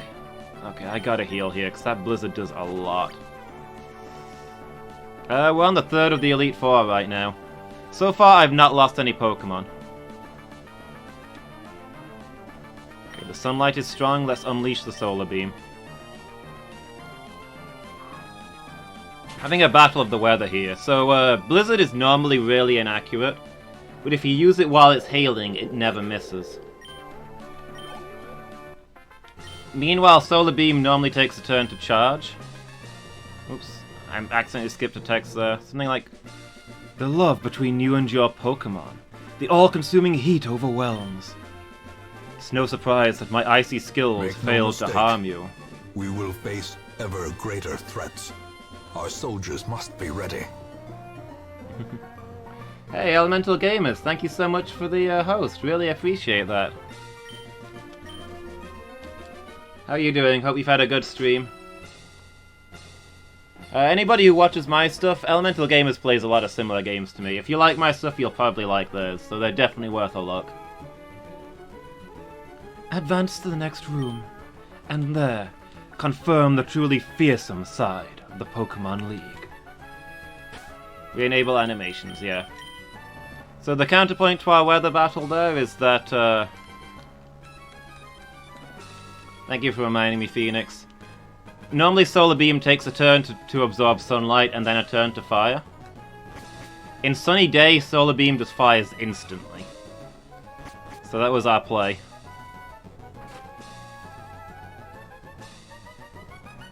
This guy obviously uses Spike-type Pokemon.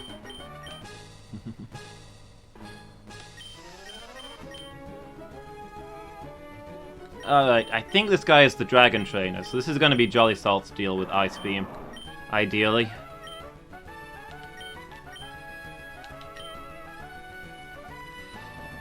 This is where it's going to get dangerous. We've got this guy as the head of the Elite Four, and then we're going to be facing the Pokemon Champion. All bets are off after this point.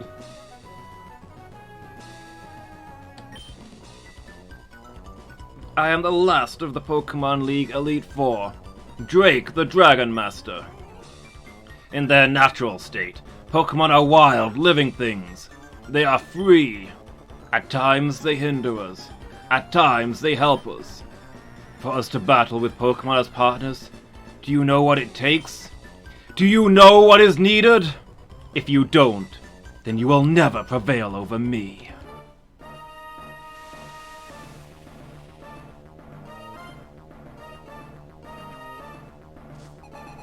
Elite Four Drake. We're fighting a Dragon Master whose name is literally Dragon.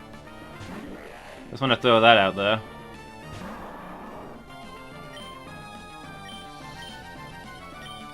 Okay, Shelgon is Pure Dragon? I wonder if it might be worth spending a turn here to pop an X special, maybe. Make sure we're getting kills. What do you have in Rock Tomb? Is that the best you've got? Does lower our speed, but thing is more onion than dragon, yes.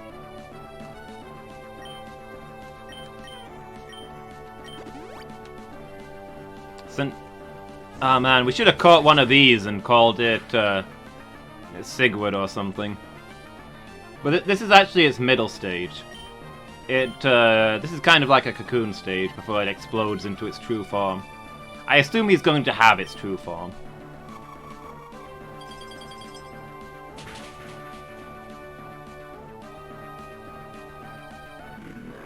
Probably as his final Pokemon. Last and greatest. Alright, Altaria, the Phoenix. Dragon flying. 4 times weak to Ice Beam. As long as you can keep one-shotting everything with Ice Beam, we're fine. We just don't want them to ever get a turn. Because dragons all have ridiculous stats.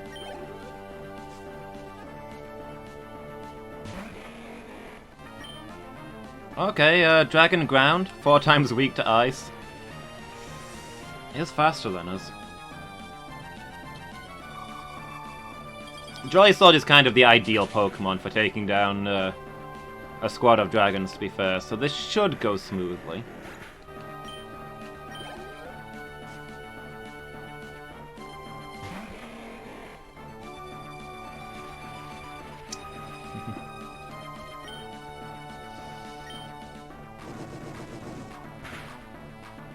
Okay, not too bad. This is actually going way better than I expected. I feel like we over-leveled for this, to be honest. I was expecting 55 to be like barely enough. I thought I'd be facing level 60s by this point.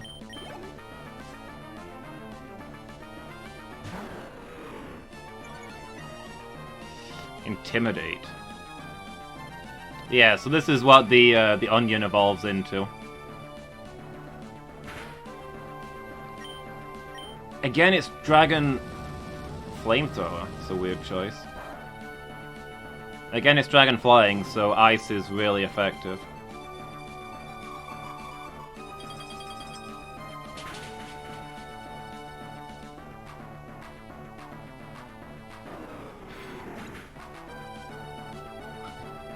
Yeah. I cheesed it a bit by using those 2x specials to raise my damage, but I was expecting this to be a really tough fight. This guy put up a worse fight than the first guy. The first guy almost killed one of my Pokemon. What voice did I give this guy? It was like a minute ago. Superb, it should be said. You deserve every credit for coming this far as a trainer of Pokemon. You do seem to know what is needed. Yes, what a trainer needs is a virtuous heart. Pokemon touch the good hearts of trainers and learn good from wrong. They touch the good hearts of trainers and grow strong. Now, go onwards. The champion is waiting. Don't worry, my Pokemon quite often feed on the hearts of trainers to gain their strength. It's their main diet. I love his outfit though. It's a pretty sweet outfit, I have to say. He looks more like a water trainer, but then again, I guess there's a lot of sailor-type people out here in the islands. Do we want Fire Alarm up? I think we probably want Fire Alarm up front. The champion specializes in Steel-type Pokemon, which are weak to fire and ground. But he's got a very varied squad. Like, he uses a lot of Pokemon outside his specialty, so we'll see, we'll see. These are a lot of stairs. Obviously he wants me to be exhausted when I get up here. Okay, not gonna wait for me to approach you then, huh? We've met this guy like 5 times, and I don't remember what voice I've been giving him. Welcome, Abifail. Harsh, slightly tough, somewhat old. I'm not a voice actor, what do I know? I was looking forward to seeing you here one day. You, what did you see on your journey with Pokemon? What did you feel meeting so many other trainers like you? What has awoken in you? I want you to hit me with it all. Apologize to your master, but this once you must go all out. Now! Bring it.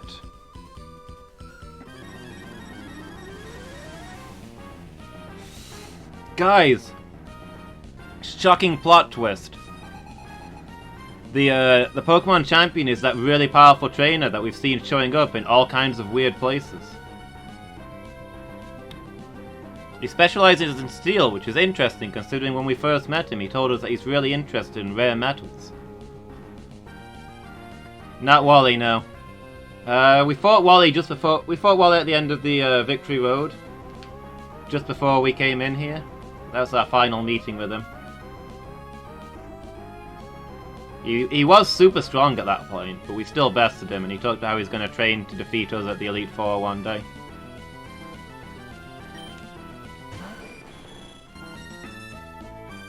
Oh, starting with a Skarmory? How dare! How dare!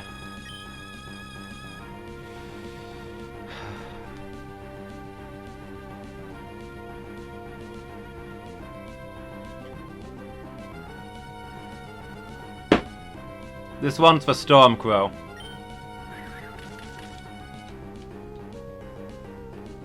Spikes, really? Okay, so now anytime we switch Pokemon, we'll take damage as punishment for switching. That's what spikes do.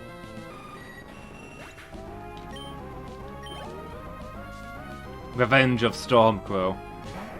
What we got here? Steel Ground? Steel Rock? Steel Rock, I think. Which is 4 times weakness to Earthquake? This guy's still only throwing out 55s. I leveled up way... Oh boy. Oh boy! I was looking at chat and I thought the Earthquake was me, but it was him! You thought it was your Earthquake, but it was I, Dio!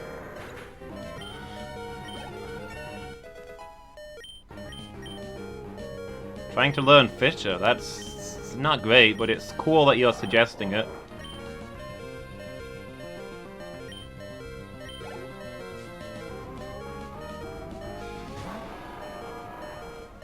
Ooh, Metagross. Steel Psychic? We are full restoring in any case.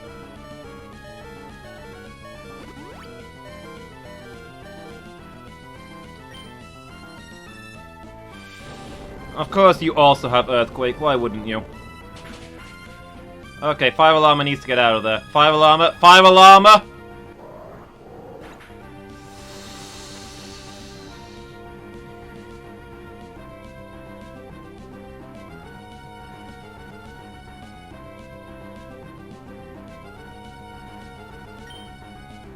Now, the real battle begins in earnest.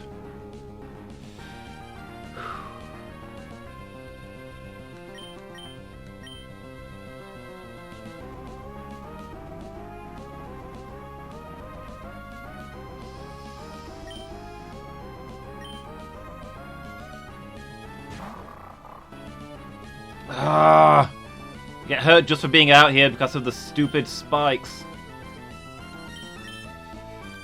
Okay, X defend, X defend. Meteor Mash?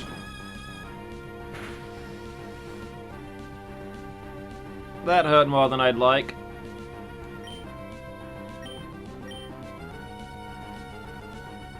What the heck is a Meteor Mash?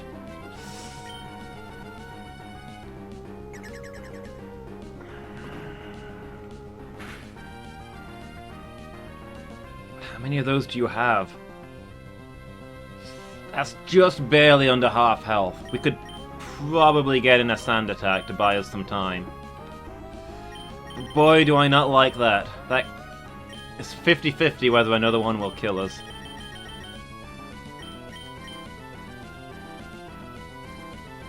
We could also use an X defend here. Then it probably won't kill us. It deals 86, yeah, but there's a slight random factor. The random factor is very small in Pokemon games, but I could see an 86 becoming a 91. We'd be unlucky, but it could happen. Is Meteor Mash Rock? Steel? What kind of... It can't be Psychic. Because that wouldn't hit a Dark type. So it's presumably physical, and X Defend will probably save us.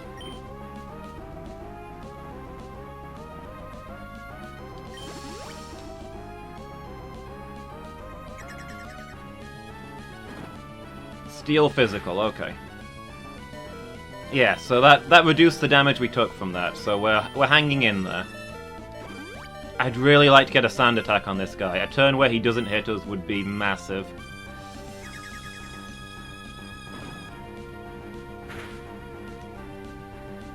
Okay, he can no longer two-turn kill us.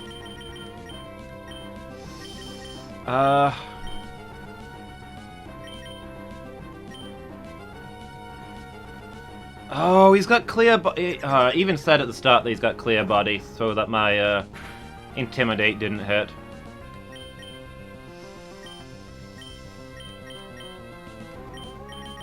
Okay, misplay. I misplayed there. That was on me.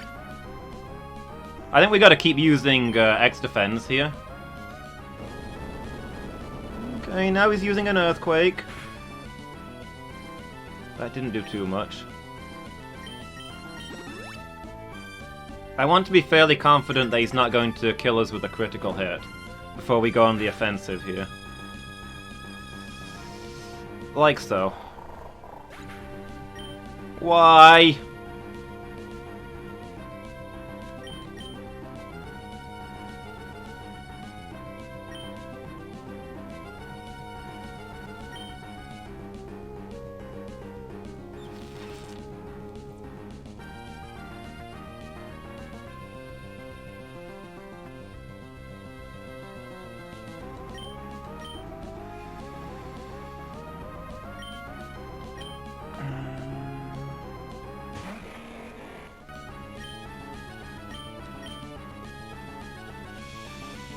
Justice Bug, murder this thing. I don't want to see its face anymore. This should be super effective.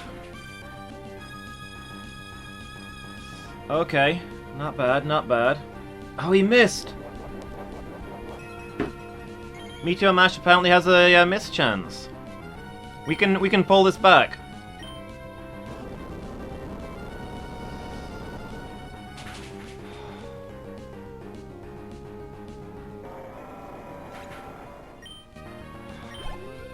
Justice Bug, the hero that we needed. Oh.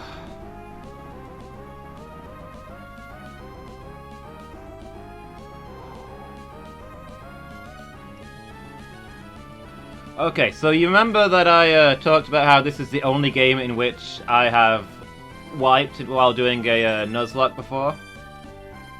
That Pokemon we just fought was the one that did the wiping. I game overed on that while doing a Nuzlocke once. That's the only time it's ever happened to me. That thing is... Oh. We got past him. We can do this. Psychic Ground. Crunch should be double effective.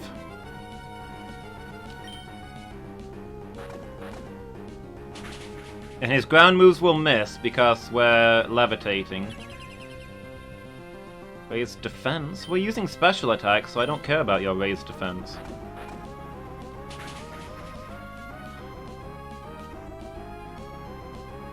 Why would you use Earthquake? Do you not have a move that can hit Justice Bug? You've got to have Psychic or something, surely.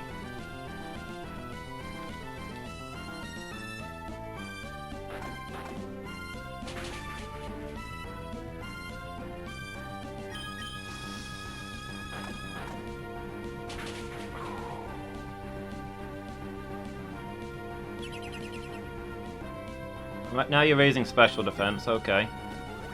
Now you're... How cheap and insulting and just everything is it when a trainer just relies on items, you know? Constant full restores, using X items to boost your stats so you can't win. That's just like the cheapest, pettiest way to win a battle. Like, come on. Come on, be a real trainer here. Sickening. Disgraceful behavior. There we go, got some crits.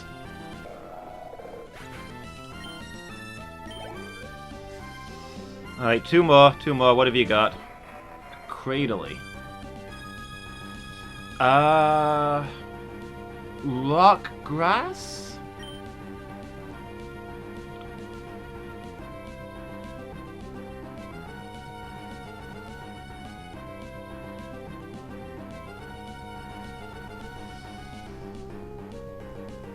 There's a cheap way to make weak Pokemon strong. Yeah. I mean, I did bring in a crap ton of X items, but in my defense, I thought we were going to be a much lower level than them. I was using it as a substitute for leveling up more. Who is good here?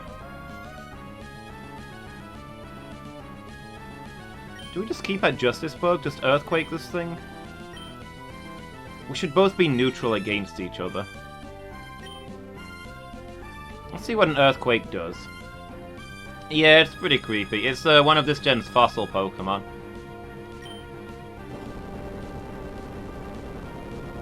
Like it's a dinosaur era. Wow, that did nothing. How much defense does this guy have?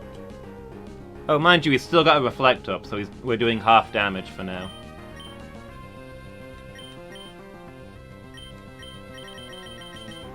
Okay, let's cure that confusion. So yeah, this is a dinosaur era Pokemon that was brought back with cloning technology.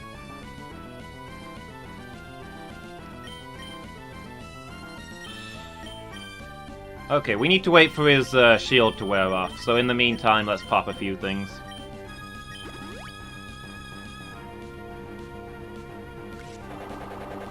Since he's draining our health, we're gonna have to out-damage him, I guess.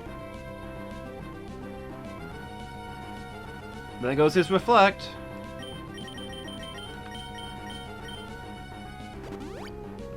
So we'll full heal, and ideally we can start hitting him with Earthquakes.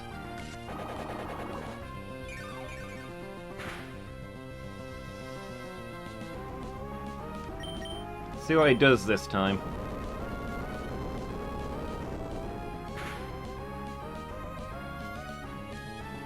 Okay, that was a critical, but that's fine because we boosted our critical hit chance. It was a tactical play.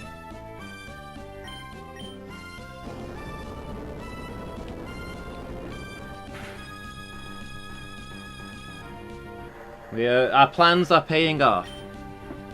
Okay, last Pokemon, what have you got? It can't be tougher than that stupid other thing. An Armaldo. Okay, that doesn't surprise me. This thing is the other fossil Pokemon, which makes sense because this guy loves fossils. So this one is Rockbug. I think it's one of the coolest Pokemon.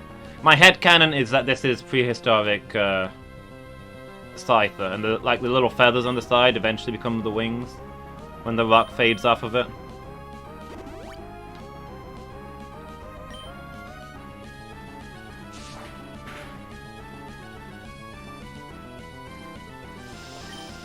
You say I've got this, but those crits. Look at him getting cheap crits in, come on. Who relies on crits? Disgraceful. Slash is a move that's likely to get more crits, so... let's see... Well, Earthquake should be neutral, I guess. Hey, thank you for the encouragement, Mickey. Feeling fairly good about this. Let's see what Earthquake does. Okay. You're gonna need to heal here, because Slash crits more often than other moves.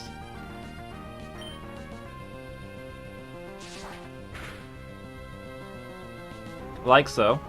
That would have killed us if I hadn't healed just there.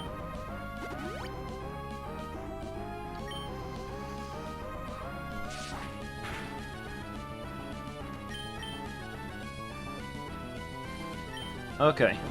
2 Earthquakes away from death. He's probably going to use a healing item, to be fair, unless he's already used all of them, but I'm optimistic. Yeah, there it goes.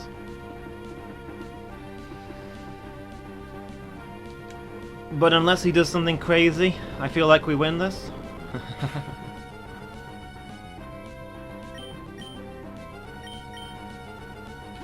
Especially since we potentially got crit Earthquakes.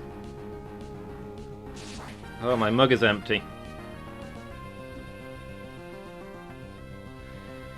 Phoenix, I failed you. I don't have any H2O. They always save 1 restore for each. Yeah. I think the AI is programmed to prioritize saving them, but they don't always do it. Like, it's not a guarantee.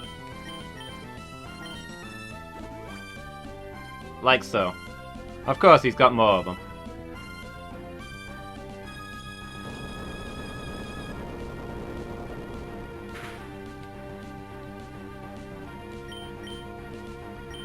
So yeah, there is actually fancy AI behind when they use full restores, but I think it's programmed to use full restores more the less Pokemon they have. So it tends to come out as one full restore per Pokemon. Acquire water, I will do. We're almost done here. There we go.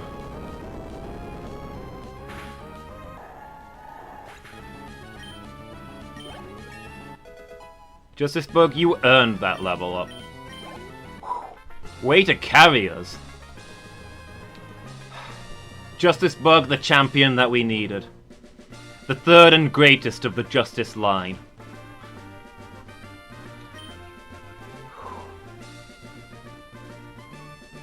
I, the champion, fall in defeat?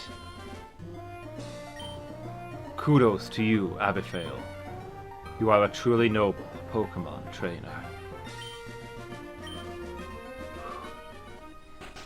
Yeah, there'll be many more Justice Pokemon in the games to come, I guess. Whew. Thank you, everybody. Whew.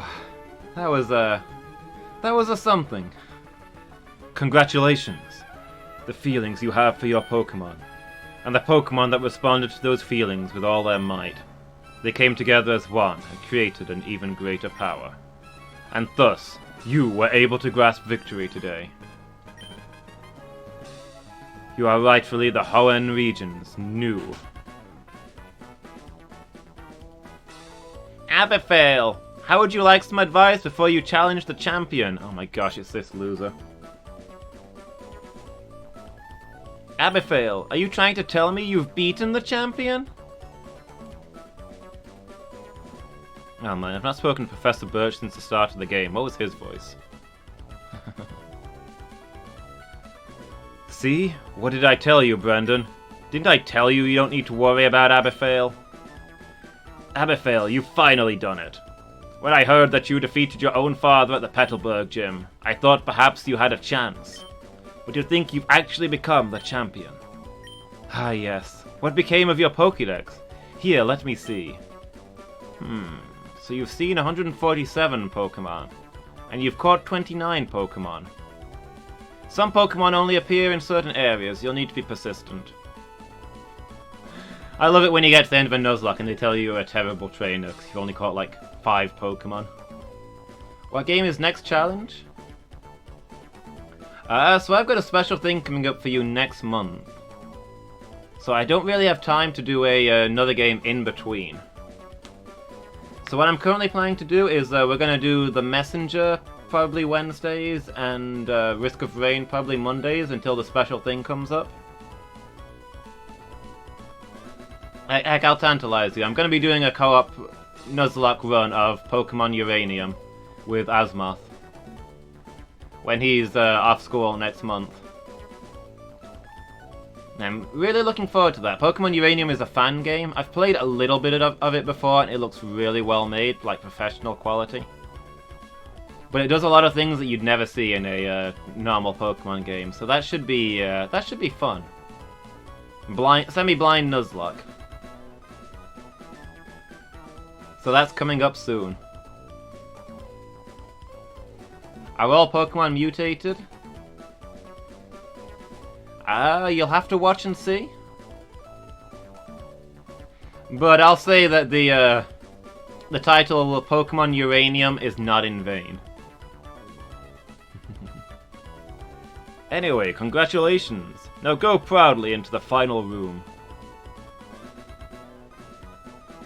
Abifail. No, the new champion. If you're done hanging around with this nerd and his father, frankly I was hoping I'd see Wally instead. Come with me. I'm sorry, but no nerds after this point. You'll have to wait outside with the professor. Can't be helped if that's the rule. Abifail, way to go. Congratulations. Loser thinks he's my rival. Wally's my real rival. This room. This is where we keep records of Pokemon that prevailed through harsh battles. It is here that the League Champions are honored. Come on, let's record your name as a trainer who triumphed over the Pokémon League, and the names of the partners who battled with you. See, don't forget to catch Latios. Can I catch Latios? Wasn't Latios like an event Pokémon? Like you need to go to a Nintendo event to get it?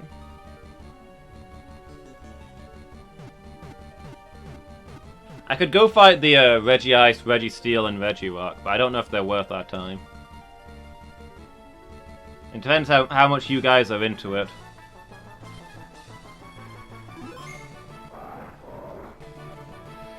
Rip Fire Alarmer. Jolly Salt. Failboat. Rip Tinder.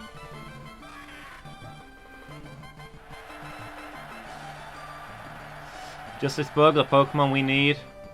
Obsidian. Man, Tinder's been with us right from the start. Second Pokemon we caught after Buccaneer, I think. If we'd lost Buccaneer, I couldn't have taken it.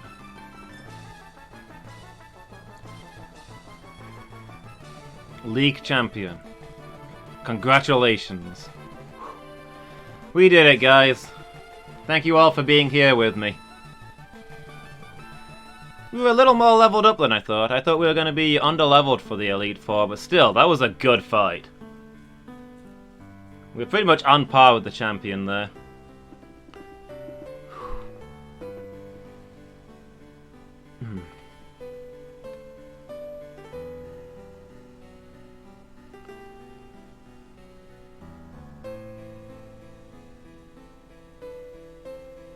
Hey, it's showing all of the Pokemon that we caught. Thank you, Lady Meow. Whew. We did it, guys. It's our third Typelocke down. I feel proud of that. Probably the easiest that we had, but not a walkover. Good night, Lady Meow. Thanks for staying up to watch the end. Really appreciate it. Thank you for being here. Yeah, catch you tomorrow. See, as I was saying, we're not going to move on to the next Pokemon challenge straight away.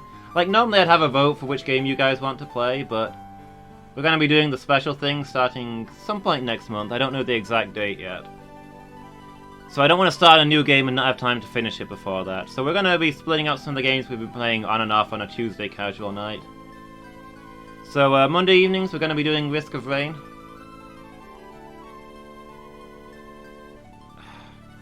That loser again. No, the special thing is that since Asmoth is out of school for a couple of months over summer, we're going to be doing a collaborative run of Pokemon Uranium. But we will be doing the Dark Souls Race to Gwyn at some point, probably on a Tuesday if that's okay with you. I'll be looking at that when I've finished Dark Souls. I'll be asking Burzum when he's free, and ideally we'll book aside a Tuesday just to spend the whole day on that. See how long it takes. But yeah, that's another thing everybody should watch out for. Me, Phoenix, and Burzum, we're going to be doing a race to any percent no glitch race of Dark Souls. None of us are speedrunners. We're just going to be racing against each other for fun. Should be good times. 4 or 5 hours?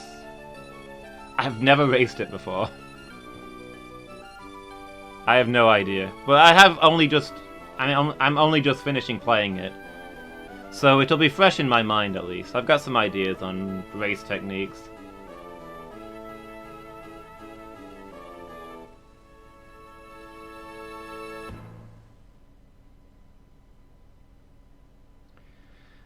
Whew. So yeah, that should be a lot of fun. I'm looking forward to doing that. I'm excited. I'm almost certainly going to come last, because you guys have played a lot more than me, but I do have the advantage that I've played most recently, I guess. So we'll see how that goes. In any case, I'd like to do more runs in future. I might be making it a regular thing, like just say, first Tuesday of every month, we'll have a race, whoever wants to turn up. But in this case, for our first race, it's going to depend a lot on Burzum's schedule. since we've already agreed it's going to be the three of us. Looking at which bosses to skip. Yeah, I know a lot of them are optional. I imagine we skip everyone that can be skipped, to be honest. So yeah, the original Risk of Rain, which I've been playing for the first time, I'll be doing Monday evenings from now on, until we start Uranium. And The Messenger, which is just such a good modern retro-style game. We're going to be doing that on Wednesdays. That is such a good game. I didn't realize how long it was going to be, or I would have given it its own slot from the start. Instead, we've been playing it on and off on retro nights, but, you know, going to play it on Wednesday evening for a bit, should be good. Dark Souls 2 and 3 afterwards? Yeah, we'll definitely be doing them at some point. I'm probably going to do a vote for which Souls-like game you want me to do next. At the moment, I'm thinking Demon Souls blind playthrough, Dark Souls 2, or Hollow Knight blind playthrough will probably be the option, so it's going to be whatever you guys want. But we'll get to Dark Souls 2 and 3 eventually. Even if you don't vote for them immediately. So we'll just be seeing how we go on that one.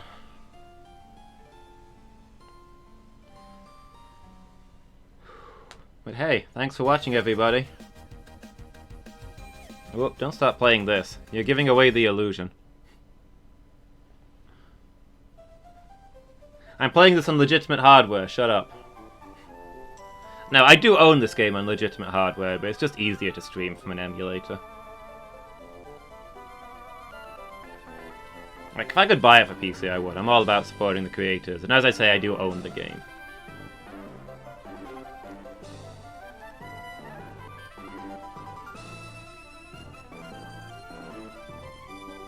Hey look, it's a Delibird.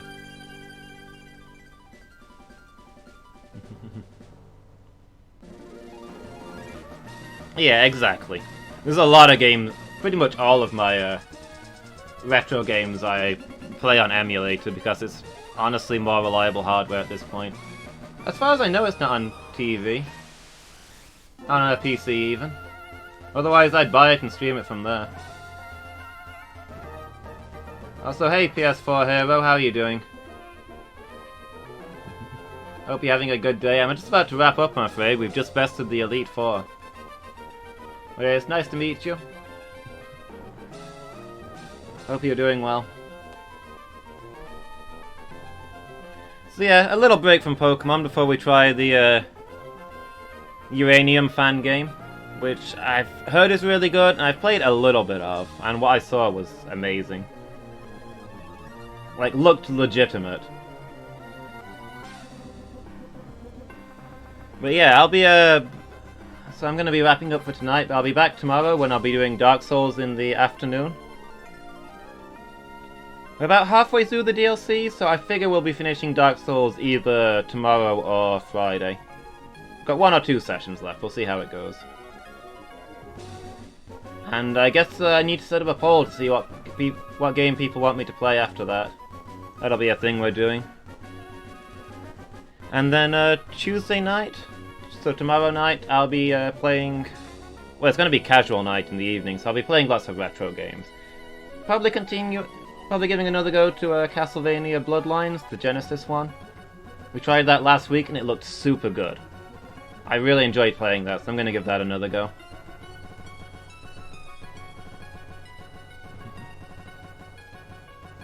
Play Dark Souls, Broken Sword, Naked One. Not going to do that immediately, but I would like to come back to Dark Souls in the future and do challenges. So that's absolutely a thing that I'll be considering in the future. Like, it's got a lot of replay value, that game does. So, yeah, we'll be seeing Dark Souls again. I mean, I'm going to play through the whole series on stream. I've played the other games in the past. So far, Dark Souls 1 is my favourite of the series. I might change my opinion when I've played the other two again. We'll see. But I can see myself going back to Dark Souls 1 a lot and doing lots of challenges on it.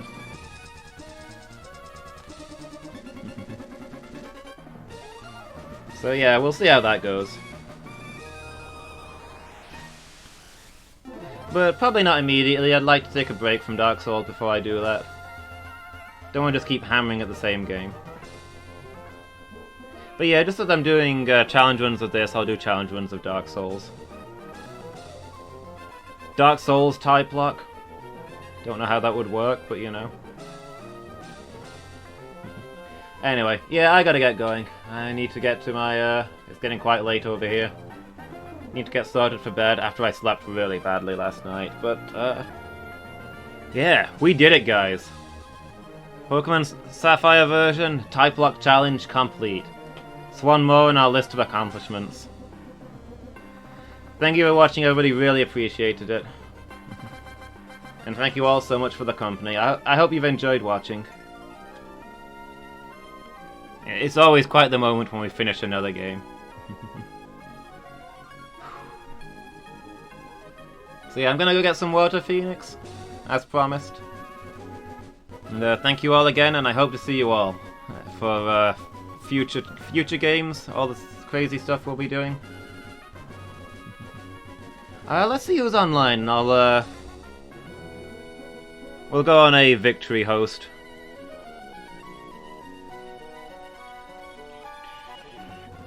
Oh yeah, Apollo's blind playing Darkest Dungeon. We could go raid her.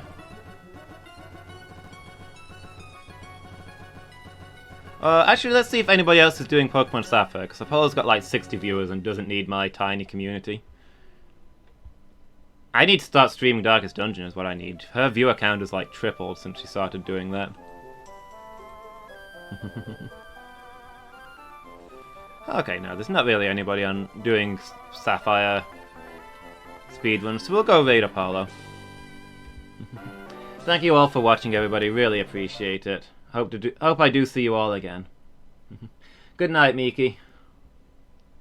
And good night, everybody. Hope to see you all again.